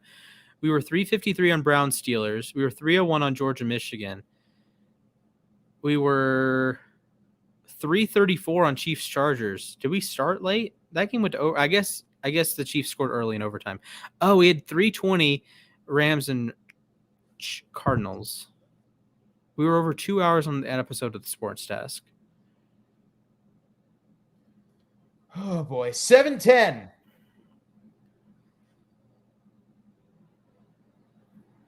$147 on the week 11. Okay, so they start on the ground. Maybe this is where you almost kind of turn Bill O'Brien's strategy against Alabama. Start running the ball downhill. Keep going, just pound the rock if you're Georgia. Wear them out because you have to score a touchdown in this drive. If you kick, that's where Bryce Young That's where they get you. Go down the field and win the game. That's where they get you. I think Jack and I could have gone a lot longer than an hour 10 on the OBJ stream. Big hole for Zamir White. He's close to the first. Not quite, but close. 3rd and short. You have to score. You have to get 6 here. If you don't get 6, Alabama's going to win the game. Oh, he's close. That's half a yard. The first. Okay. Wow. Okay. I was not expecting that. Honestly, probably helps Alabama just a little bit, just a little bit. You'd rather if they're going to convert anyways, you'd rather them convert on an earlier down. Like, I'm not a Georgia fan. I'm not an Alabama fan. I have no allegiance to either of these teams, but all right, they're going to keep it on the ground. This has been a very, very, very good football game. Unreal. We got this game a night after we got what might have been the greatest Sunday night football game of all time. Oh, you're overlooking Seahawks Cardinals. That is true. Like, where did last night rank in terms of like all-time great Sunday night football games? Oh man, it's up the Seattle, San Francisco a couple years ago. San Francisco a couple of years back. The Denver New England game in the snow. The C.J. Anderson game. They're gonna keep running it. They can't stop it. Alabama can't stop. They can't stop. Zamir White, another first. I'm telling you, it's that C.J. Anderson snow game. That's the one I keep going back to. There's Cowboys Eagles that went to overtime. Cooper scored the game-winning touchdown. That was a nice game. That was a good game. Ravens Patriots 2012 with the replacement refs was a very good game. And the bullshit chants. Yep. Torrey Smith 2 touchdowns the day after his brother died. And the kick from Tucker that may or may not have been good. Yeah, that's the one I don't talk about.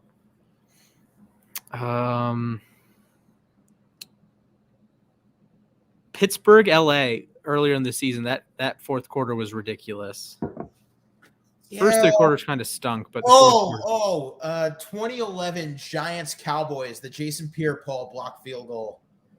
Eli leading him back from down 14 in the last 3 minutes. Was that the Wednesday night game or was that was a Sunday night game? Okay, because they started the season. It was 2012. Jason Garrett icing Dan Bailey, and then him getting blocked in the ensuing kick.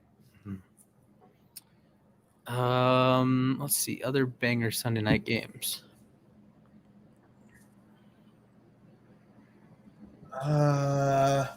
Raiders Chiefs last year. That was good. Yeah, but I barely remember that because there were no fans. That's true.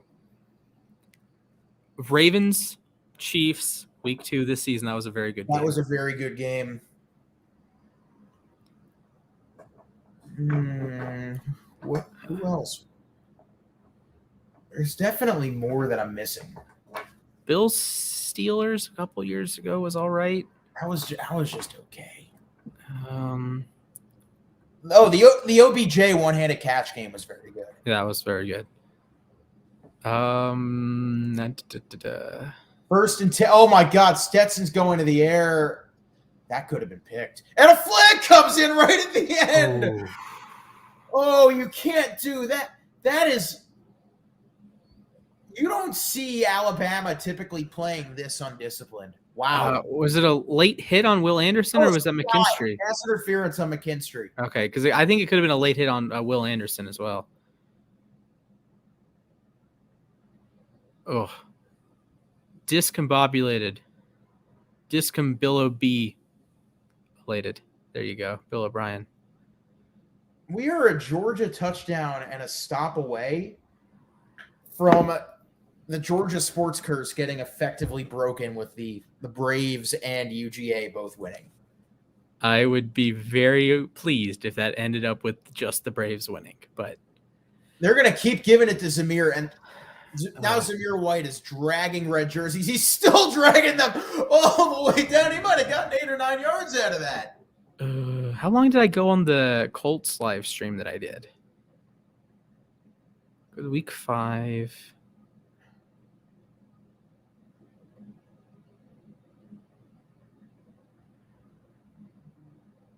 Oh, I only went 40 minutes. Okay, never mind.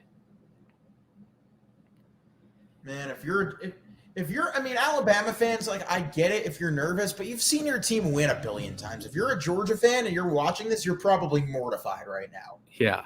Just like there's got to be that sinking feeling of how do we screw this up? Yeah, because, you know, as a Braves fan, you know, blowing a 3-1 lead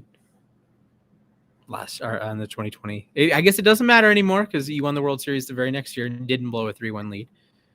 But there we are. A false start, or is that a timeout? Timeout, Georgia. I know Jack, Stefan, and I had a 2.5-hour stream.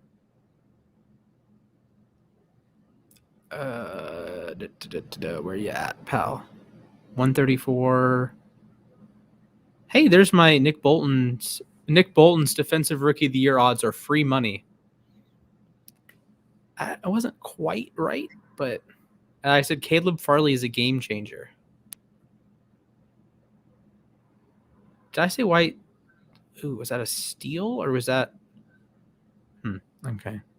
Tim Tebow has a role for the 2021 Jaguars. Sure he does. Tyrod Taylor will be a bettor's worst nightmare. Eric Fisher and how the Colts are geniuses. Bengals defensive lineman Cameron Sample will be an immediate impact.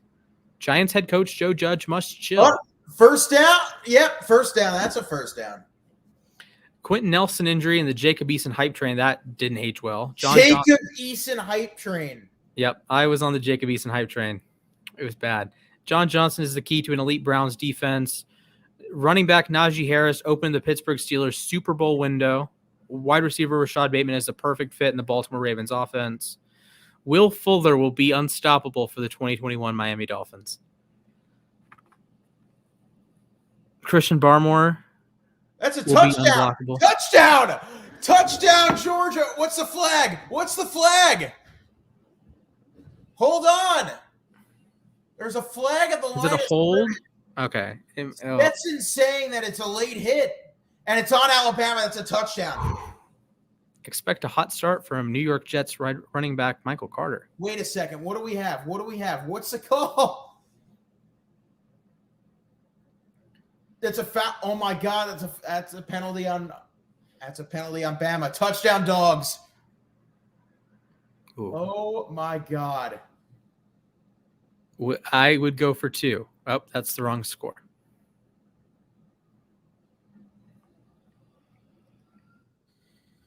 $25-18. Go for 2. Go for 2. Why are you kicking? Oh, why in the world are you kicking? No. Georgia. Oh boy.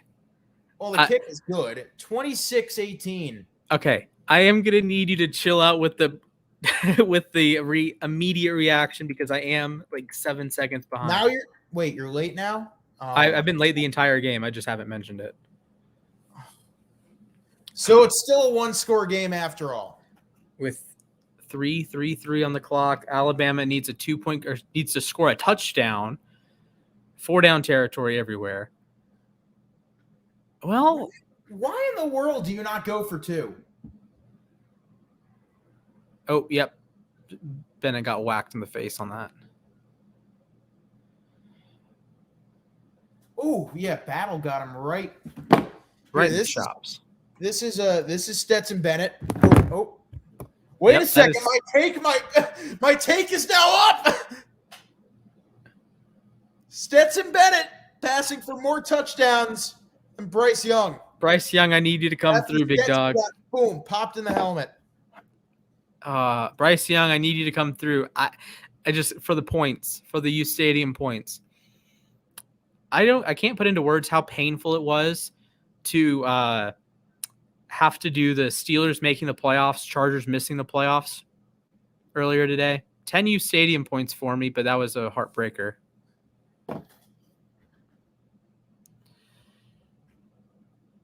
Come on, dogs. Finish this off. I want the bragging rights. Oh, man. Oh, boy, Alberto. Oh, boy, Alberto. 3:33 to go. Oh, and now somebody's agreeing with the takes. You're getting probably a bunch of notifications right now. Yeah, now things are going nuts. Because that's the one that if you hold on, or like if you had ended it before the game, then like you win a lot more points, but since you held out for until 12:15 Eastern.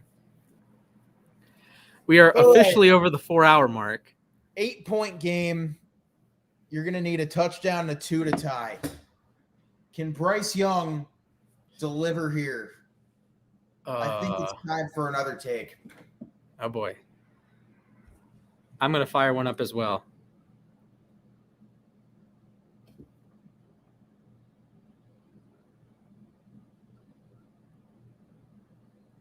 Okay, I have Georgia wins 26-18, 100 points. Ooh. I'm going to say no points. I'm going to say Alabama does not score, game over. Let me send that in the work chat.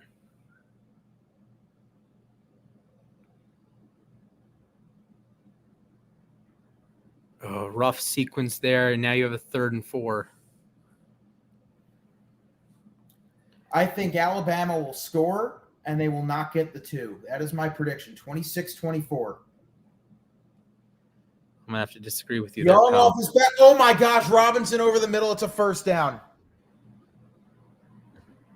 And you can disagree with my ooh, that's a spicy one. Chiefs Packers Super Bowl. I'm gonna have to wait on that one. Although, actually, now I'm gonna fire up. We can now share takes, I believe. Oh, I need to update my app. Okay, we're not gonna worry about that right now. Oh boy, 2-11. Alabama's running the ball on first down. Jordan Davis is right there. Why are you doing this? Oh. You know who's got to be licking their chops right now? Oregon Ducks fans. Because they're about to get Dan Lanning as their head coach. Okay.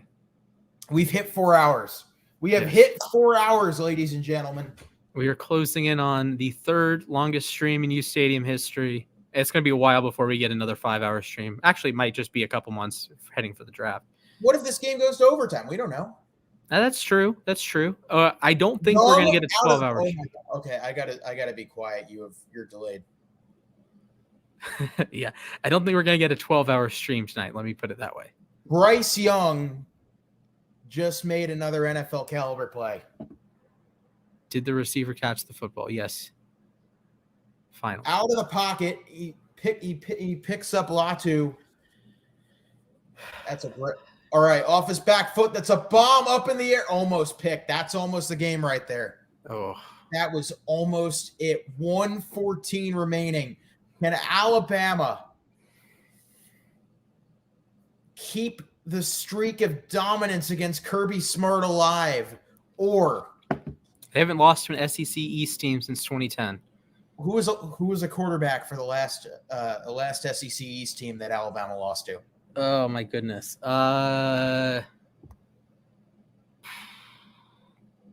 You know what team it was, right? I'm blanking because that was the year they lost. That was your Auburn went undefeated. So. Oh, Young's taking a shot. Almost a ridiculous one-handed catch. Incomplete. Why are you rushing it down the field? You have 3 timeouts. I feel like it was South Carolina. I don't. It was South Carolina. Was it Garcia? Yes, Stephen Garcia. Yeah. I was about to say Why Spencer the hell Garcia. is Bama rushing it down the field? See, this is when you have to realize it's 10 yards at a time. 10 yards at a time. 10 yards at a time. You have 3 timeouts and you have clock stops. Man. And there's a shot you get yards after the catch, and the clock stops on a first down anyways. That would have been a real nice catch. That's a really well thrown ball by Bryce Young, though. 3rd and 10. 10 yards at a time for Bryce. Oh, my goodness. They're taking a shot. Intercepted! Oh, and it's back the other way for the Dogs. This could be a pick 6. It's going to be a pick 6. Oh, my God.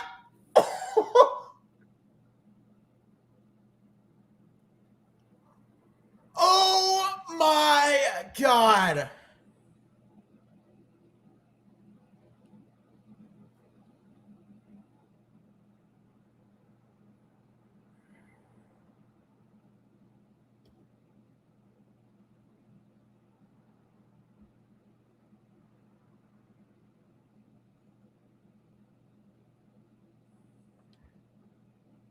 Zach Berman, you were a genius. Your take is correct.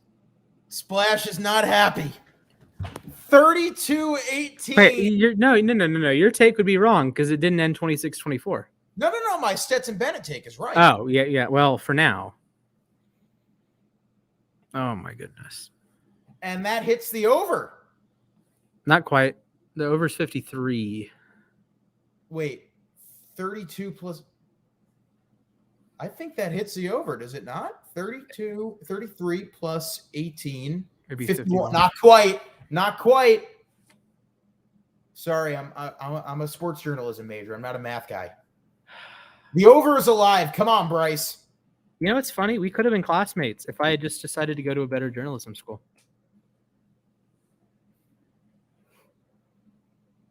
Oh, man. What a rough 48 hours for me. Ravens lose. Steelers make the playoffs. Georgia is likely to win the national championship. Well, that is sad.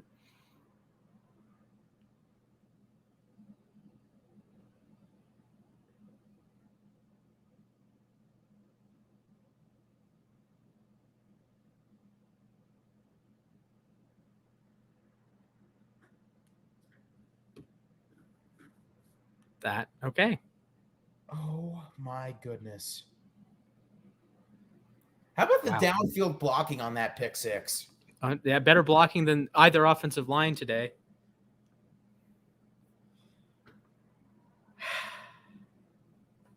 I wonder how many times I blinked in that sequence because I didn't say anything. I'm just, wow. It's really going to happen. What's the call from Fowler?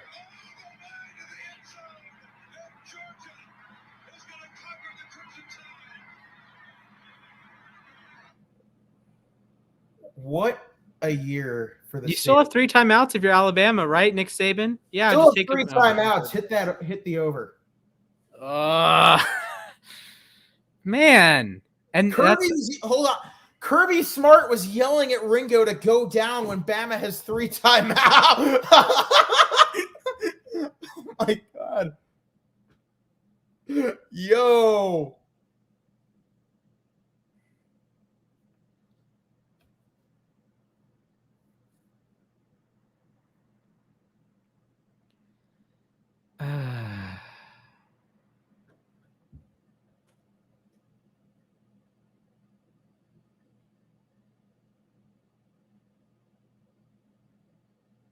Well, I can say I'm friends with a national champion. I was friends in high school with a national champion. Oh my gosh. It's almost a little bit surreal because I called Mizzou, Georgia. I was at the game. I got to see the national champions in person. That's pretty neat. I got to see the World Series champions in person a couple times. All right.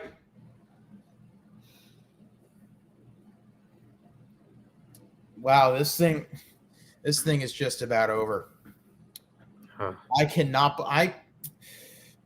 don't think I've ever in my career picked an Alabama Georgia game right. Not once.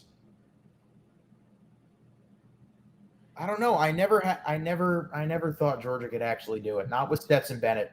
Prove me wrong. I'm always a sadist, so I always pick Georgia, and they always lose. And then today, the one time I pick Alabama, they win. Or Georgia wins.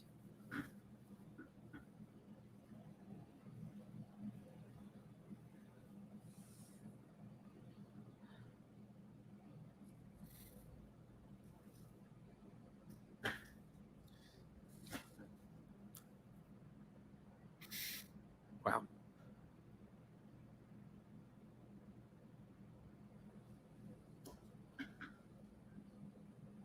Well, my buddy bet Alabama +9 and over 47. That's a ridiculous catch. He's still in bounds. Oh my God, Ja'Cory Brooks just made an insane catch. It's probably not going to count for much of anything, but come on, kick the field goal. We want the over. That's a nice catch.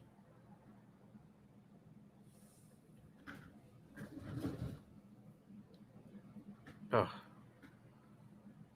I usually watch some of our streams, like at least like half an hour of it, and like see what I can do. Wow, they went back to Brooks again. Kick the field goal, hit the over. I didn't even bet on the over. Oh man, this is not one that I'm going to want to rewatch. Oh my gosh, I just want to get a moment in time. That moment in time where that pick six.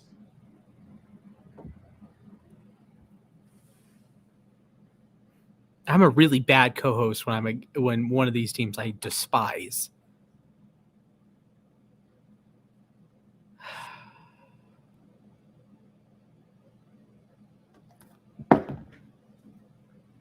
On the bright side, I'm get rid of it. Man, Bama's just going to go off next year, aren't they? Does Bryce Young repeat as Heisman? He might.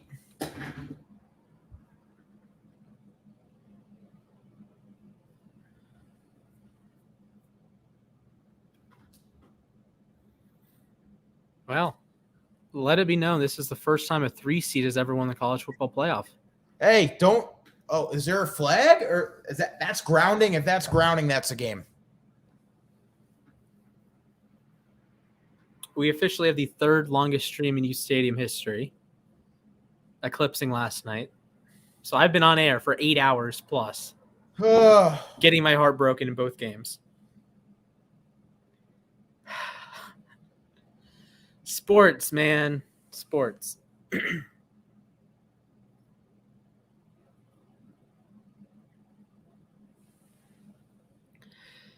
When was the last time Georgia won? 1980? Yeah, 1980. Herschel won Heisman in 82.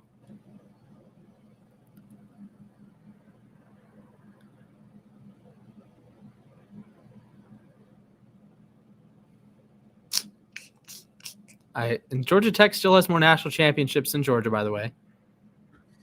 Yeah, but that's forever ago, man. Well, I mean, all of Georgia's championships are forever ago, except this one. This has to be the most unreal 6 months we've ever experienced in the state of Georgia. I mean, they did win the World Series, then host Olympics, and then go back to the World Series. Yeah, but a dog natty? Come on. A Georgia natty. I'm sorry. I know. At least I'm no longer in the States, so I don't have to deal with Georgia fans or Georgia sports radio. Oh my goodness. My dad, he listens to the Atlanta sports radio every single day going into work. He is a Michigan fan. He hates Georgia more than I do. I don't think he's going to be listening for the next 6 months. That's it. That's a game.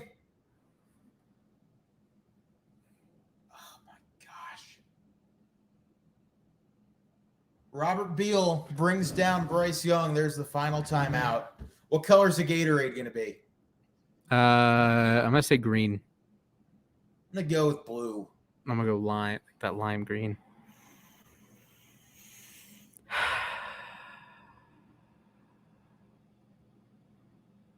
Well, folks, there you have it. Wow. The Georgia Bulldogs are your 2022 or 2020. Oh, my gosh. The Georgia Bulldogs, your 2021 national champions of college football.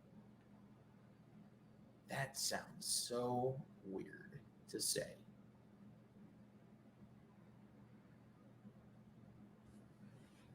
And hey, and the Hawks just went to the Eastern Conference Finals. Feels pretty good to say, I'm not going to lie. Oh, we've got to feel for Jamison Williams, for Mechie. 3rd and 28. One last chance to hit the over. The irony here with the last time a Georgia team was close to winning a football title, 28-3, and now you have a 3rd and 28. You got to hurry up and spike it if you're Bama. Or are they just you can't spike on 4th down. You can't spike on 4th down. I mean, I guess you can. You don't want to, but Kirby is still screaming his head off. 5 seconds. 4, barring a defensive foul, this is it. Just chuck it up and let it fly. Instead, Young is sacked and night-night. The Dogs are the Kings. Georgia is I'm going to change my name. That only works with the UConn Huskies. Yeah, you know what? I cannot watch Georgia celebrate. That is one thing I will not do today. Anthony, you're right. What a game. I'm going to take down the score to show my name. I mean, like, congratulations. Oh my gosh. Wow. Could it be a revenge storyline for Bryce Young next year? I think Kirby Smart said hello to the number 2 coach in college football. We had the discussion earlier. Yeah, he did, and he backed it up. His offensive line did not back it up, but he backed it up, I suppose. So a walk-on quarterback wins a national championship.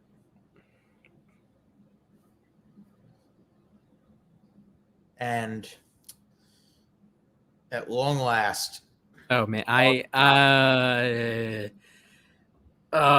do not. I think I'm going to delete Snapchat for a few days.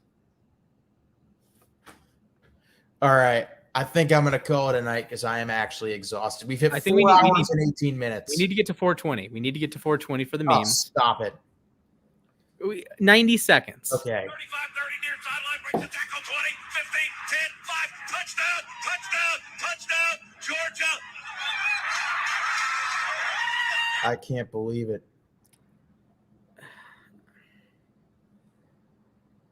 Now my meal plan. I'm gonna see if my meal plan's updated because I'm just gonna walk. I swear, if someone on campus tells me congratulations for Georgia winning, I'm going to slap them. I mean, I guess I kind of deserve it because I am wearing the Atlanta stuff. So you have the assumption, but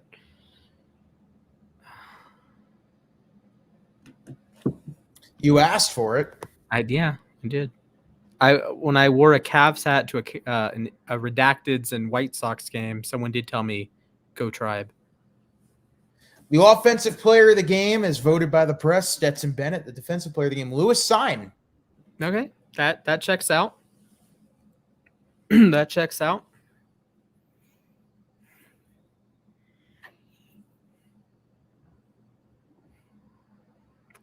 Well, happy January 11th to those on the East January Coast. 11th.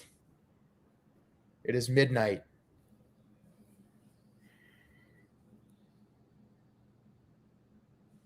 It is indeed midnight, and wow, the Dogs did it. All right, my we've hit goodness. 420. Yeah, we for the hit meetings. 420. Jordan Davis, a national champion. Stetson Bennett's a national champion. Kirby Smart, the closest thing we'll have to a real-life Ted Lasso, national champion. Splash is sad. If you bet the under, you're happy. And Actually, yeah, if you bet the under, you're happy. Georgia, So, yeah. 33. Alabama, 18. The Dogs, national champions, and I'm going to call it a night. We will see you soon. I will see you from Mobile. But until then, have a good one. Yeah, make sure you like the stream, subscribe to the channel, Yes. follow us on Twitter and Instagram for more content. Download the uSTADIUM app, engage with us on Yes. All of that too. And ladies and gentlemen, Aaron Donald trains with knives.